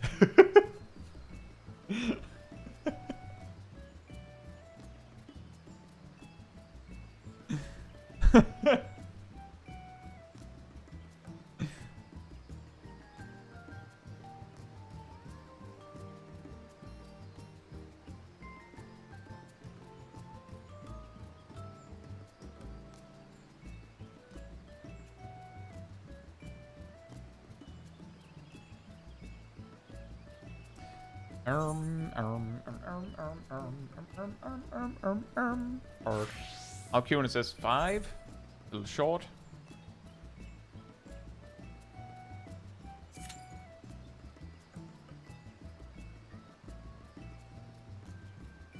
Type a low level dungeon. Well, let's see. Let's see if a bard gets it first.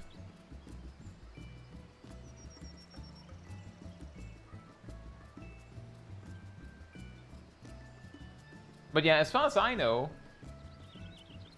we don't even know if they will rework entirely optional dungeons like this.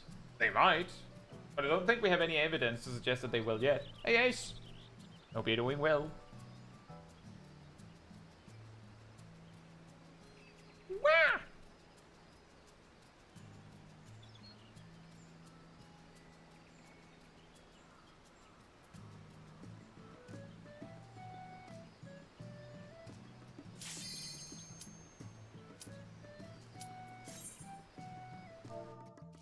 And fantastic.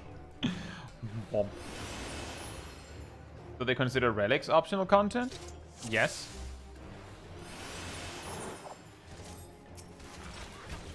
Let's just say don't get your hopes up for them changing a relic reborn, the Chimera. That would definitely surprise me if they did anything about that.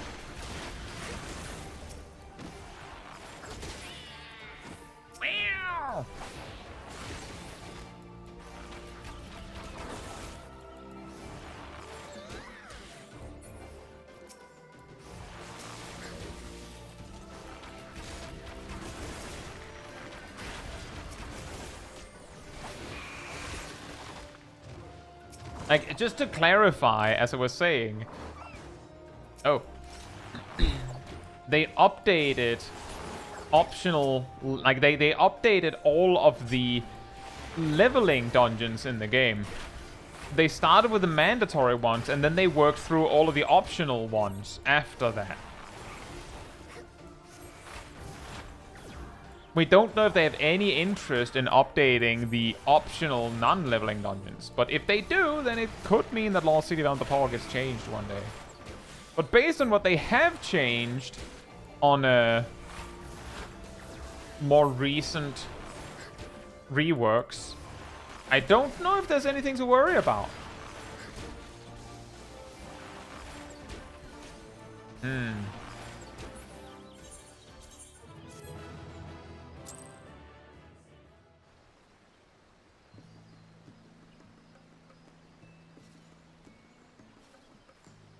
I'll queue when it says 8.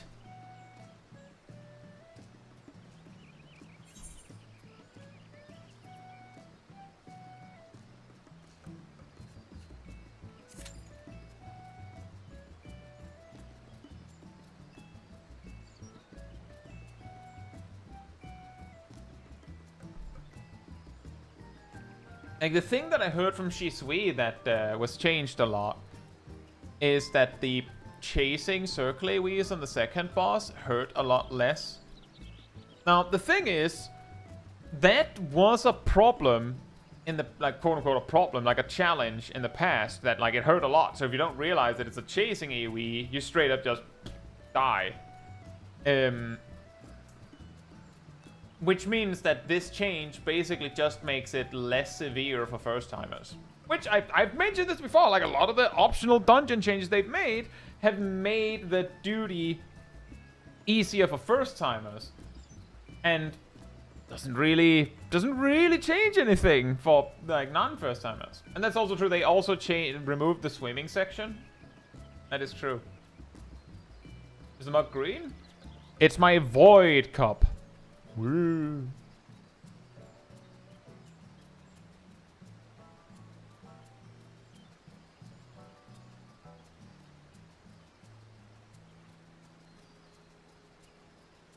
Look, if you could see through, she's actually sitting on my shoulder.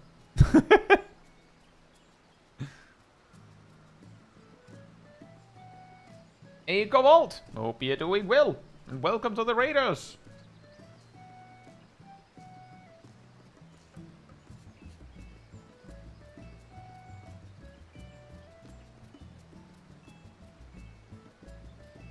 What were you up to?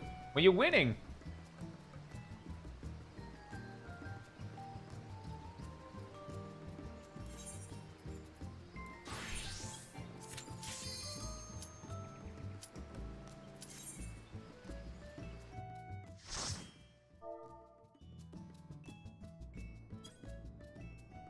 Well, we did get a low-level duty after all.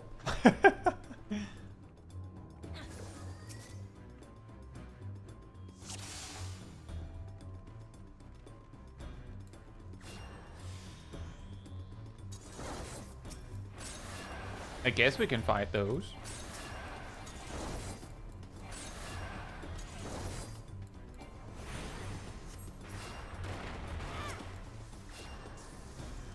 Diablo 4 hardcore, where viewers can mess with you. Oh boy, that sounds very scary. I assume that you're not, like, expecting super high stakes on that. That sounds really, really cursed. But we've been doing well. We've had a lot of extremes tonight.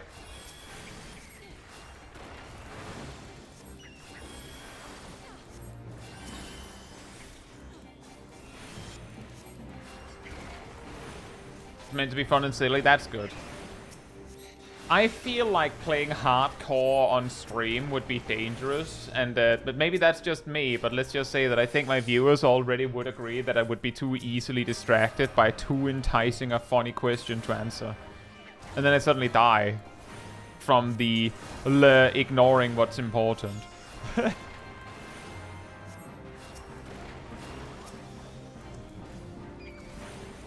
I didn't even know that bee was skippable. What? Actually, I'm not even sure if I realized that bee was there. I'm very confused.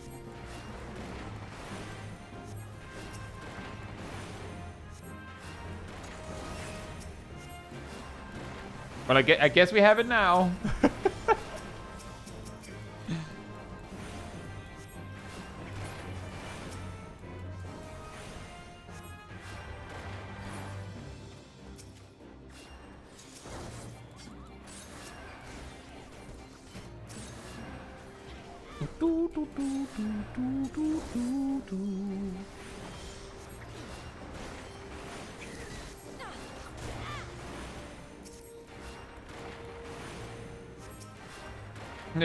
We're just for anyone coming in from Kobold's chat, we're just doing mentor roulette duties, which is it's sort of, it's not exactly, but it's really close to like just flip a coin or roll a die, like just give us a random dungeon or content.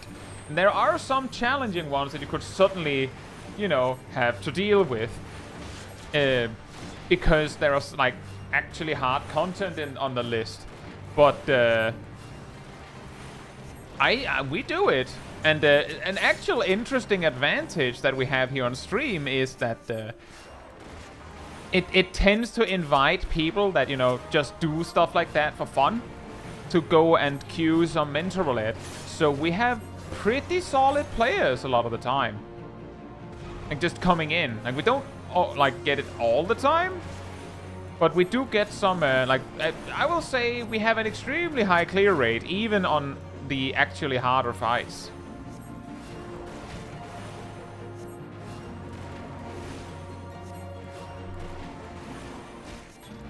Just coming in to help some first-timers, essentially. A funny bit here is that you can, if you stun the Rathalos here, you don't have to deal with the Doom at all.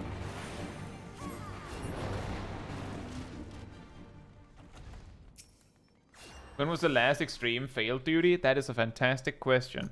We are on the in the series, we are on 8 failed duties.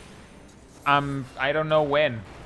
I'm pretty sure that the last failed duty I noted was on that day with on Machinist, where there was this group queuing for Nidhogg Extreme that would instantly leave themselves if anyone left, and it was like a 4 or 5 man pre-made. Like, if they just stayed, we would be enough people to convince, like, people joining in to also stay, but they just didn't.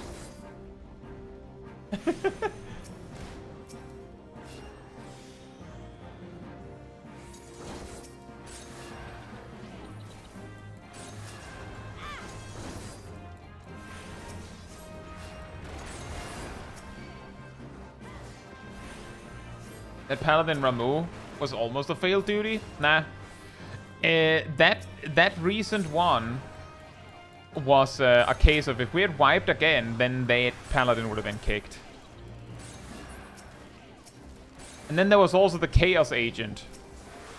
So it's not the first time we've had to deal with such a Paladin. I don't know why it's Paladin, and it's why it's always Ramu Extreme, but it's not the first time we've gone through that.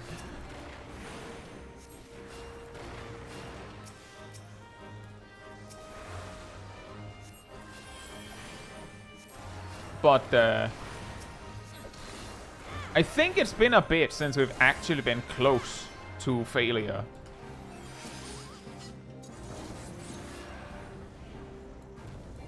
It's the first dungeon or duty with Doom, right?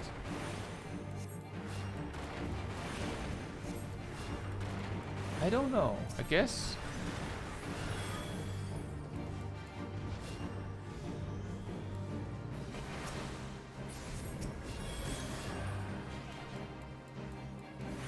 Did you know that Astrologian can solo Sunken Temple of Khan Synced?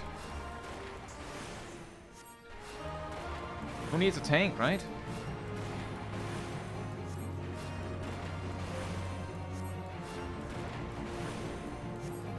So your question, Locke, I think the long story short is that voice acting costs money.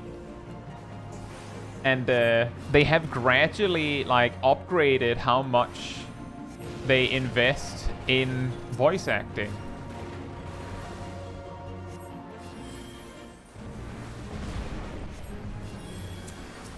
As we've seen, like, take for instance, like, dungeons.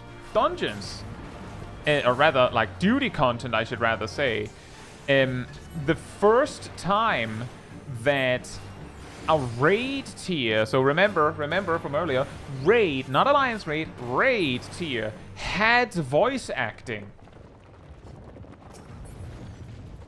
Like, actual voice acting. Was in, Shadowbringers, I believe?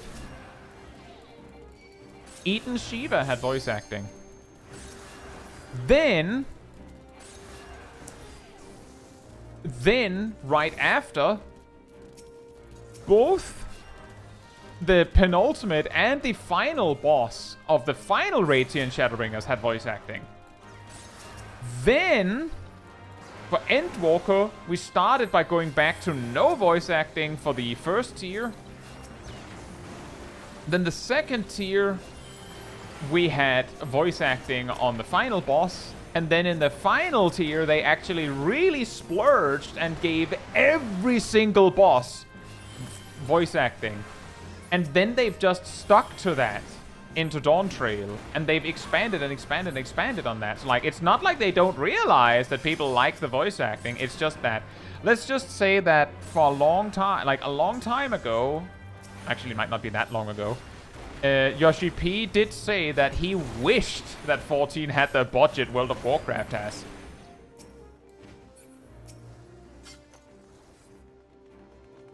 I agree, Harris. I agree. It's also something that I said in a video in Endwalker. I made a video on what makes a fight memorable or makes content memorable. And the biggest thing I said was voice acting. Quotable moments. It makes a huge difference. Because, like, it makes it a lot easier to reference it as well. Because, you can, like, all you need to say for everyone to remember, like, for everyone that knows it, to remember a specific fight is eat, fight, eat, fight. You know, P9. Or, this shouldn't kill you. That's also P9. Or, I am Pandemonium, and these cells are mine. Or shine brilliant for me!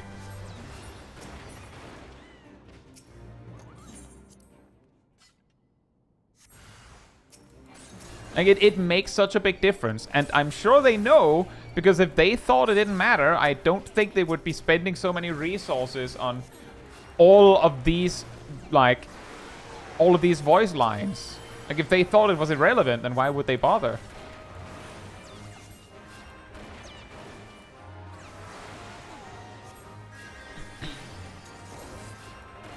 My ring!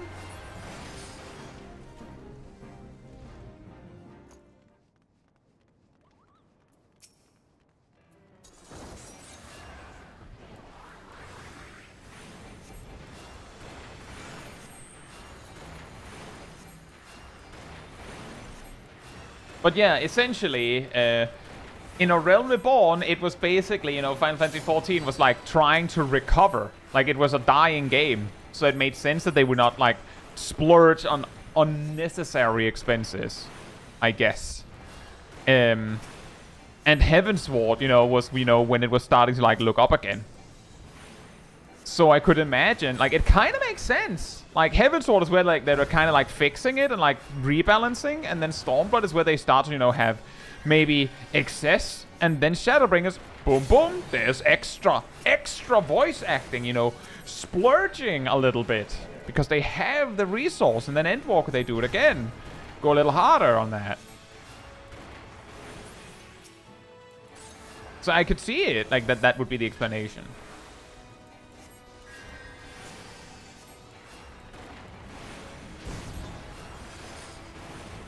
But also because 14 is in like a couple languages, it's not as simple as just do a voiceover. They have to have 4 of them.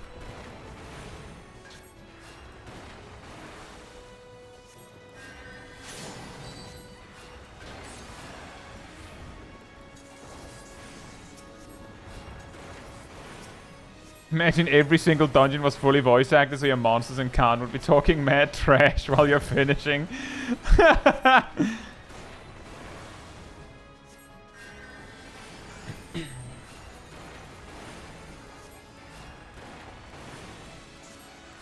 Korea and China have their own voiceovers. I don't know, but yeah, in that case, 6. But it is sometimes with that, it could be that like that's not something that Square Enix has to worry about as much. Like maybe those like localizations deal with that internally. I don't know. But yeah, it could be 6. That's not exactly helping.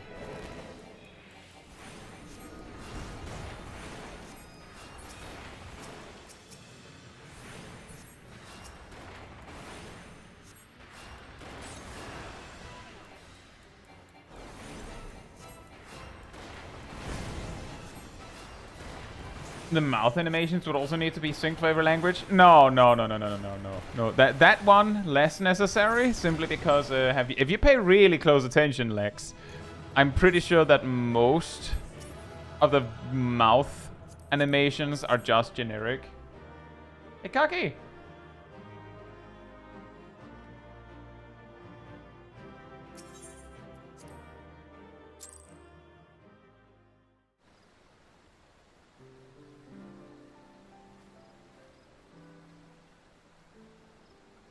Like if you pay close attention, check how many times that the animation that they show in that, like when they're like, you know, if you hear Machinations play, you know, the music that plays in Wolf's Pierre, and then like a Scion starts speaking, Alphino gets a line and he goes.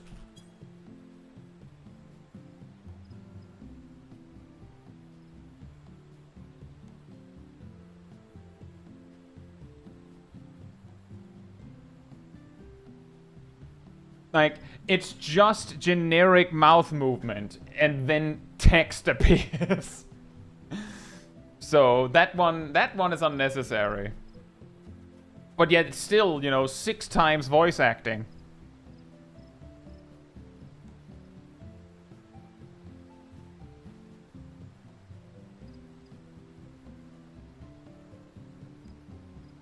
Hey, Travis.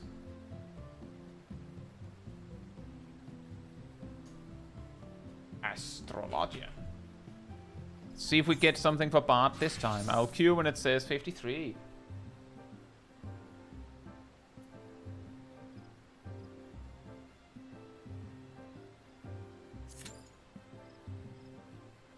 The missed opportunity in all of Arcadian was not having the president have a voice and banter with Metam for the finale. Oh, oh, that could have been good.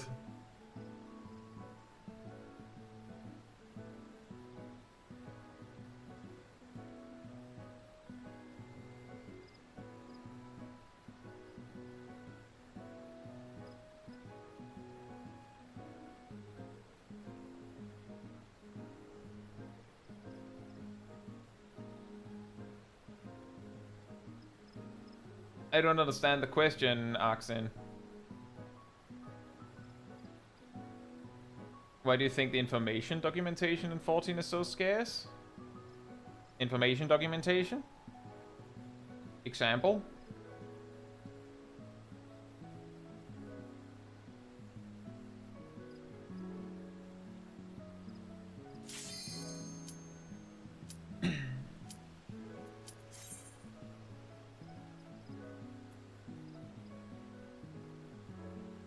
Like for wikis and drop rates? I mean, console games wiki has most of the information needed. Or even basic guides. The balance has plenty of information there. I don't understand the question.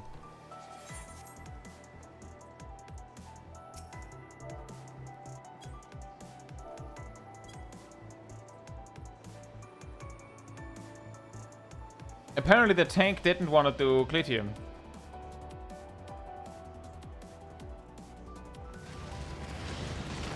Compare that to RuneScape with extreme documentation. Ah, yes, RuneScape with 20 years of documentation collected. Whereas things change a lot in 14.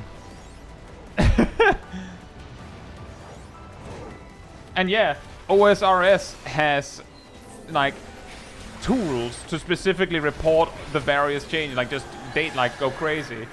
I feel like you're expecting something that the game is not.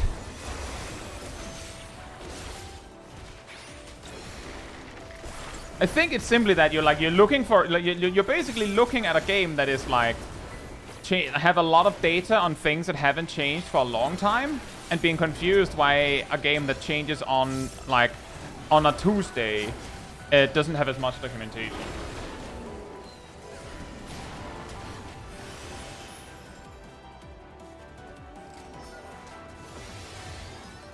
You should want something like that for final. Here's the thing, Oxen. This stuff is made by players. So you go ahead and do that. There are actually people in my Discord that have checked in to ask about how specific things work so that they could document it on Console Games Weekly. You're a sight for This sore is eyes. stuff that is handled by the players.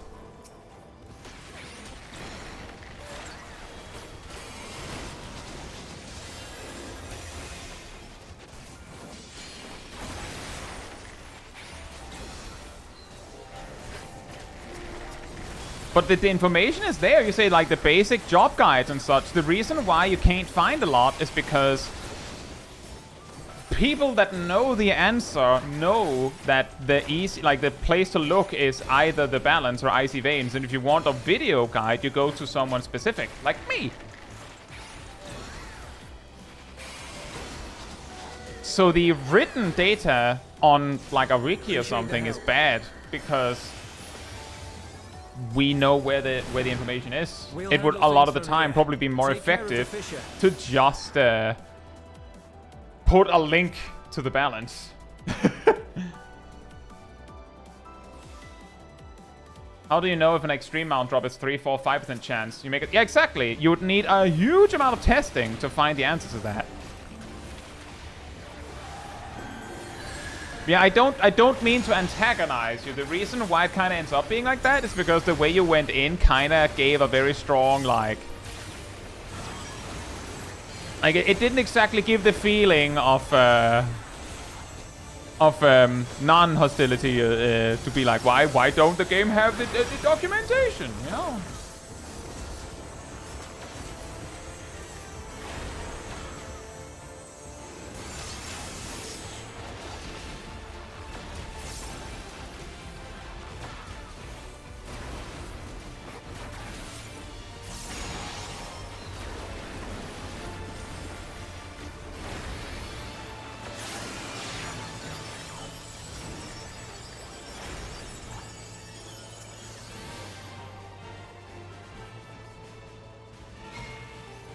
Very hard for someone new to find the information without help. Correct. I think I actually addressed that in my recent video. I'm pretty sure I included something like that.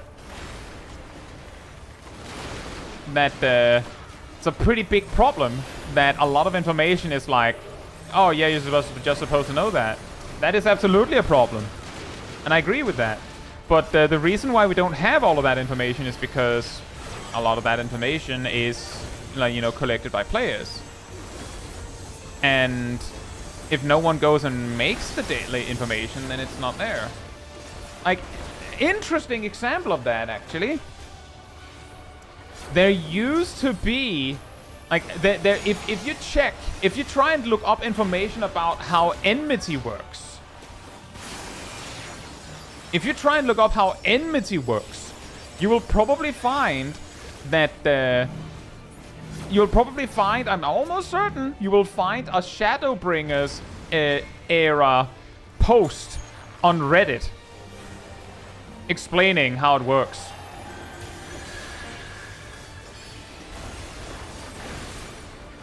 And the reason why you won't find much else is because after Shadowbringers, no one cared. It wasn't relevant information anymore. So people didn't really bother to, like, track it. And some of the most detailed data on how stats work in Final Fantasy XIV that are just on a website that you can just find is on Arc Morning, which is, I believe, maintained by someone who quit in Endwalker. Because it was a summoner main who didn't like the summoner rework. So it's not that weird that it isn't getting maintained nearly as precisely, because the one who's responsible for it doesn't actually care. I don't know if that's actually true, don't quote me on that, but like if that's true, that explains a lot, right? And people move on. People just, you know, do other things. It's just a game. And because the information is maintained by humans that might not actually have any interest in the game anymore, things happen like that.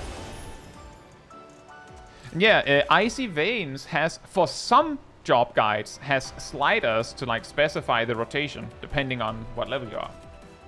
Not all jobs, some do. And why does Kai say that? Because last time we talked about this, someone said that, and I randomly picked the job out of a hat, and that one didn't have that feature.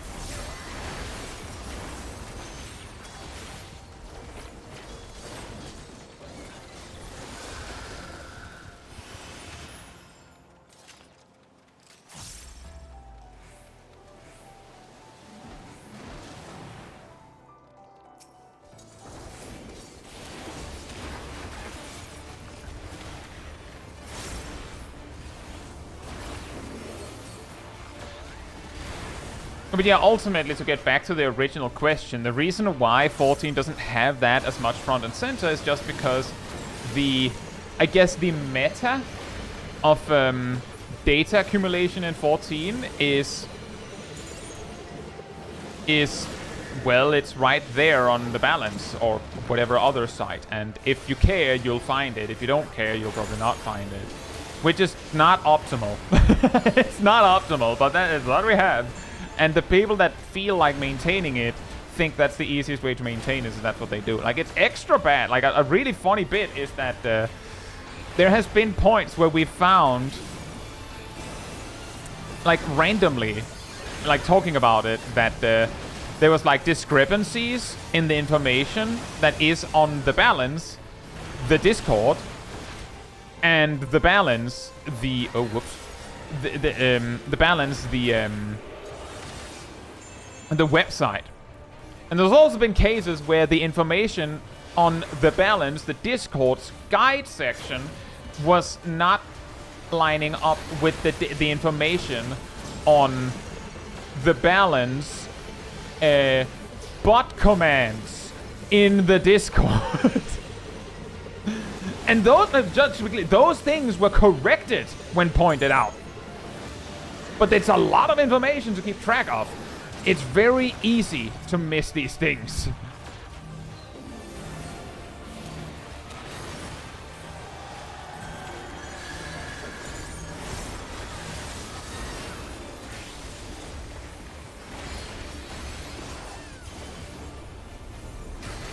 How's Alexandra? You don't think 14 gets dev support and stuff like that? That's correct. I don't believe that the official websites even as much as mention the existence of various wikis. Which, now that you mention it, I do believe that OSRS has like integration so that you can call up the wiki straight from the game.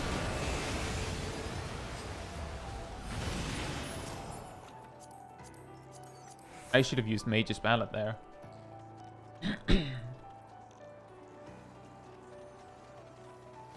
It could tell us drop rates if they wanted. An interesting thing is that I believe part of the reason why it's complicated on what the drop rates are on like extremes and such is that it changes.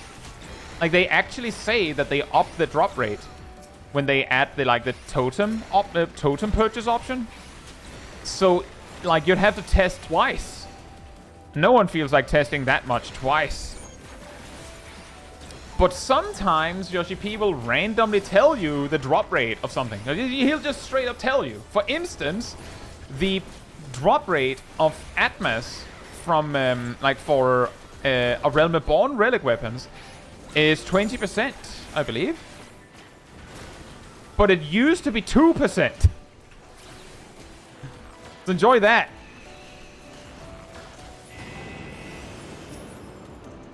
And the Demi-Atmas from Dawntrail's relics, he straight up just told us, because people were complaining the drop rates weren't high enough, he said, yeah, the drop rate is 5% from fates and 20% from critical engagements, and we think that's fair. And that's final. He straight up just told us what the drop rate was. It didn't really do anything, because, you know, remember the original problem was that people thought it wasn't high enough. And him telling us what it is, us knowing what it is, doesn't change anything. The problem is that the human brain has deemed it insufficient. And us knowing that the drop rate is what it is doesn't change that fact.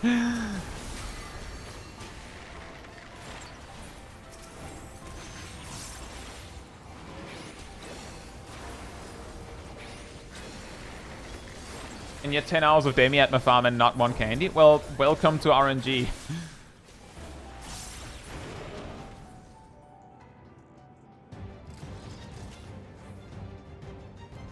Critical engagements dropped it. I mean, the critical engagements from Occult Crescent. Yeah. Welcome to my domain, mortals. But yeah, the long story short on this question, Oxen, is that it's a type of question where it's like, this other game has this thing. Wouldn't it be awesome if this game also had it? The answer is, of course, yes. Of course! It's just that, like, this game put their eggs in a different basket. Take all and serve.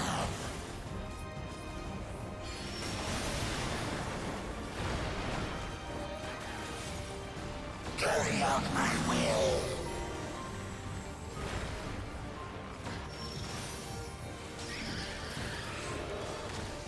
Now for something different.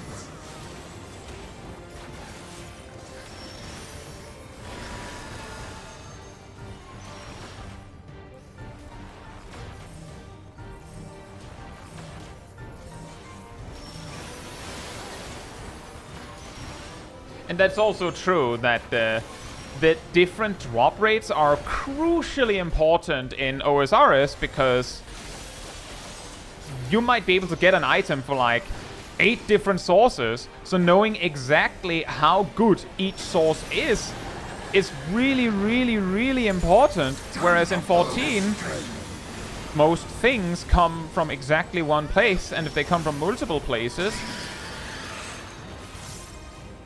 it's usually pretty obvious which one is the intended one. Like the one where the drop rate is way higher.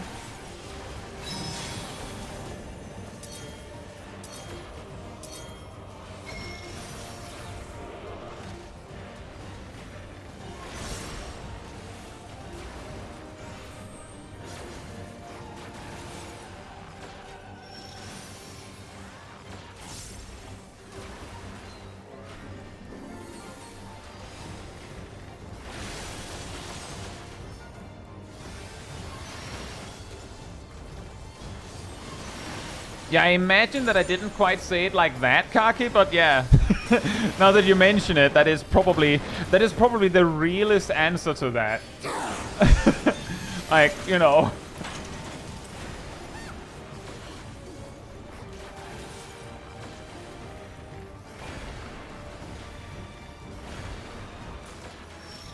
Uh-oh.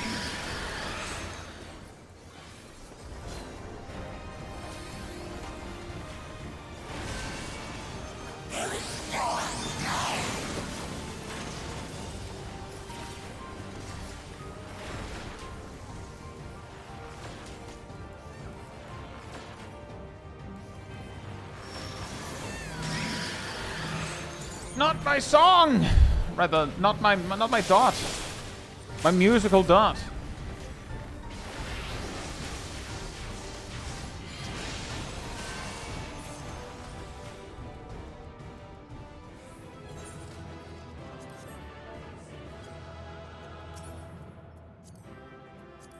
Oh, music.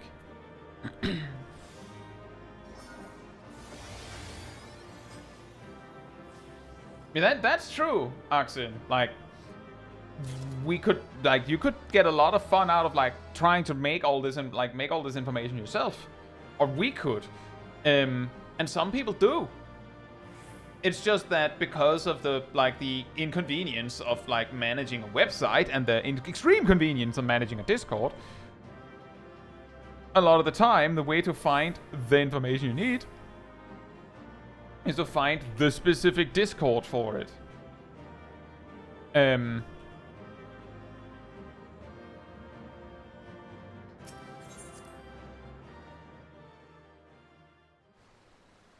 Just do the Atlas in open world fates, or is he kind of... Well, now, because there's very few people doing it, I could imagine Occult Crescent is kind of bad for it, but when it was, like, actively ran by a ton of people, if you needed all Demi-Atmas, then just farming Occult Crescent and getting whatever you get would probably be better than farming fates in a specific zone. But once you have all of the Demi-Atmas you need for one specific zone, you're suddenly at a disadvantage doing it in Occult Crescent, because every time you get a fate or a critical engagement for that Demi-Atma, it's basically like just a dud. And you can do it, or you can just wait. And you might need one or two full ones before it's optimal to just do fates in a random zone. But there's something to be said that it kind of varies. President also said, Aquafarian says, but 2% Atma drop rate sounds like even more hell for AR Relic than it already is. Yeah, but see, the thing is, in A Realm Reborn, those Relic farms were like... That's what you did. Like, that's what you had. Like, Mr. Yoshi P, can we have some more side content, sir? Yes, do some fates.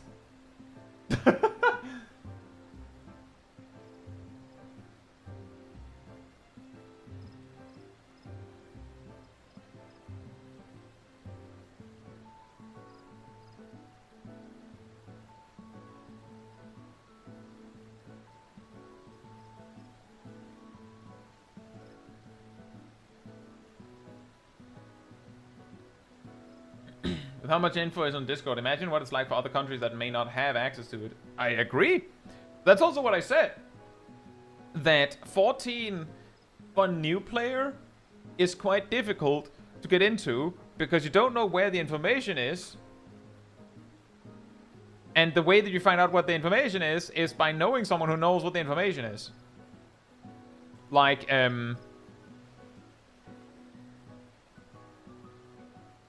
what is the name of the... like, where do you find information on how to do Island Sanctuary optimally?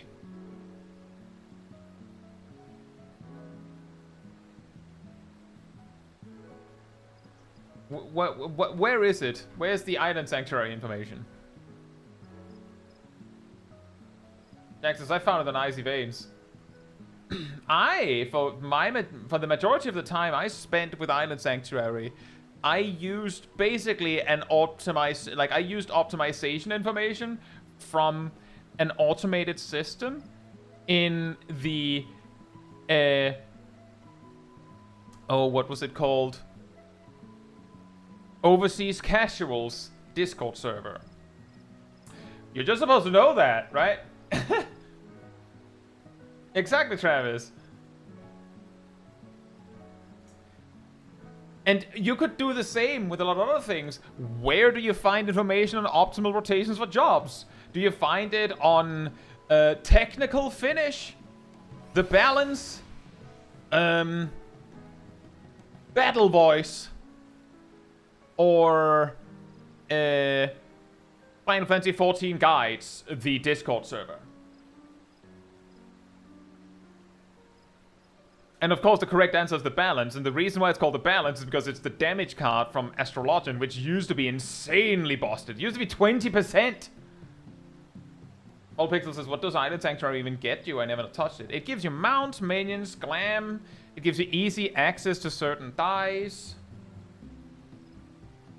You find them on Chaji's YouTube channel. Oh, you know what? Fair point. The fact that a Discord exists for optimizing what was meant to be the absolute most chill, casual content in the game. I mean, there are people optimizing Animal Crossing. Like, don't even try. If, like, people will optimize anything.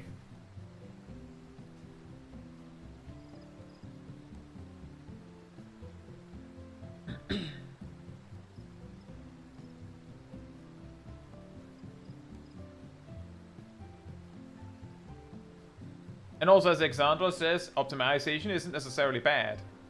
It is funny that people decided to optimize it. But the funny thing is that the thing that they optimized was actually to optimize, meaning taking as little time with it as possible for Crastronauts. So the people using these tricks to optimize were actually trying deliberately to optimize the chill factor in this chill content by optimizing because they had to do less. So I feel like there's something to be said that the optimization was correct.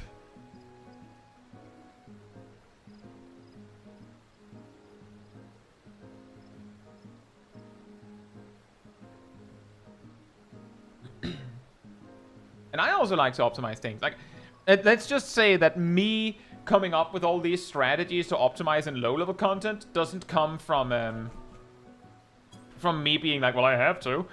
Like, I started somewhere with that. I just thought it was interesting. The only reason why I, like, start jobs that start at a high level with that level is because I don't think there's that much value in explaining the optimal rotation for, I don't know, Viper at level 30. I feel like it's, like, relatively given. It's to the point where it's more like a fun fact than, oh, well, you see, at level this, the AoE rotation is actually weird.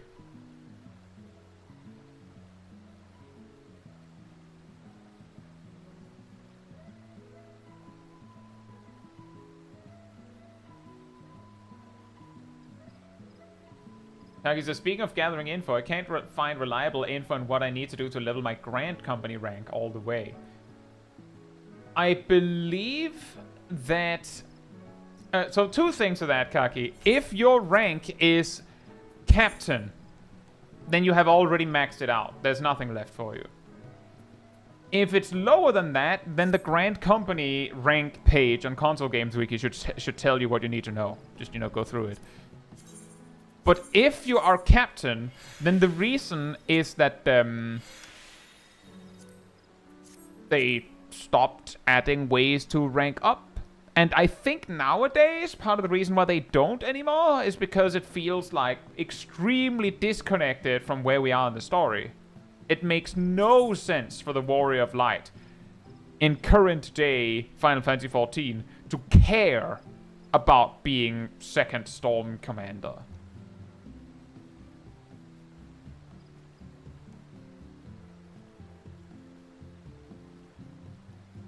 That's true, Volter, but some players also just optimize because they think it's fun to optimize.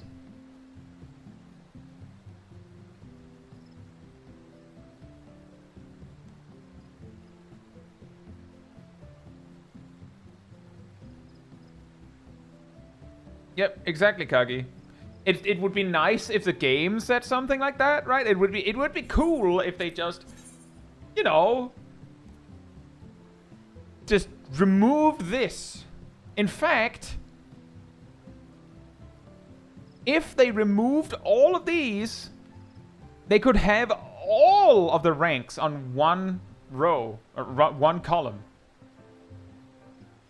And then if they just made the menu a little bit wider, they could have all three on one for the players that have, you know, ranked up in all three at some point.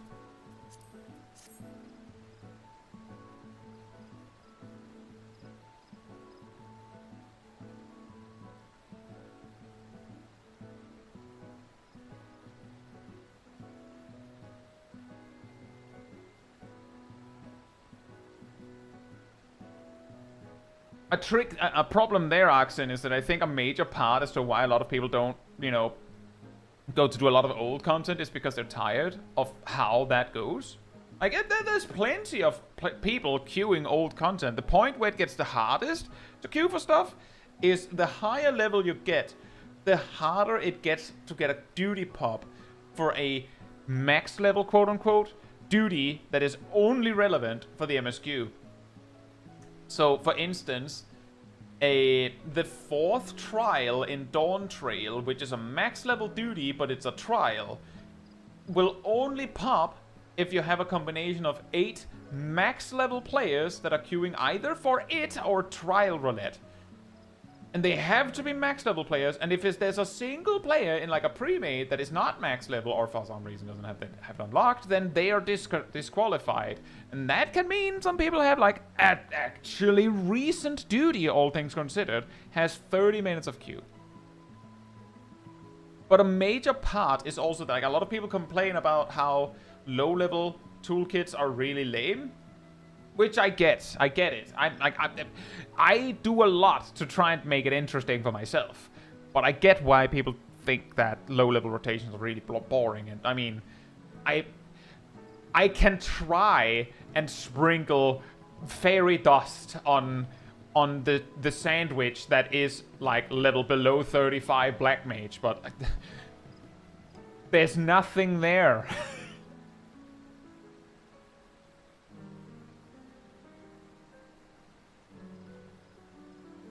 Sagboy says, why do the ranks exist if you can't get them? Because, let's just say that you couldn't reach Storm Captain when they added ranks.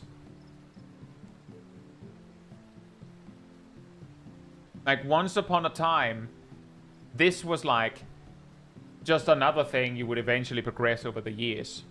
But then at some point, the story just didn't make sense with that anymore.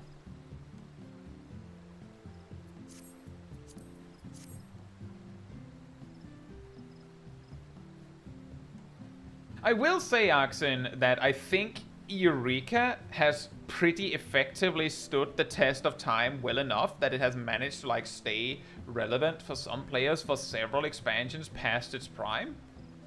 Like, considering how like abandoned the content is as far as the development team is concerned, I do think that there being people still doing Eureka stuff is impressive.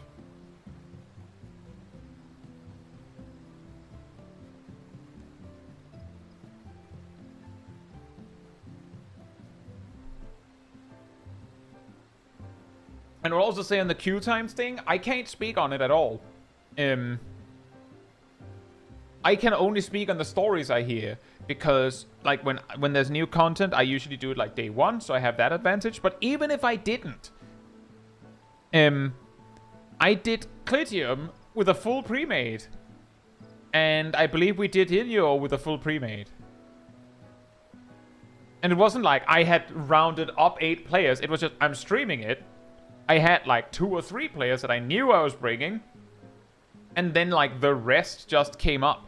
So anything that is like, oh, you need people for that. I'm not gonna act like, it's easy. Because I, like, even if I tried not to, it would still be unfair. Like, I mentioned like on these Mentor Roulette streams that I will like that when I started streaming it, the failure rate has basically bottomed out to 0.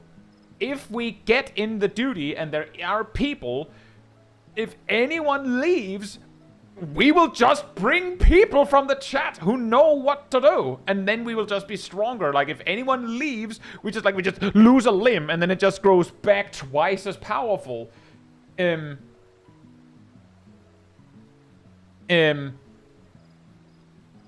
And that, you know, like, that means that, that's not very fair. But even if I fair to compare, like, if other people are having trouble with it, that's understandable. But even when I wasn't streaming, people found out the times and where I was when I was doing Mentor Roulette so that they could snipe me anyway. So, Like, even if I did everything in my power to make like, no, we're making it fair, there's still that slight chance that I'm indirectly still cheating, right? Hey, Lagwander. Just started this game yesterday. Any tips on what I should do to progress? I'm planning to be a summoner. If you want to improve the job, remember that I have job guides for all of the jobs. Make sure to check that you have the newest version. If you want to be sure about that, check the pinned comment on any one of my job guides. If there is a link to a different video, it's because there's a newer guide. If there's just like patch notes, then it's the newest version. To progress in the game, the main thing you need to look for is that there is a quest that has like flames around it, like this up in the top left. That's the main quest. That's the one that progresses you in the game. Quests that are blue, like there's like, you know, exclamation mark with a blue background, they and like a plus in the corner, they unlock things. Now, and they might not unlock something you care about, but they'll unlock things. Finally, if you have a job quest or a class quest, it will be stated right underneath your main quest if there is one for you. If there is a job or class quest for you, do it. Do that. Prioritize that over the main quest. But that's the main thing. If you want to unlock something, blue pluses. If you want to, like, make sure to keep your jobs up to date. And then there's the main quest. Everything else, do whatever you want. Volta says, wasn't there a Thought on Extreme a few weeks ago where you had 5 tanks on call when one of the... Yes. We had a tank disconnect immediately when we arrived. We wiped because we were 7. Technically, we would have wiped anyway because we failed a mechanic, but we were lacking a tank for a mechanic that requires 2 tanks. We kicked the disconnected tank, and 4 players were standing ready, all like, you know, rev your engines. Who gets it? Like, everyone ready to queue at the same time to see who grabbed the spot. Which is like earlier when we had, like, for the Clitium, we zoned in, the tank left immediately, Shack joined. Like that.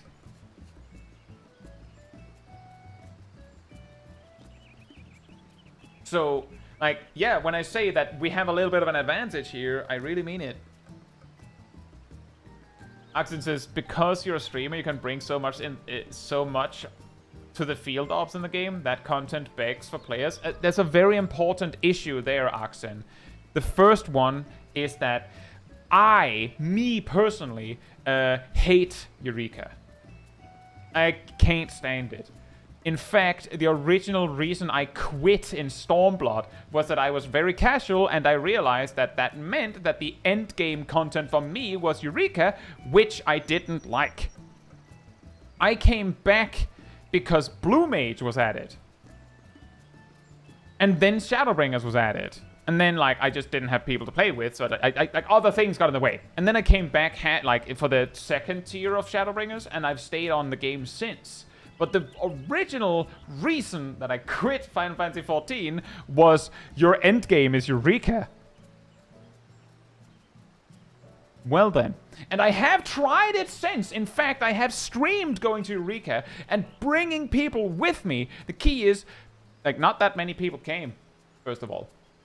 Because, like even if I have a lot of people, they might not care about Eureka.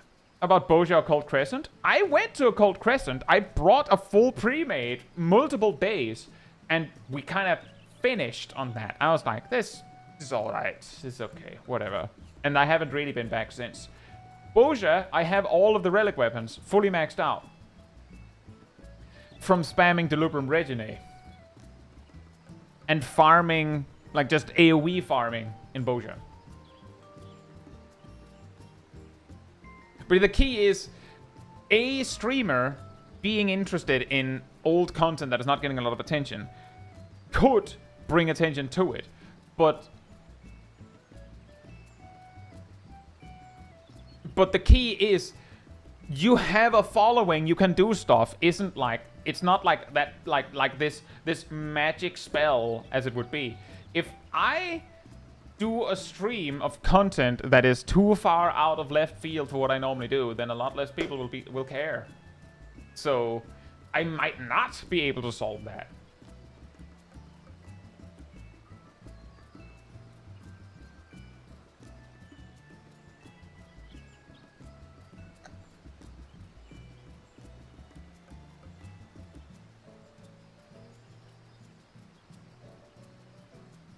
Yeah, exactly, Strat. What's Strat says, see what I dislike about that content is a glorified Fate Zerg. That's what I didn't like about Eureka, is that I found it stressful. And I also found Occult Crescent stressful. The reason why I didn't mind Bozja as much was that I could get most of the farming I needed by doing Delubrum Reginae, which is not Fate spam. And I could just farm mobs in Bozja, which is not Fate spam. And the reason why I wouldn't do a Bozja stream is because I finished. I don't have everything from there, but I don't find the concept of these solo duels very fun. So I'm not gonna do them. And I have all of the relics. Let me see if I can find them.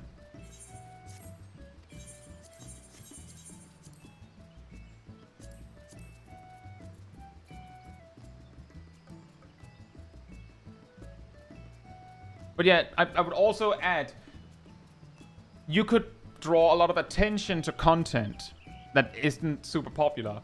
It's true, but it would also lead to a situation where you might get the kind of attention you might not want. I have mentioned this before in videos that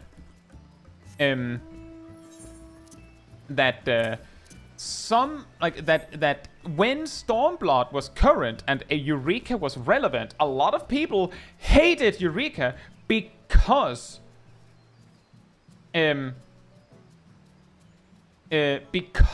was important. Like, the reason they didn't like Eureka was because it was mandatory. And when Bozja was current, there were people that didn't like Bozja because it was current. It was relevant, and they didn't like it, and they felt like they had to do it. And there has been less of that with Occult Crescent, I think, but I do believe some players have complained that they felt like they had to do it. And indeed, people hated that they were forced to do Hildebrand in Endwalker. Agafririn says, why was it mandatory? Was the relic best in slot? Agafririn, in every expansion, the final iteration of relic weapons is best in slot.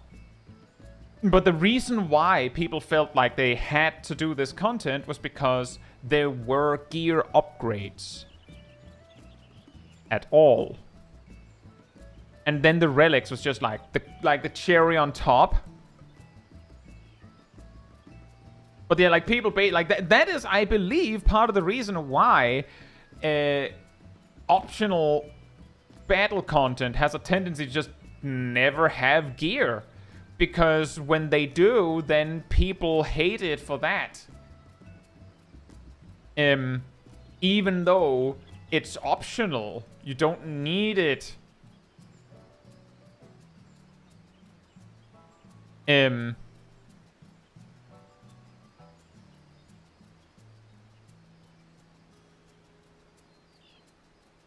some magic to people sharing their passion. Yeah, that's true. I feel like I also share my passion.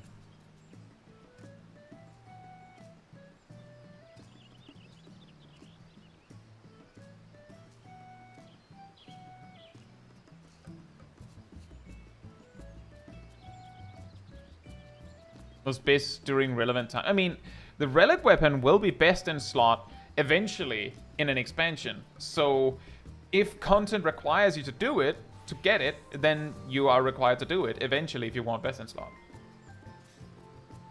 You did change mental roulette apparently. I don't know if I did. I don't feel like I'm the most popular guy making mental roulettes, but we are helping people on Chaos.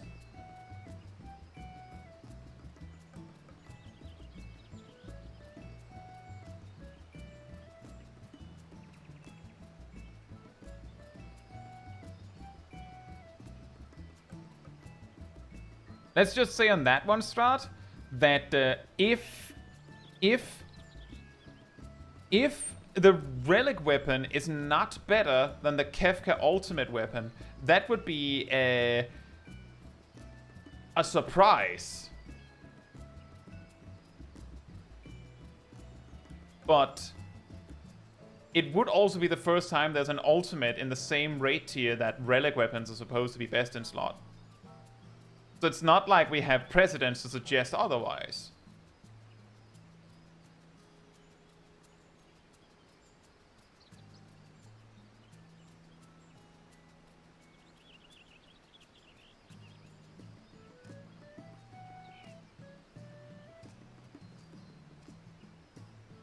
The key there, Harris, is hypothetically, let's say that the relic weapon will have both stats, will have two stats, have the equivalent stats of 2 stats fully maxed out and 2 materia slots. That's what they had in Endwalker, and I believe also Shadowbringers. With the key being that you can customize them more in Shadowbringers. If they're fully customizable, that can change some things with breakpoints and whatnot. But let's say, for instance, that I don't have a 795 weapon on me to show with. But let's say that the ultimate weapon had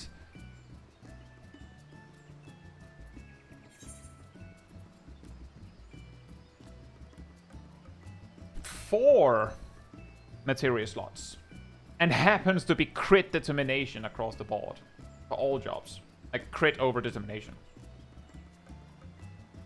Or maybe it has 5 materia slots. There is a breakpoint where, yeah, you don't get the exact perfect breakpoint, but you have so much more stats on the thing that it doesn't matter.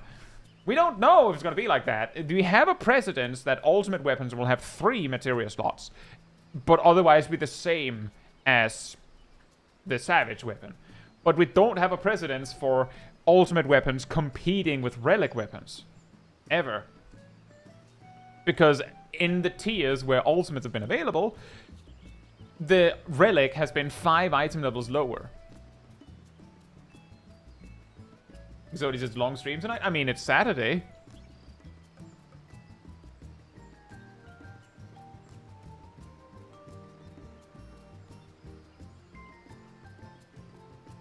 So basically, it's possible that it'll be like, oh, no, we need to make sure the ultimate weapon is the best one for the whole expansion. And they give it like an extra materia slot, or like maximum materia slot to really like, oh, shock. But it's also possible they go, shrug, whatever, relic weapons are later.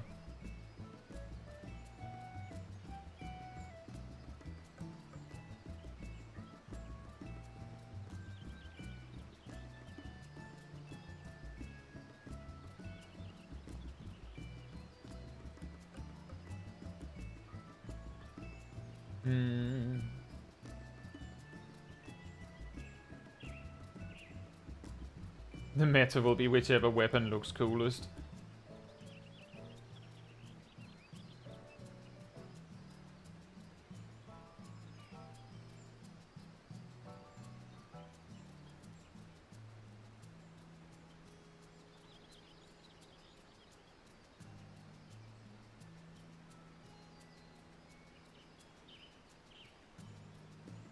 Normally these two pieces of content are for vastly different audiences, except for doing old ultimates with relic weapons for eye levels and cheese. Well, the good news there, Strat, is that the kind of audience that does not care for relic weapons at all, I would imagine, is the kind of player, but does care, the kind of player that does not care for relic weapons at all, but does care for ultimates, I could imagine would also be the kind of player that would be blasting to get Kefka Ultimate down within weeks of it releasing, at the latest.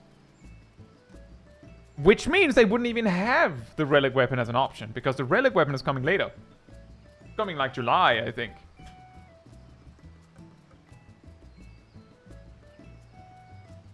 And the people that are both audiences combined are likely to be the kind of player that is like optimizing to the extreme.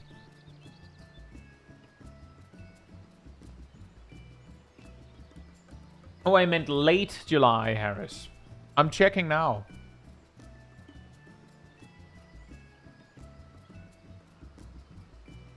Yeah, 755 is late July. That's almost 2 months.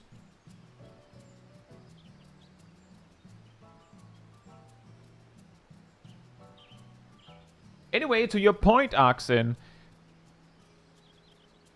I mean, who knows? Maybe I'll do a stream on content that is like getting less attention, but I do think that it is a dangerous proposition to be like, no, just like if we can get some streamer attention on this content, it's like I actually worry that like it's the equivalent of like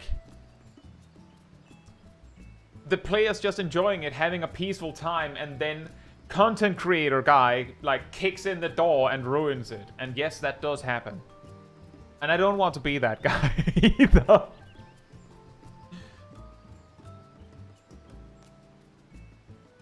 But then that is something to be like something worth mentioning, is that is something I could do for streaming. What? I didn't have that card? Oh then, fantastic. We got a card. Hey Harry.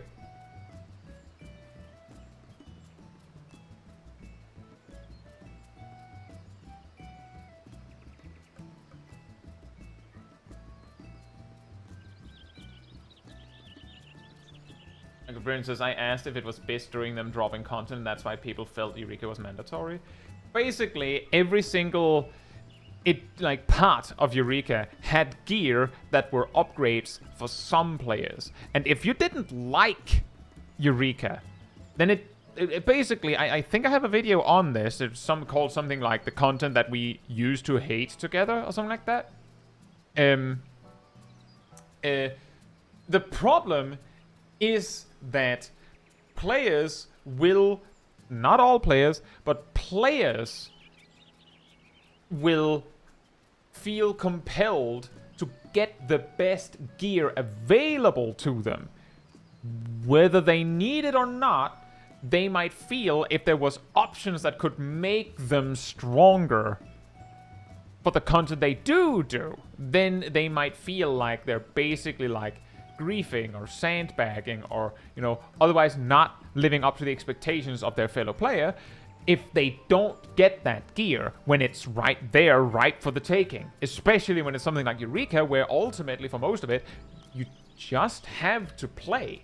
It's not, like, hard for most of it. I think Valdesian Arsenal is supposedly reasonably difficult and you have to learn it. But the rest of it is mostly farming.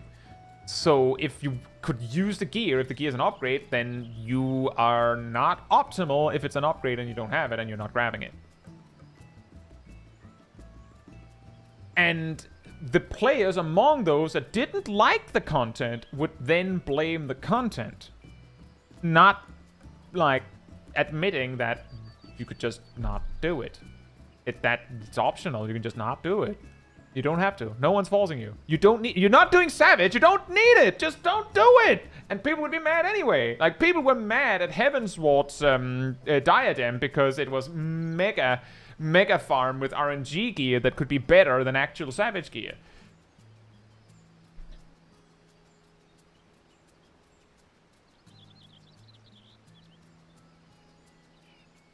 So it applies quite generally, and that's why I believe this kind of perception is the reason why Variant Dungeons and Criterion didn't get any gear. And if anyone comes in like, well, actually, the last Criterion of Endwalker got weapons, that content was considered to require Savage gear on launch, and the weapons are equal in power to Savage weapons from that tier. So to get the Savage weapon, you needed the Savage weapon. So it wasn't actually an upgrade, right? Technically, so did this one. Yeah, but I mean, the same weapons. Yeah, it's true, Bundy. Yeah, that's a good point. I'll say Ionic Blast.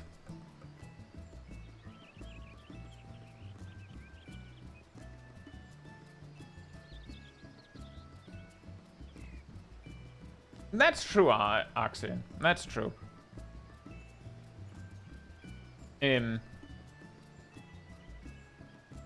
Cindy says, most of the complaints I heard about Eureka were about not liking the content in itself and had nothing to do with feeling forced to do it, but that's just my experience, maybe not representative. The problem there, Tayinde, is that someone who doesn't like the content will just not do it. But if they're forced to do it, they'll do it while complaining. The reason why I'm saying my perception is they did it and then complained is because the moment Shadowbringers rolled around, people stopped complaining about Eureka altogether. The moment Endwalker came around, people stopped complaining about Bozja altogether. You're not gonna say that the reason why you hate this content is because you feel forced to do it, because you know that if you say that, I will just say, you don't have to. There's a door. The door is literally there, we just can't see it. Like, just leave. You don't have to be here. Like, it's optional. So that's not what they're gonna say. They know that they're being ridiculous. Or maybe they don't. But if they don't, they probably don't realize that they're basically being FOMO'd. That they're like, oh no, I need this gear. No, you don't.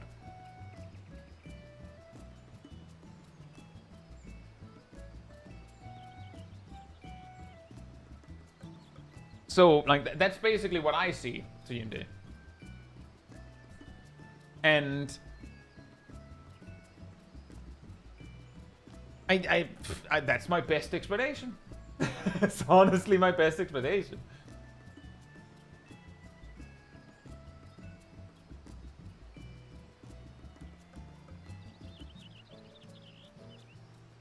Could also be that there are parts of Eureka they like, which is why they do it, but we tend to talk about the negative. Also true.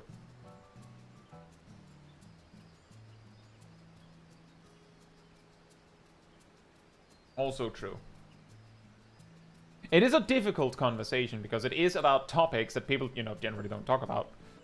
There's also an additional caveat to it, and that's actually the whole crux of that video that I will grab the link for, is that observe that Stormblood had a field operation that a lot of feedback was we don't like it. That's also feedback that we liked it. Shadowbringers comes out, new field operation, where they have removed some of the things that people said they didn't like. And then people complained that that content was removed. Obviously, the people complaining that it was removed liked it in the first place and didn't complain in Stormblood. Then Endwalker comes around, and I would argue that more people than people doing Bozja, potentially, or liking Bozja, complained that Endwalker didn't have a field operation. And then Dawntrail comes with a field operation where they have again tried to like take away the things people didn't like, which made it worse for a lot of people, because the things that the people that actually liked the content liked were taken away to make it appealing to people that don't care.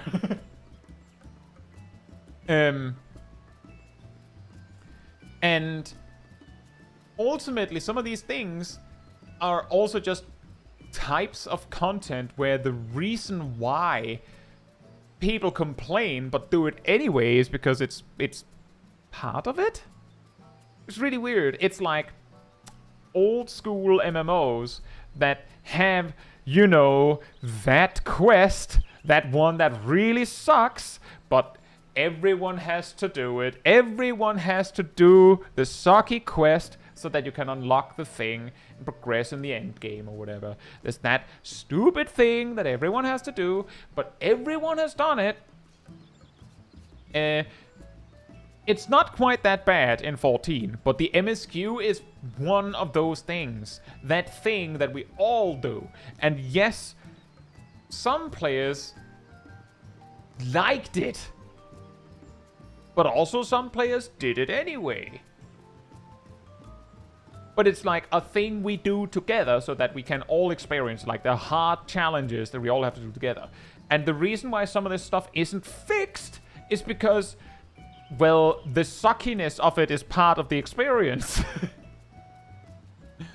So if they made it not suck, then they have made it suck by virtue of making it not suck. Now it's pointless. Now it just has nothing. You just took the teeth out of it. What's the point now? And I would argue that's like field operations with relevant gear can be one of these things. Some people straight up like it. Perfect. Some people don't. They'll do it anyway. They'll complain all the way to the end of it. Because they actually don't want to do it. But if you take it away, they'll be like, no, I'll do it. Like, if they act, like, I have a feeling, if they had released Eureka and these people started, like, you know, complaining, like shouting up a storm about Eureka and be like, argh, and the devs were like, I mean, we can just take out the gear, so you don't have to do it. I'm pretty sure these players would be like, no. Put it back. I'm taking it.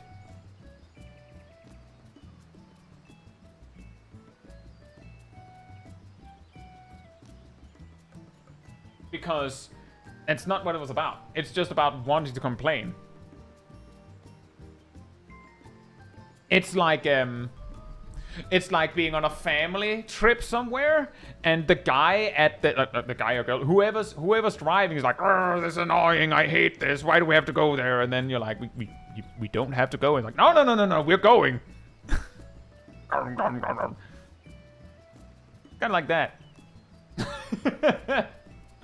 Anyway, it sure is late, and I think I've spent almost an hour not even queuing. So I do think this is probably a good time to wrap things up. So, if you would like to be part of the Discord community server, there's a link right there in the chat. There you'll find the weekly schedule where you can see what else is coming up in the coming days. I usually update it Sunday or Monday. You'll also find the announcement room with links to videos and streams and I put them out. And you'll also find the if you grab the reminder roll in the role assignment room, you get a notification whenever I post those things. As well as an extra run around 15 minutes before stream starts. You can catch it right when we go live. And if you'd like to support the channel more directly, you can like over on the YouTube side of things. You can follow, you can subscribe, you can become a member, you can super chat, you can cheer. And if you don't like any of that, there's also the Ko-Fi link out. I'll post it right there in the chat. And all support me and the channel directly so I can focus on doing stuff like this with all of you without having to worry about algorithms and whatnot. So thank you so much for support. But that'll be it from me. Should we see if we can find someone to raid over on the YouTube side? Over on the YouTube side.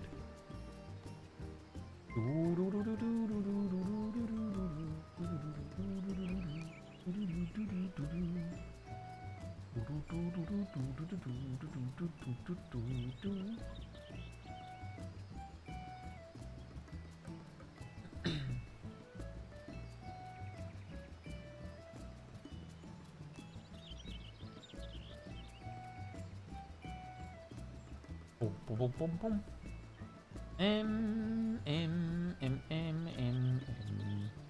I'm looking. We need to find something awesome.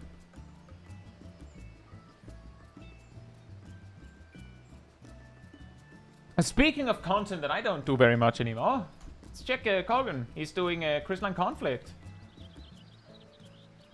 Ranked. But that'll be it from me tonight. Good night, good morning, afternoon, or evening, depending where in the world. And I'll see you all very soon. Bye-bye.